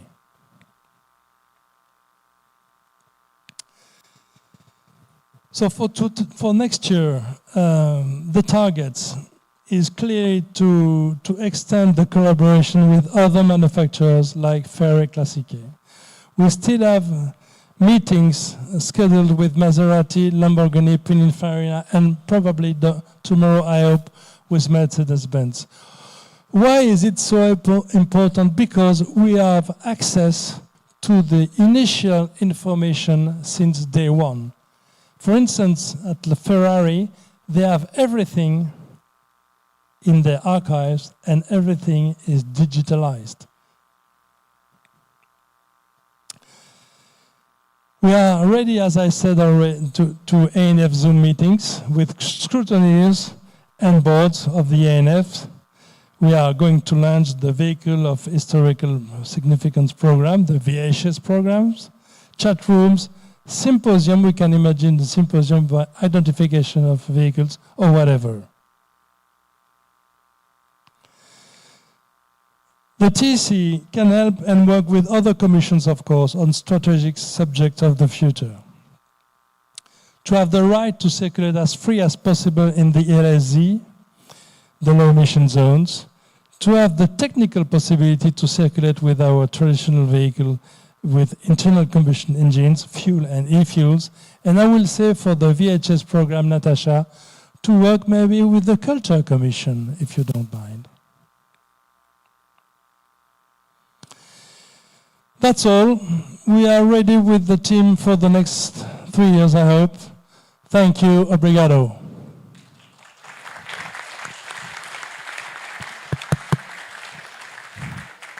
Malcolm? Thank you, Laurent. That was very brief and comprehensive, compact. That's how people like it. That's what you ask, huh? Yeah, I think it's very good and it was complete. And of course, again, congratulations with the major success that we booked with Ferrari. I think it's a good... I mean, Ferrari is not just a company that just signs things. They only did this after a good check of our organization. They did real due diligence. So I think this is a certificate of trust, this agreement that we have now with Ferrari. Thank you so much. So there are maybe some questions. I have to get my phone. Maybe some questions in the room. No question, thank you. Well, maybe can we do the questions from Austria? I don't know if you have them. I can show them. There were quite some questions coming in from Austria already sent in October, and I think this is the right occasion maybe to address them.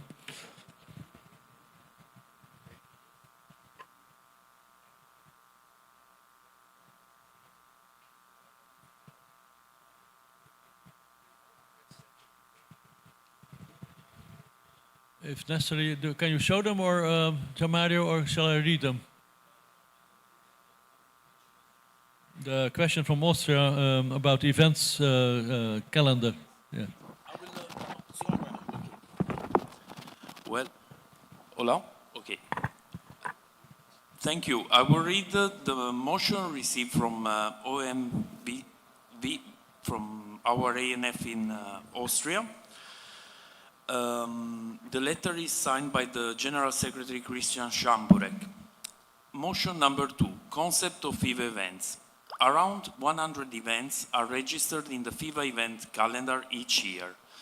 This means that only a fraction of a classic car events have a FIVA event status.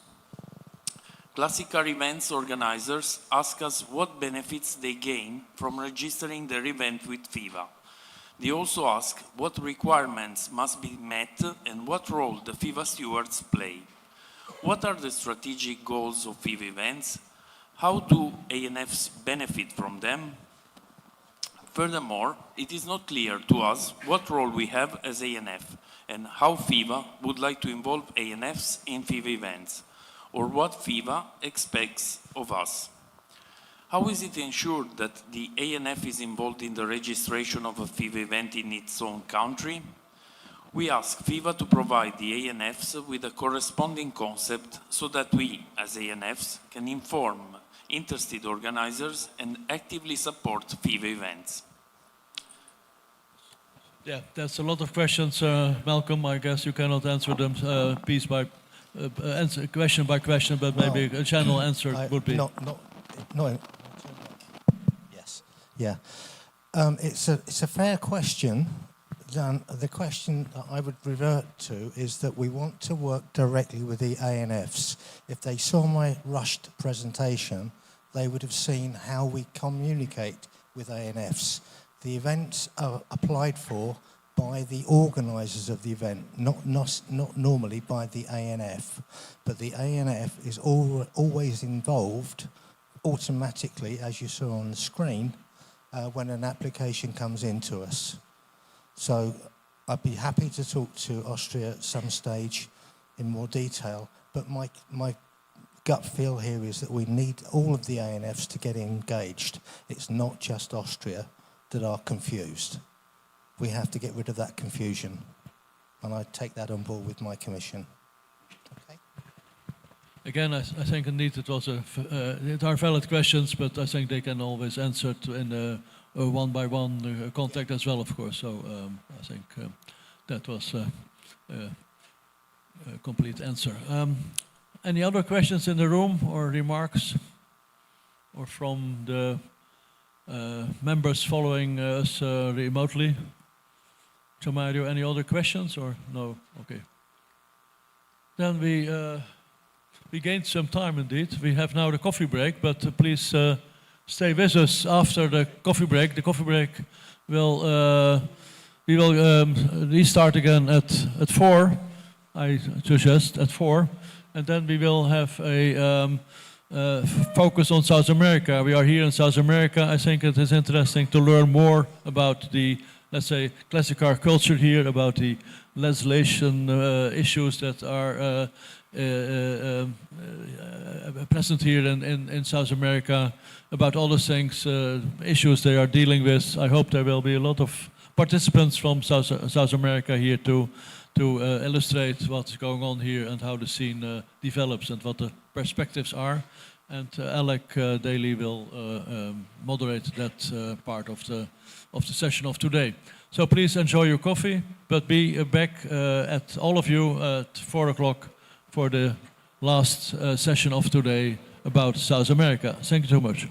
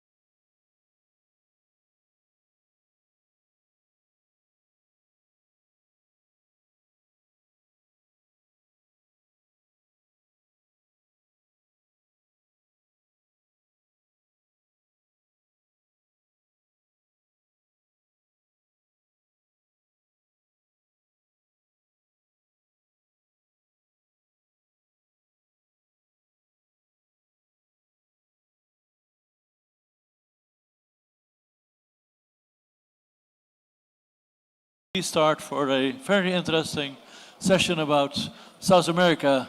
We are here in South America. You have now the chance to learn more about the... yeah, after this. So please, Alec, come to the stage. And I understand Roberto Suga. I learned in South America, in Brazil, they say just Suga. So Suga, please come to the stage. And Mr. Buela from Uruguay. Before we start with the panel discussion here, I understand that Jamari would like to inform us about the festivities, the events of tonight. So please, Jamario, you have the floor.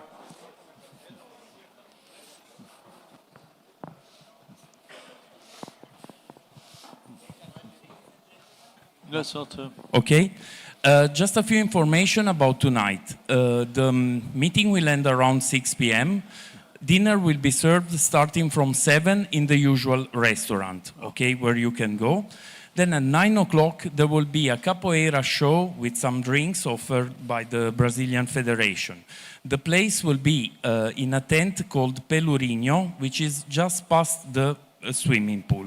Okay. But we will be all together, so we can go there together. In order to access the area, you need to get a silver wristband. So please ask at the desk for the silver wristband. Silver, okay.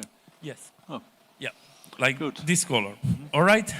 Thank you this, for your you attention. mean this desk, not the reception? Yeah, the reception desk. The reception in the hotel, okay. Yes. Very Thank good. you. And what about the dress code? Is it swimming suit? No, or? tonight is informal. There will be this music show, capoeira show, very interesting. See you later. Okay, thank you. Thank you, yeah. Okay, we go ahead. Please, Alec, you have the floor for informing us about Argentina and the rest of South America. No. Good afternoon. Buenas tardes. It's a real pleasure. Oh, my turn. Oops, it's me. Sorry.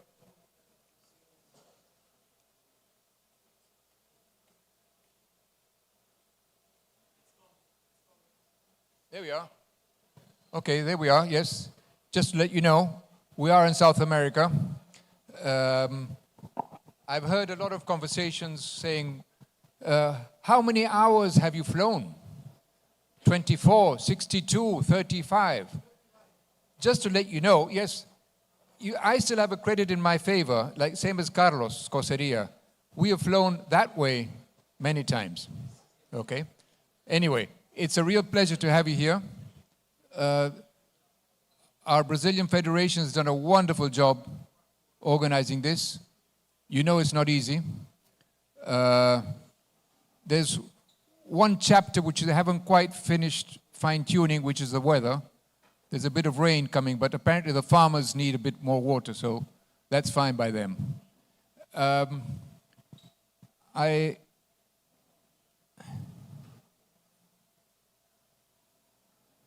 This is me. I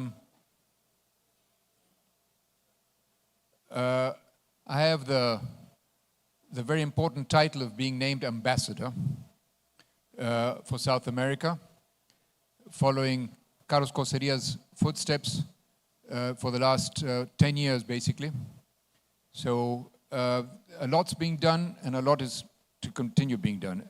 As the ambassador in South America, one of my top priorities is to maintain contact directly with our members in South America.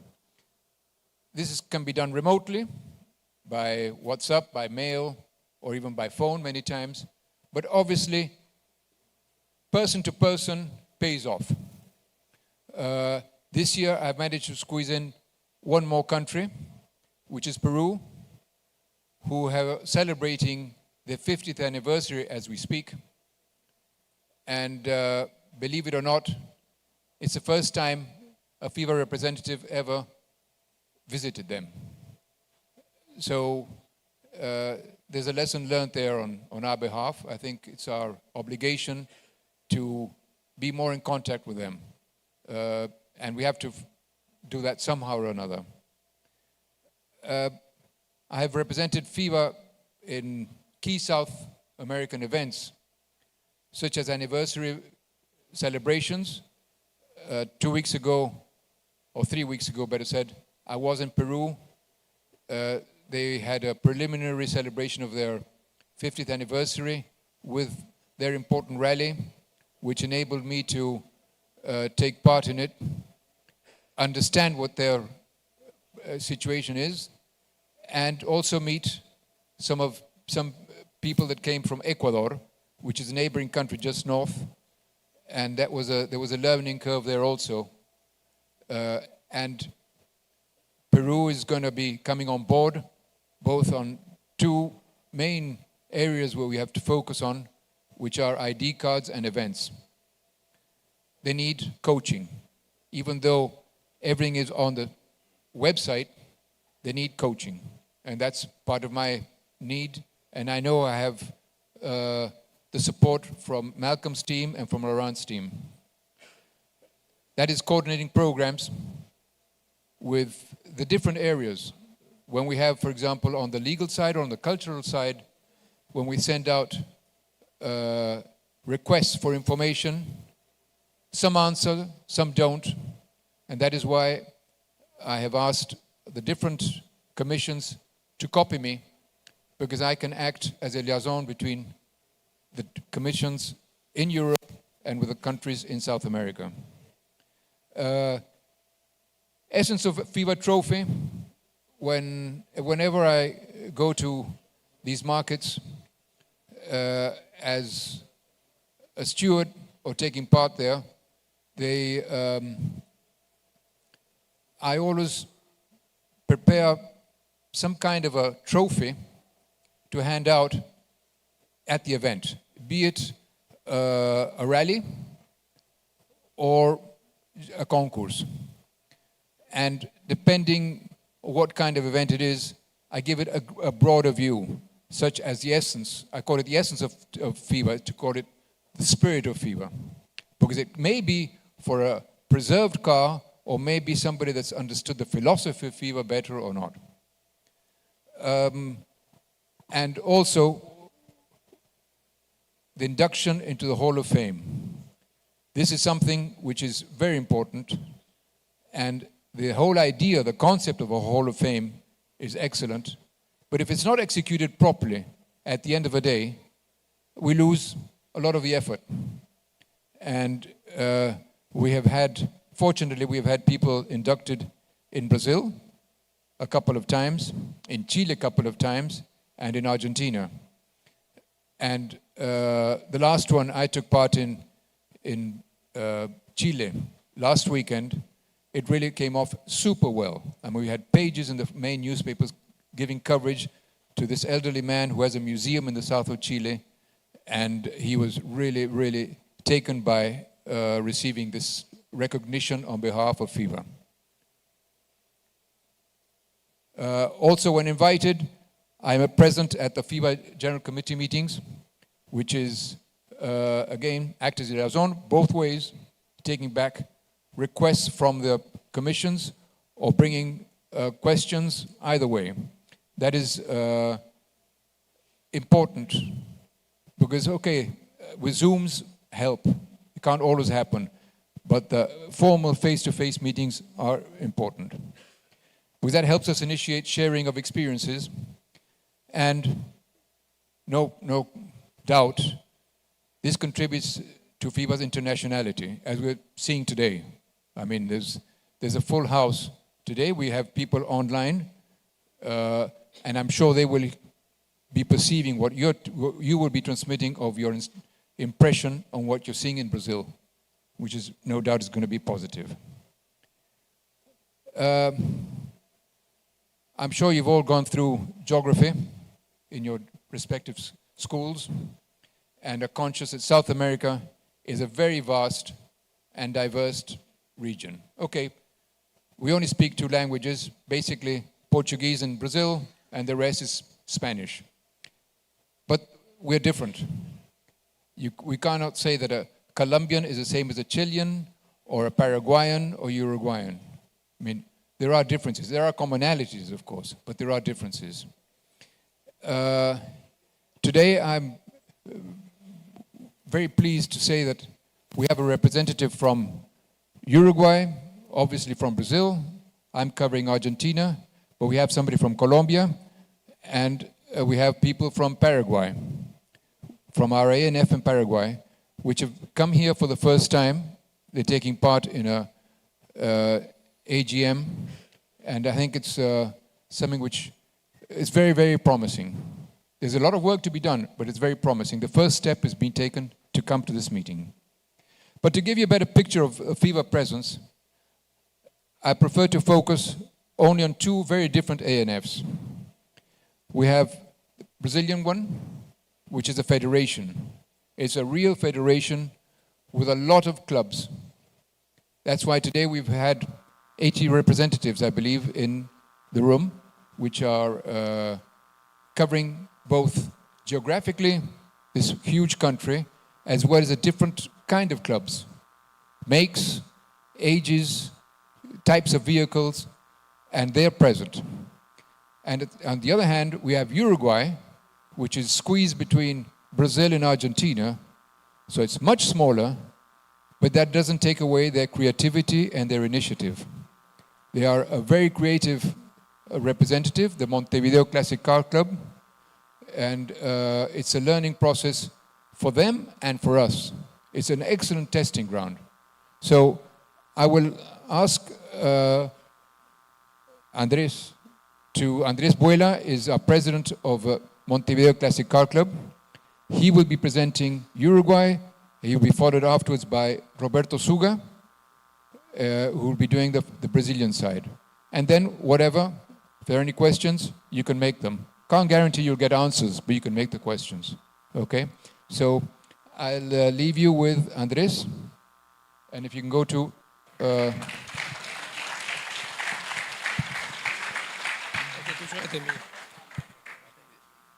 Thank you. Good afternoon, everybody. For me, it's, of course, an honor to be here today.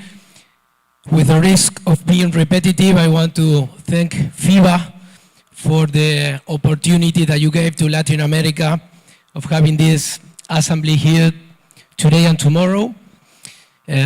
Even though a flight from Montevideo to Bahia is a 4-hour flight, we feel at home here in Brazil. Uruguay and Brazil were very, very close countries. So for us, we really appreciate that you are coming here today. I also want to congratulate everybody from Brazilian Federation, and personally I want to also express my gratitude to Alec. Thank you for giving me the opportunity to be here, and also to Carlos Escoceria, who is a member of honor of FIVA, also a member of the Hall of Fame, and a proud for every Uruguayan who loves classic cars. So having said that, and before moving to my presentation, we decided at the club that, because we assume that many of you haven't been in Uruguay before, I want to share a brief presentation with a video about what is Uruguay, what is my country. We are in the heart of South America, right between Argentina and Brazil. We may be a small country, but we are big in spirit, stability, and kindness. Around 3.5 million of us call Uruguay home, a country roughly the size of England or Austria, and just a little smaller than Portugal. Our population is mostly of European descent, with roots that trace back to Spain and Italy, and a growing mix of new generations from across the world. We are known for being open, friendly, and respectful, people who value education, equality, and a good conversation shared over mate. We like to say our country has the rhythm of the ocean, the calm of the countryside, and the soul of its people. What makes us proud is our democracy. Uruguay is a place where institutions work, where people trust each other, and where stability isn't just a word, it's part of who we are. Montevideo is our capital, a city by the sea that feels both modern and familiar. You can feel its culture everywhere, in the music, the art, and the way we enjoy simple things. It's one of the safest, most welcoming cities in Latin America. We care deeply about our environment. More than 95% of our electricity comes from renewable energies. That's something we have built together, a cleaner, smarter Uruguay for the future. Our traditions are simple but meaningful. We share mate with friends, anywhere, anytime. We celebrate Carnival, the longest in the world. And of course, we live and breathe football. This moment connects us, they remind us who we are. Today, Uruguay is open to the world. We innovate, we invest, and we connect. We are small, yes, but we think big. And we do it with trust, creativity, and optimism. There's something timeless about Uruguay. You can see it in our love for classic cars. Since 1979, the Montevideo Classic Car Club has brought together people who restore, preserve, and drive the cars that tell our story. The highlight of the year is the Rally del Río de la Plata, first held in 1977, where these beautiful machines travel across our country, carrying memories, friendship, and passion. For us, every car is a story, a connection between generations, and a reminder that heritage is meant to be lived, not stored away. If you would like to discover more about this tradition and what we do at the Montevideo Classic Car Club, I invite you to join us our presentation and discover the spirit of Uruguay, a country that moves forward while proudly keeping its history alive.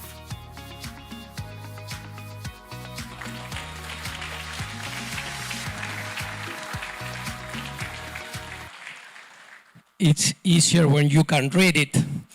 So that's why the video looks better than just me talking here. But I think if you didn't visit Uruguay yet, I hope the video encourages you to come to visit us soon. And this was the last sentence of the video, moving forward while keeping the history alive.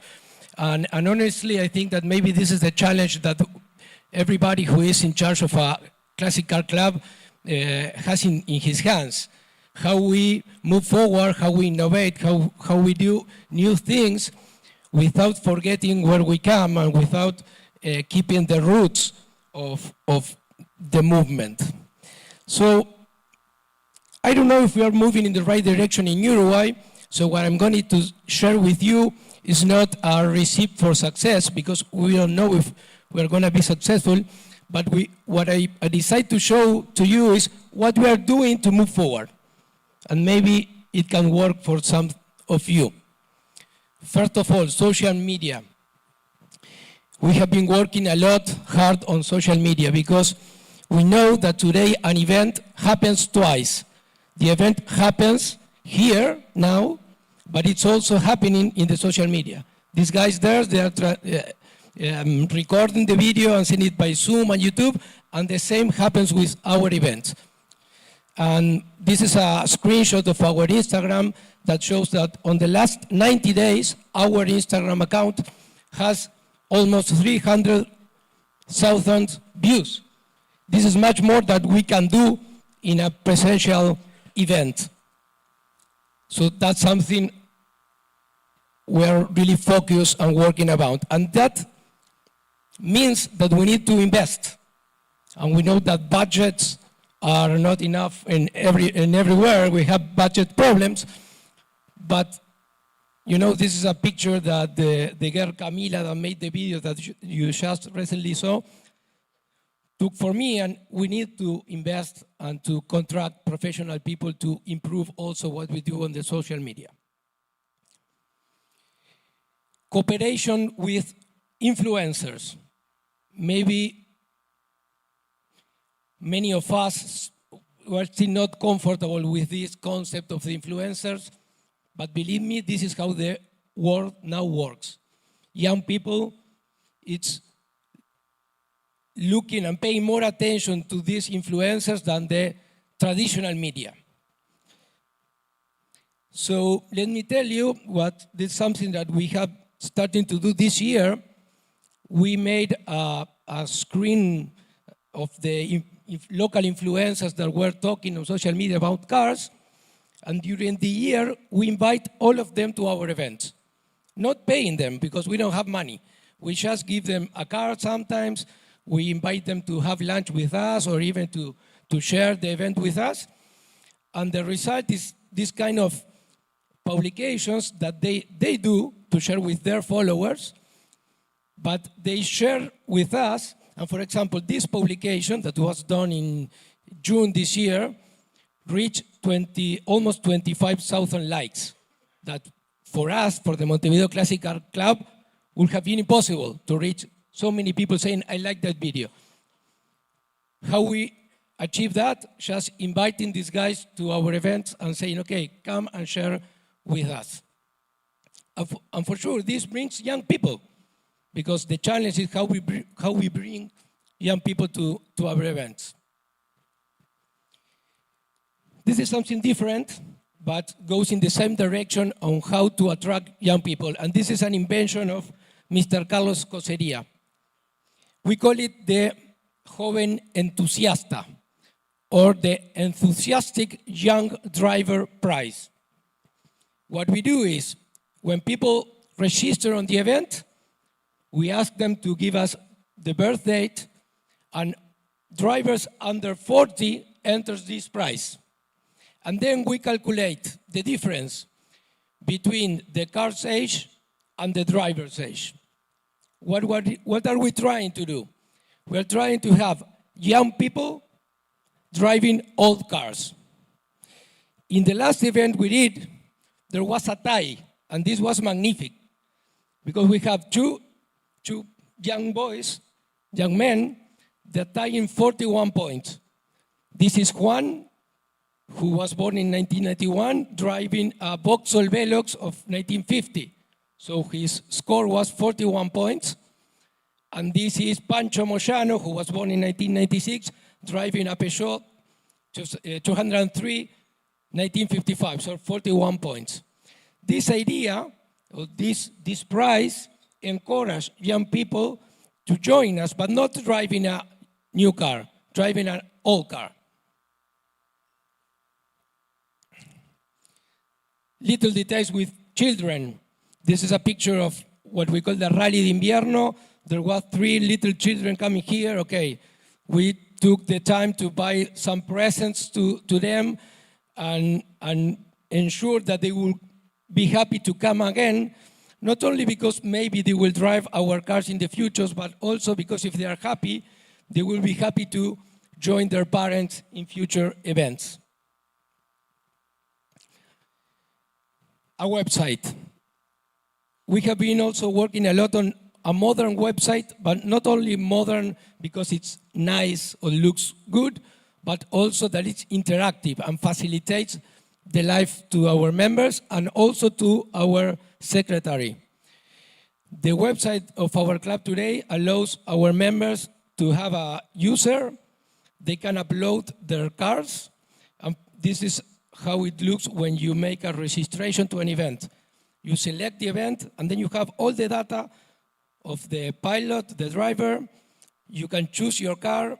The picture of the car uploads automatically. Then you can choose if you have a co-driver or not. If you have, you go there, you click the name, all the data appears automatically, and you can keep going and another people coming in the car.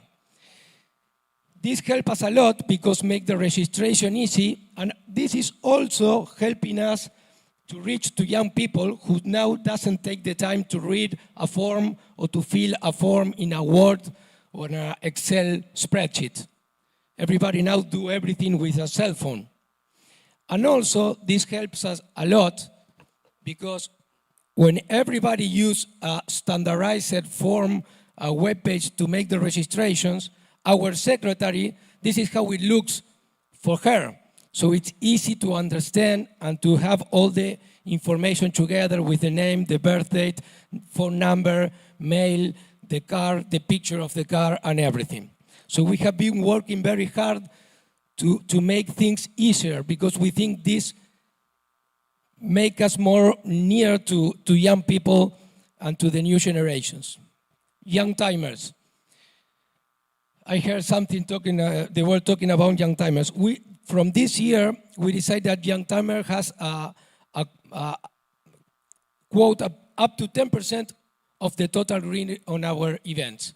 2 years ago, we organized the first Young Timers meeting in Uruguay, which was a success. And then we decided that why not adding them to all of our events. And of course, this is good because young people also like to drive Young Timers. And for example, this guy with the Peugeot, he's now encouraged to drive an old car because he wants to win the Young Enthusiast prize on the next event. Talking about moving forward, Drive Your Classic Day. I know that many of you already heard of this event that we start organizing during the COVID. During the COVID, we were in our homes. Actually, in Uruguay, it was quite freedom for us. Of course, no meetings, no lunches, no breakfast together. So we decided to do this that was called Drive Your Classic Day. On a specific date, on a specific time, we decided to join virtually on a WhatsApp group. That was 2021, actually. We have just organized the 5th edition, and it was growing across the borders of Uruguay. So what we do is we create a WhatsApp group.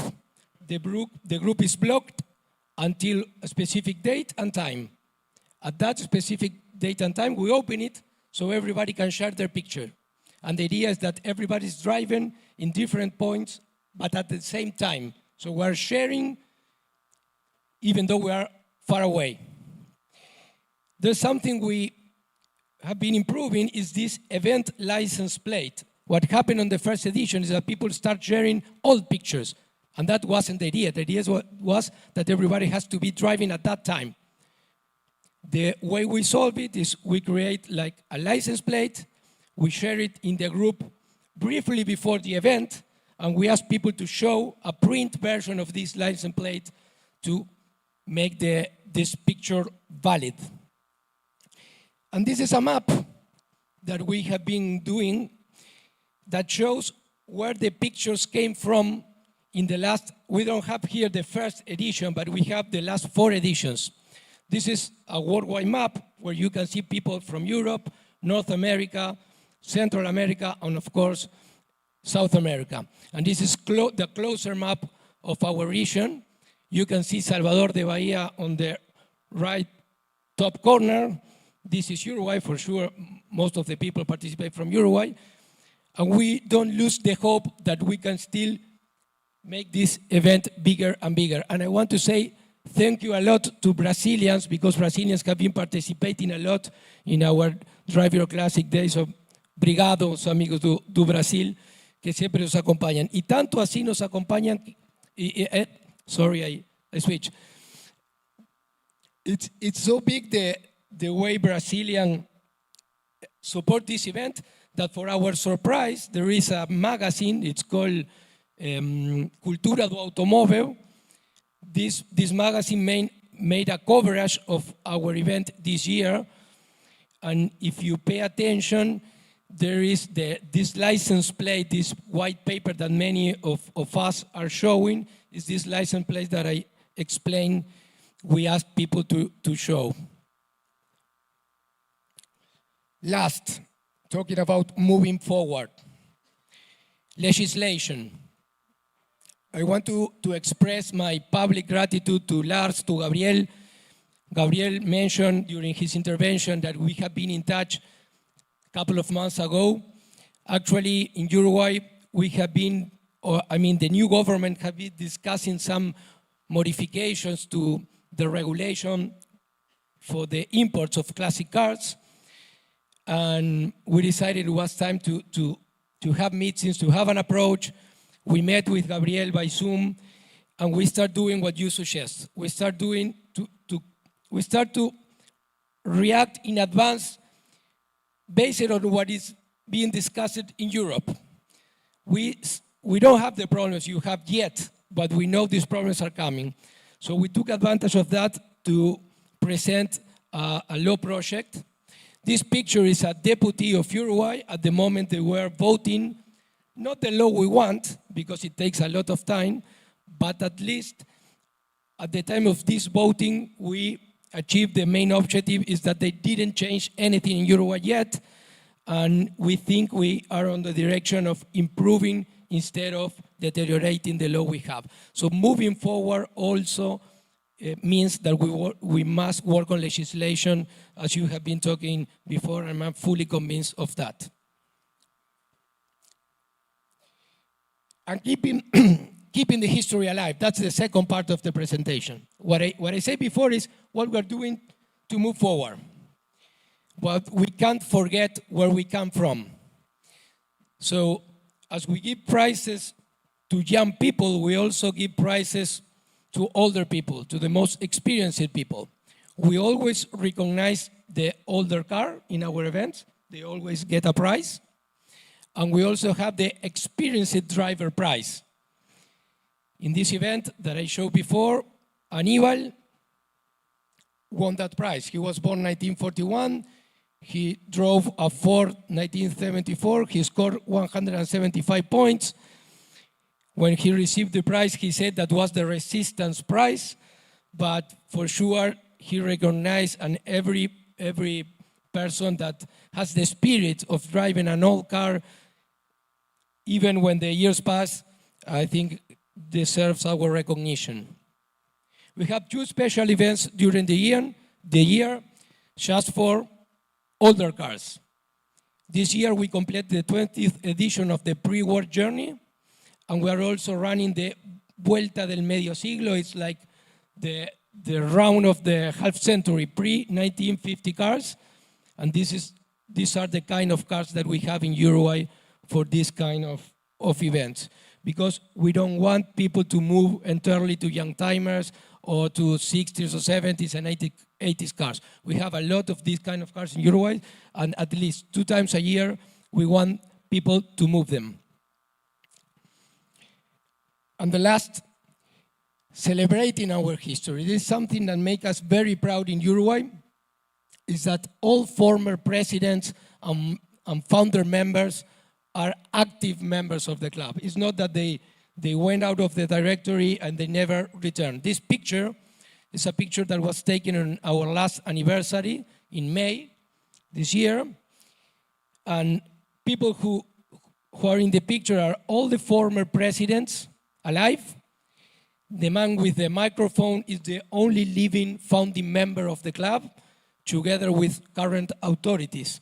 And every time we can, we give them the chance of telling us and our member how was the beginning of our club, why they created the club. Because this is the way we should keep following. Even though we have new challenges, and this is what we're working on moving forward. That's all from my side. This QR code drives you to the webpage of our main event, Rally del Río de la Plata 2026, especially for our friends from Brazil, but also for any of you in the room today that who eventually would like to know Uruguay, be part of our event, Rally del Río de la Plata 2026. It's a FIVA event that we are registering, and of course we are all of you will be welcome in Uruguay. Thank you very much.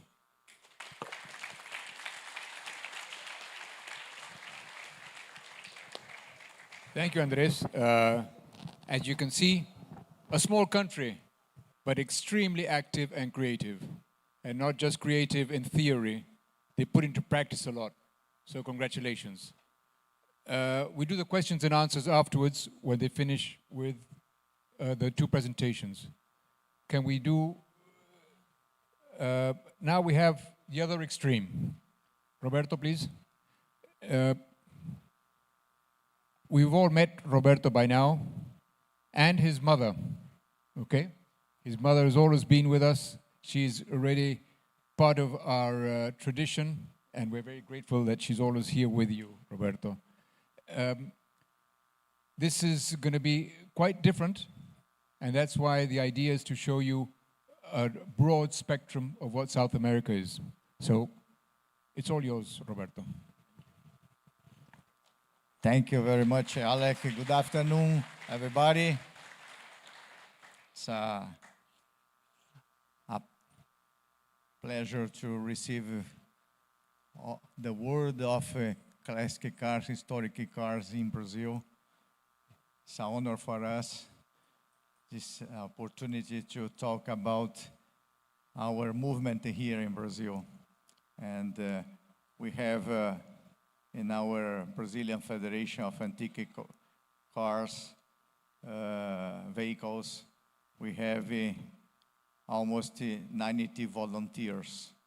This is, if our institution is in this size to cover all the country, because we have these volunteers to contribute to this movement, this hobby. Thank you very much for our 90 volunteers. And now I'll talk about our actions here in Brazil.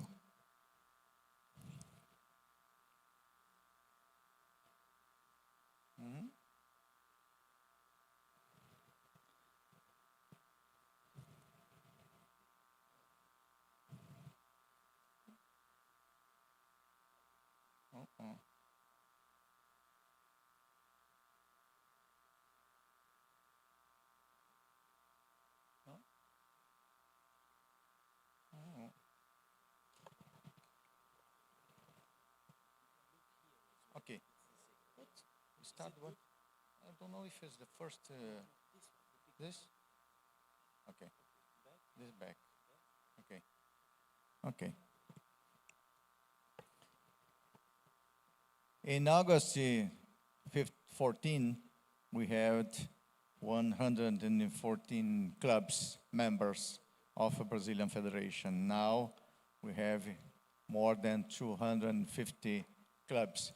When Mr. Patrick Rollet came to Brazil, we started to increase these clubs in our federation. And now we have more than 250 clubs. This is a region of Brazil, and the distribution of the clubs is in this map. Oh? And southeast of Brazil, we have 105 clubs. The south of Brazil is Paraná, Santa Catarina, Rio Grande do Sul, the three states of the south of Brazil, is the second region, the part of the Brazil with 97 clubs. Northeast in this part of Brazil that we are, is 29 clubs. And the center west of Brazil is Mato Grosso do Sul, Tocantins, Goiás, Distrito Federal has 22 clubs. And the total clubs, 253 clubs, November 25.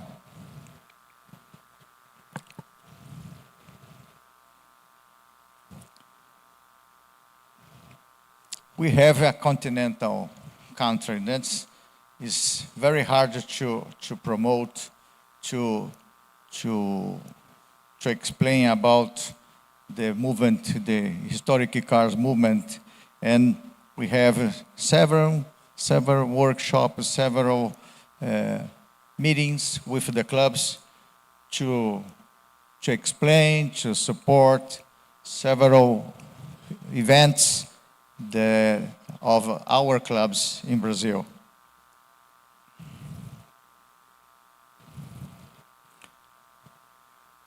In 2022, President Tiddo Bresters and Vice President Peter Equist came to Brazil with Ambassador _ʀɪᴅᴜ at the first National Congress of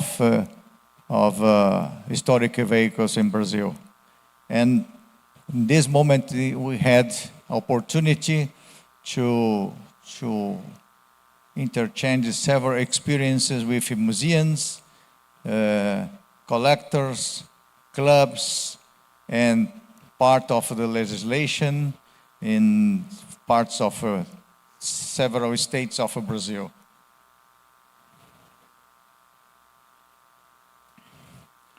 We have in our federation, we have 20 volunteers as technical directors, and they had several workshops to explain about how can you use the score sheet to how can I say, to value because here in Brazil we have a legislation about historic vehicles, and we have a specific score sheet to analyze the car and fill these sheets. And we had several workshops to explain at the technical director of our club members.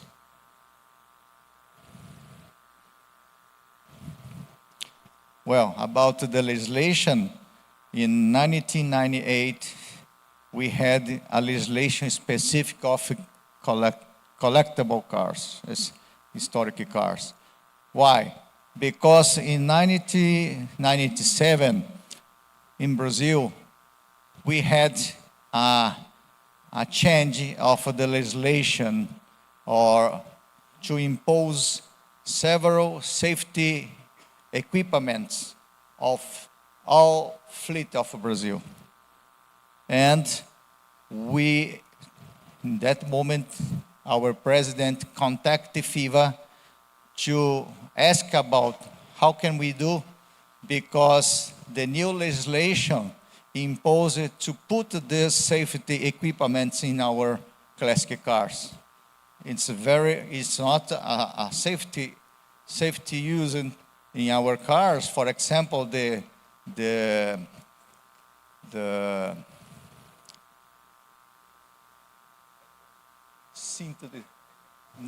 cinturão de segurança.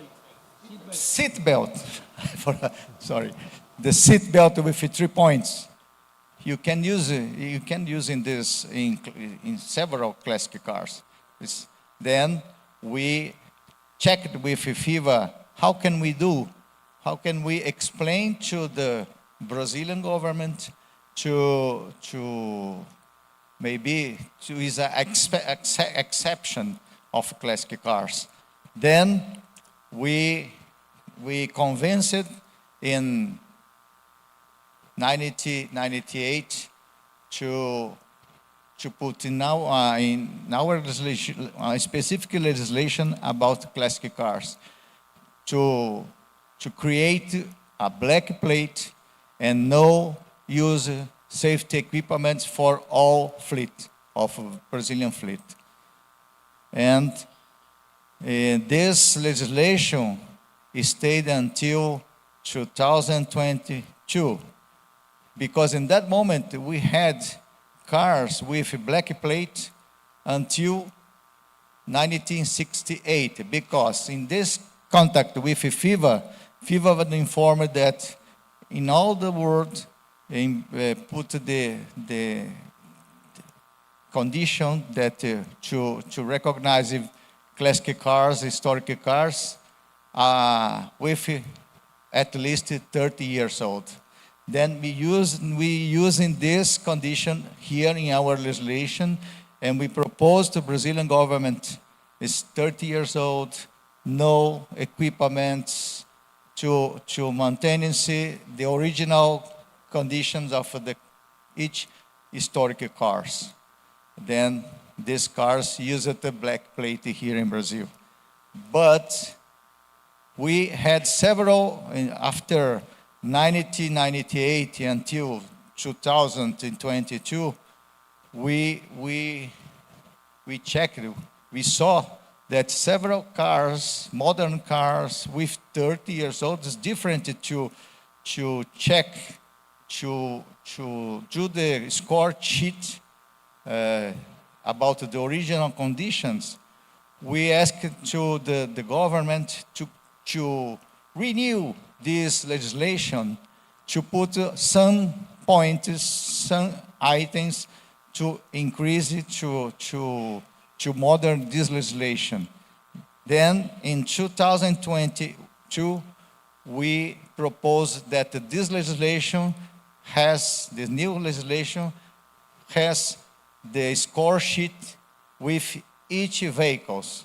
For example, we have a score sheet to analyze automobiles different than utilitarians, pickups, buses, jeeps, motorhomes, trucks, etc. Then, in this moment, we have this legislation of Resolution 9557 that we have several conditions to import classic cars, vehicles, to maintain original conditions, the score sheet to analyze each model of vehicles, and we increase it to, in this legislation, about the modified cars with 30 years old too.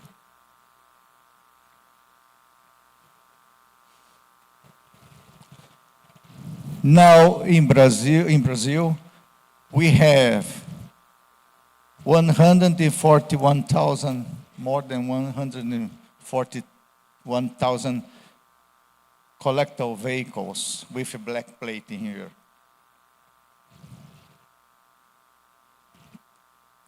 This is the document to present at the Transit Department to propose to change the documentation to recognize as a collectible vehicle and a black plate in case of original car.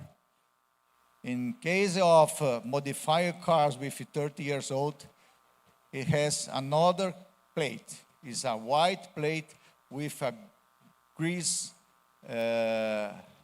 numbers and letters. How can we do this certification? Our clubs and with their technical directors analyze the car, inspection the car, fill the score sheet, and send it to our vice president of technical department of FBVA to confirm that's okay, this inspection at the club. Then Brazilian Federation give this certification to the club to give the collector of our clubs.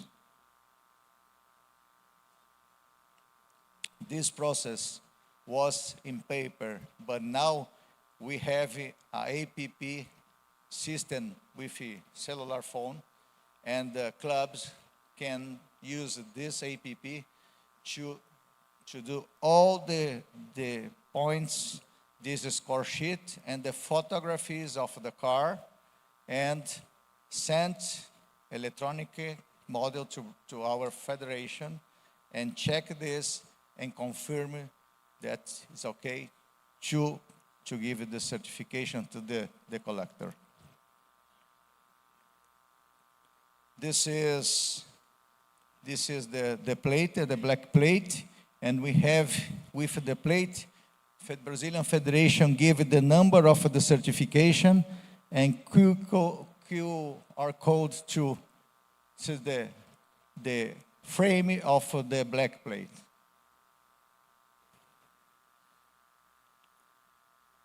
What's the importance of FBVA? I think it's because we can represent the clubs, the collectors, to the governments as in federal circle and state circle and municipal circle. Because, for example, we had in some moment about the pollutant emission in Curitiba, for example, one member of the City Council of Curitiba proposed a legislation to don't allow the vehicles more than 20 years old to circle in the downtown of Curitiba. And then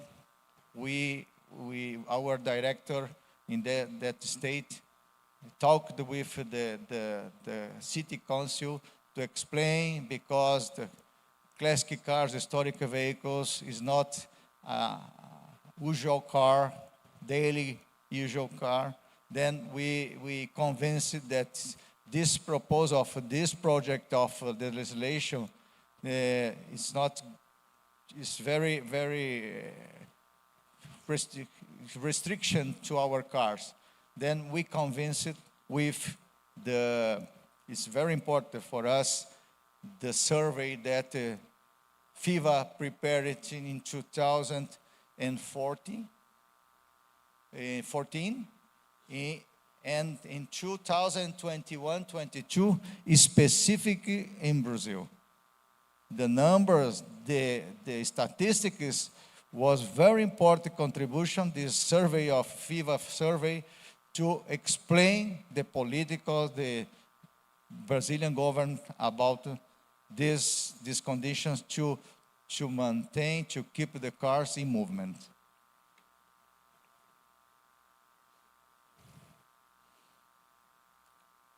It's a point that we understand that the Brazilian Federation proposed to represent the collectors in Brazil, that I told before.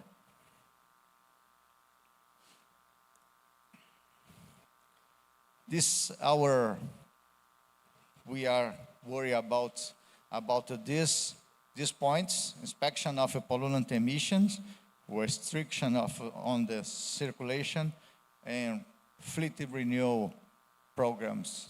Then Brazilian Federation is almost prepare documents to explain, and has meeting with the Brazilian governments to explain the movement, the numbers of the survey of FIVA, and now we don't have any restriction in these 3 points. Well, our mission, following FIVA, to promote, protect, and preserve the history of vintage vehicles in Brazil.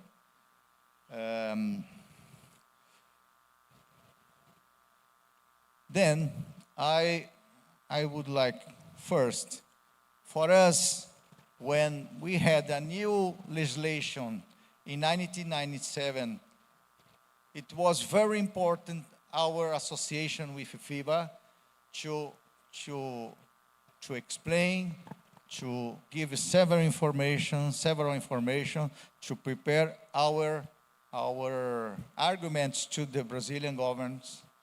The survey that the FIVA prepared for a specific Brazilian survey was very important, the statistics and the numbers. And this experience to bring our directors to Brazilian directors of Brazilian Federation to Salvador in this General Assembly is unforgettable, I think so, that for all the Brazilian members, volunteer members of Brazilian Federation. Then we, Brazilian Federation, I think only to say thank you to FIVA to participate in this organization. Thank you very much.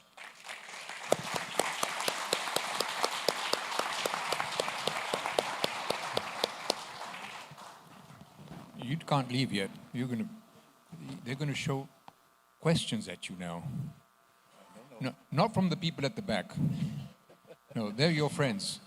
These are the guys you have to watch out with.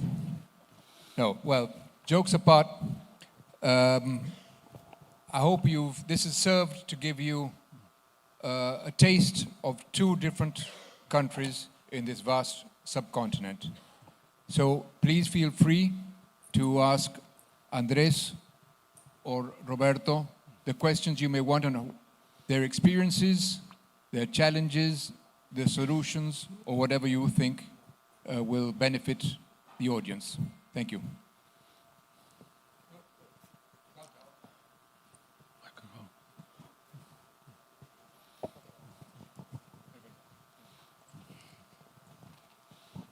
Question for both of you, Anders and Roberto, is that what could hear and see, Brazil is, let's say, more a conventional, the classical growth story, which has been quite impressive very impressive for Brazil. In case of Uruguay, it seems to be a much younger set of people. Or is that so, or it isn't so? Is it? Sorry, but I mean, when I hear the two versions, the two stories, for Brazil, it seems to be that the growth has been very rapid, but it's on a more classical lines. The clubs have grown in numbers of clubs. In the case of Uruguay, have you had a similar situation, or is it more with social media, Facebook, and other sites than compared to what it's been for Brazil? I don't know if I got the entire question, but let me try and answer. The big difference, I think, with Brazil and Uruguay, Gautam, for example, we are not a federation. We are a club, and we are the ANF. And actually, in Uruguay, in our movement, there are 2 or 3 another clubs. We relationate perfectly each other, and there is such a lot of room for new clubs to appear. For sure, we have the same situation that every country has, that we have, brand clubs and people who join just by WhatsApp or whatever. But we are not encouraging new clubs, because what we are encouraging people to join us. And 3.5 million people country is the population of Salvador da Bahia. That's the population of our country. Just going to your question, if you go demographically, Brazil is a younger country than Uruguay. The average age in Brazil is younger than Uruguay. That's demographically. Now the attitude and the growth of the clubs is different. Roberto and his team have done a wonderful job at incorporating clubs. All the people at the back, that wouldn't have happened 10 years ago. We wouldn't have that amount of clubs representative. So they're working on bringing the clubs in younger people. Andres already, his team, they're already doing it. Okay. Hope I got your question. There's another question there.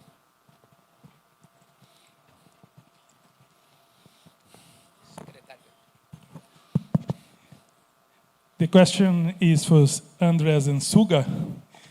I love Uruguay. I think it's a very beautiful country, but I like to know from Suga and Andres about the rallies.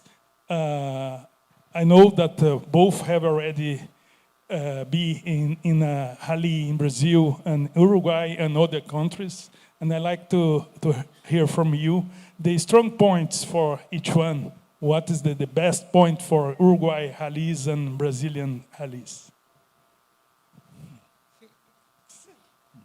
Well, Uruguay is traditional country of regularity rallies. We learned several experiences of Uruguay to bring to Brazil.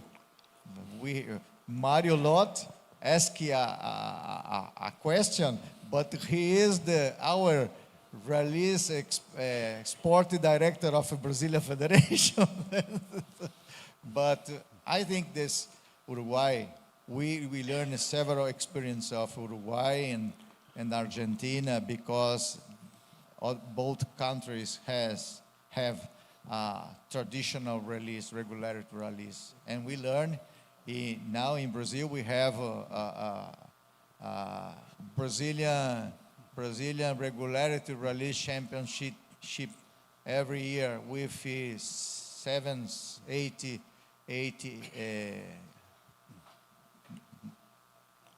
rallies in several parts of Brazil. Then this is experience that we learn with Uruguay and Argentina. 7, 8 rallies per year. Well, it's not all the rallies in Brazil, but in Brazilian Federation we have 7, 8 rallies per year. It's a Brazilian championship. Mario, you know I've been making rally here in Brazil for a long time, and you know your quality is increasing a lot. I think there's more tradition in Uruguay and Argentina, as Suga said, for regularity events. However, our club, the Montevideo Classical Club, we are intended to be more social, like touring events than regularity, to be honest. There are other clubs that focus more on regularity and, you know, being more specific on that area. But we are very close now because you improved a lot. I've been making the Rally Internacional last weekend. We joined there, also with Marco Pigos, Leandro Mazzocato, and I think they are very, very similar. What is different also is the landscape, because you have very, very nice places in Brazil, and you can be in one country and see many different landscapes. Uruguay is more calm, more quiet to drive to. I'm looking at Malcolm Grubb's face, and he's smiling because he already sees a lot more events in the future in the FIVA calendar. So rest assured, Roberto Suga is going to put some down. Yeah, you know, don't spend any money yet. But no, what we have agreed amongst the regional ANFs is pick out the main events that we have within our region and share them and make our local mini calendar to avoid a superposition of a rally in Uruguay at the same date as an event in Brazil, for example. If we can avoid that, that'll help the interchange within our region, because that's happening more and more. It happened when I was in Peru, as I said, people had come down from Ecuador, or people from Chile and Argentina. So even though we're different, there are connections. Okay.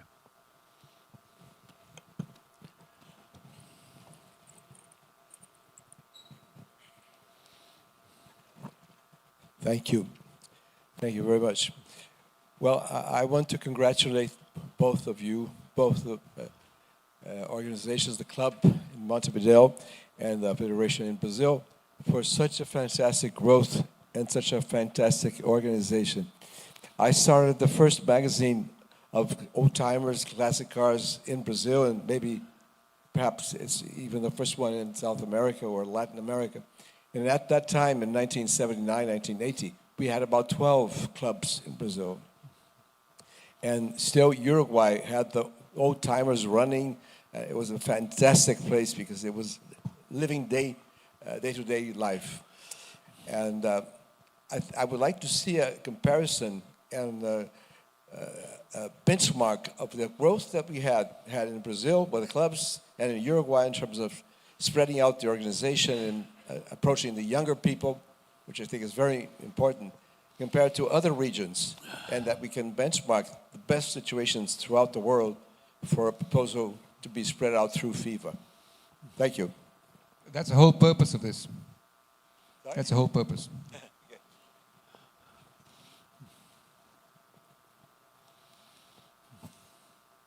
Any more questions or suggestions? Please feel free. It's raining outside.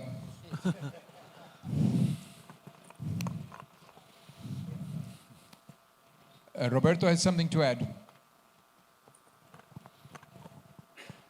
Well, maybe after my speech, Mr. Laurent, we have different points to analyze the criteria of historic vehicles, different than the criteria of the FIVA passport, FIVA card. Then maybe we have it we can interchange information with our experience in Brazil, to contribute with the FIVA card, because in that moment some, maybe 5 or more years ago, I was in the General Assembly. I don't remember in which country, but at that moment, the criteria of the FIVA card changed. And this change is different criteria than our legislation, historic vehicles legislation in Brazil. See, then we can promote more FIVA passport, FIVA card, only to the cars, the classic cars, to participate in our release, regularity release, with when we put under the FIVA calendar as an international event in Brazil. This is one point. We prepared one concurso de elegância in 2017. Then Alec, Patrick, and Tom Davis came to Brazil, and we wanted to start to impose or to put the obligation that these historic cars to participate in our concurso de elegância to issue the FIVA card. Okay, then we have to maybe to have this interchange experience with us and our legislation, because this is a federal imposition, is different than the FIVA card. This is the point. The second point, I went to the 50th anniversary of FIVA in Paris, and I participate at the ceremony at the UNESCO, and we saw that UNESCO recognized the very important thing of historic cars there in Europe, because when came as a president in Brazilian Federation,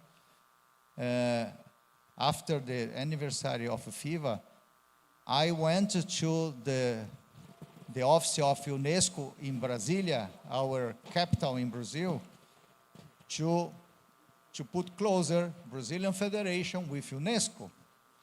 And the director of UNESCO here in Brazil didn't know anything about this. And I invited several events of a Brazilian Federation, nothing.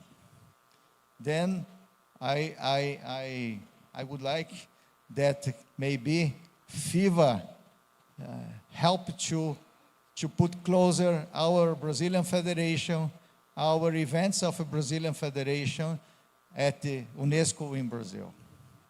Okay, thank you. Yeah, Thank just you. to reinforce We what have Roberto said. Sorry, Alec. We have a question from online. Yeliz Balibey from Turkey. Yeah, we can wait. Go ahead, please. Yeliz, please unmute.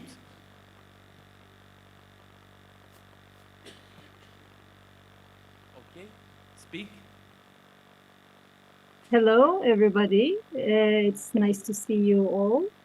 And I would like to congratulate the Federation and the clubs for the beautiful works they have done. And my question would be to Uruguay club. The Drive Your Classic Day was No, a very... Yeliz, sorry, is not working. No? Okay, let's see. Can you hear or not? No? Sorry. Just a second. Sure. Is it because of me? La, la, la, la, la.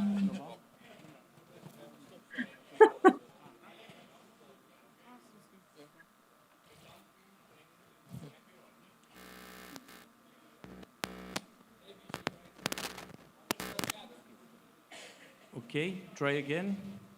Okay. Should I start? Oops.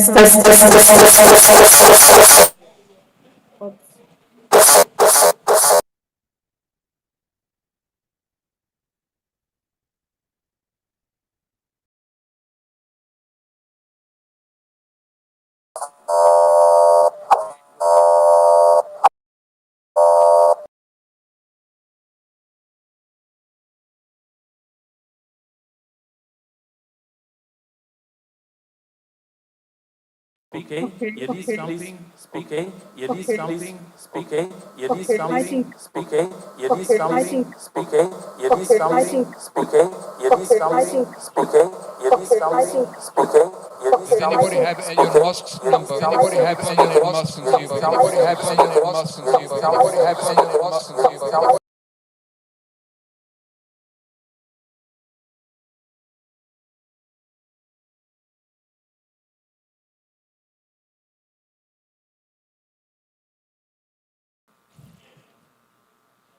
Well, I take advantage until she types it out. The UNESCO situation is similar in the other countries in the southern cone, at least.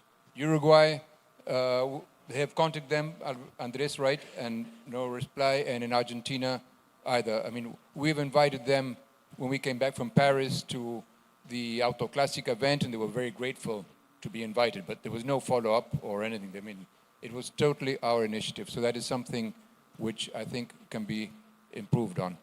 And Roberto's comment on the ID cards, that's something which we will be discussing later on with Laurent and the technical commission as to see, fine, we know that one side is blocked, but that doesn't mean we don't have opportunities to produce ID cards in Brazil. I mean, the potential is huge, so we think that something can be done. There has to be training. You have a very good technical team already in place, which is a big advantage, which we can play on. You have many cars, which, by the way, congratulations on the cars you've showing outside. That is a huge effort. Having over 20 cars come all the way from Sao Paulo, and the quality of the cars for us to be able to enjoy is really something is very commendable. So the ID card question will be progressed, and once it gets going, we get moving. I hate to say this, but Paraguay has given more ID cards than Brazil. You know, I mean, that's just to put a bit of a pinch there, but well, 1-0 is enough. So that is coming. Any luck? No. Yeah.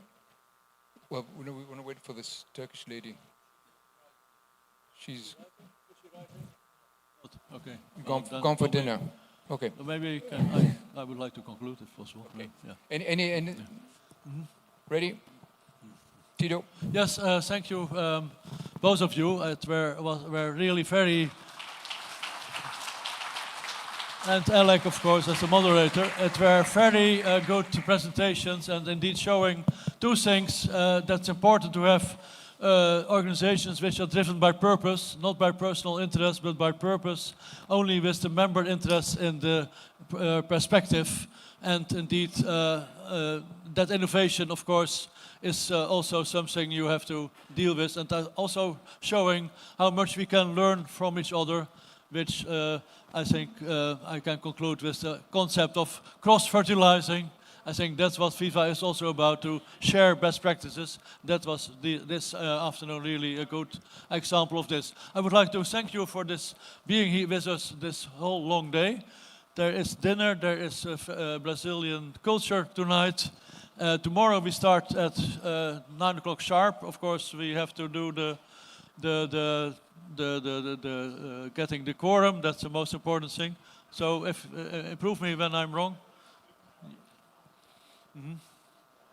Okay, yes, tomorrow the General Assembly will start at 9, but since 8 o'clock we will open the registrations for the voting. So those of you who are voting delegates, please check your mobiles or mailboxes. Make sure you get an email from Nemo Vote.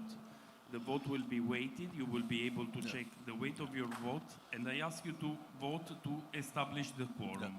And so we can open the meeting. The earlier you start, the better it is, from 8 o'clock. Thank you very much. Thank you. Before we go, I would like to have an applause for the technical team and also for the interpreters in the back of the room. So, I learned we even have translation in French. I didn't know that before, but I think showing that we indeed still respect the two languages that are the FIVA official languages. Thank you, au revoir, obrigado, and see you later.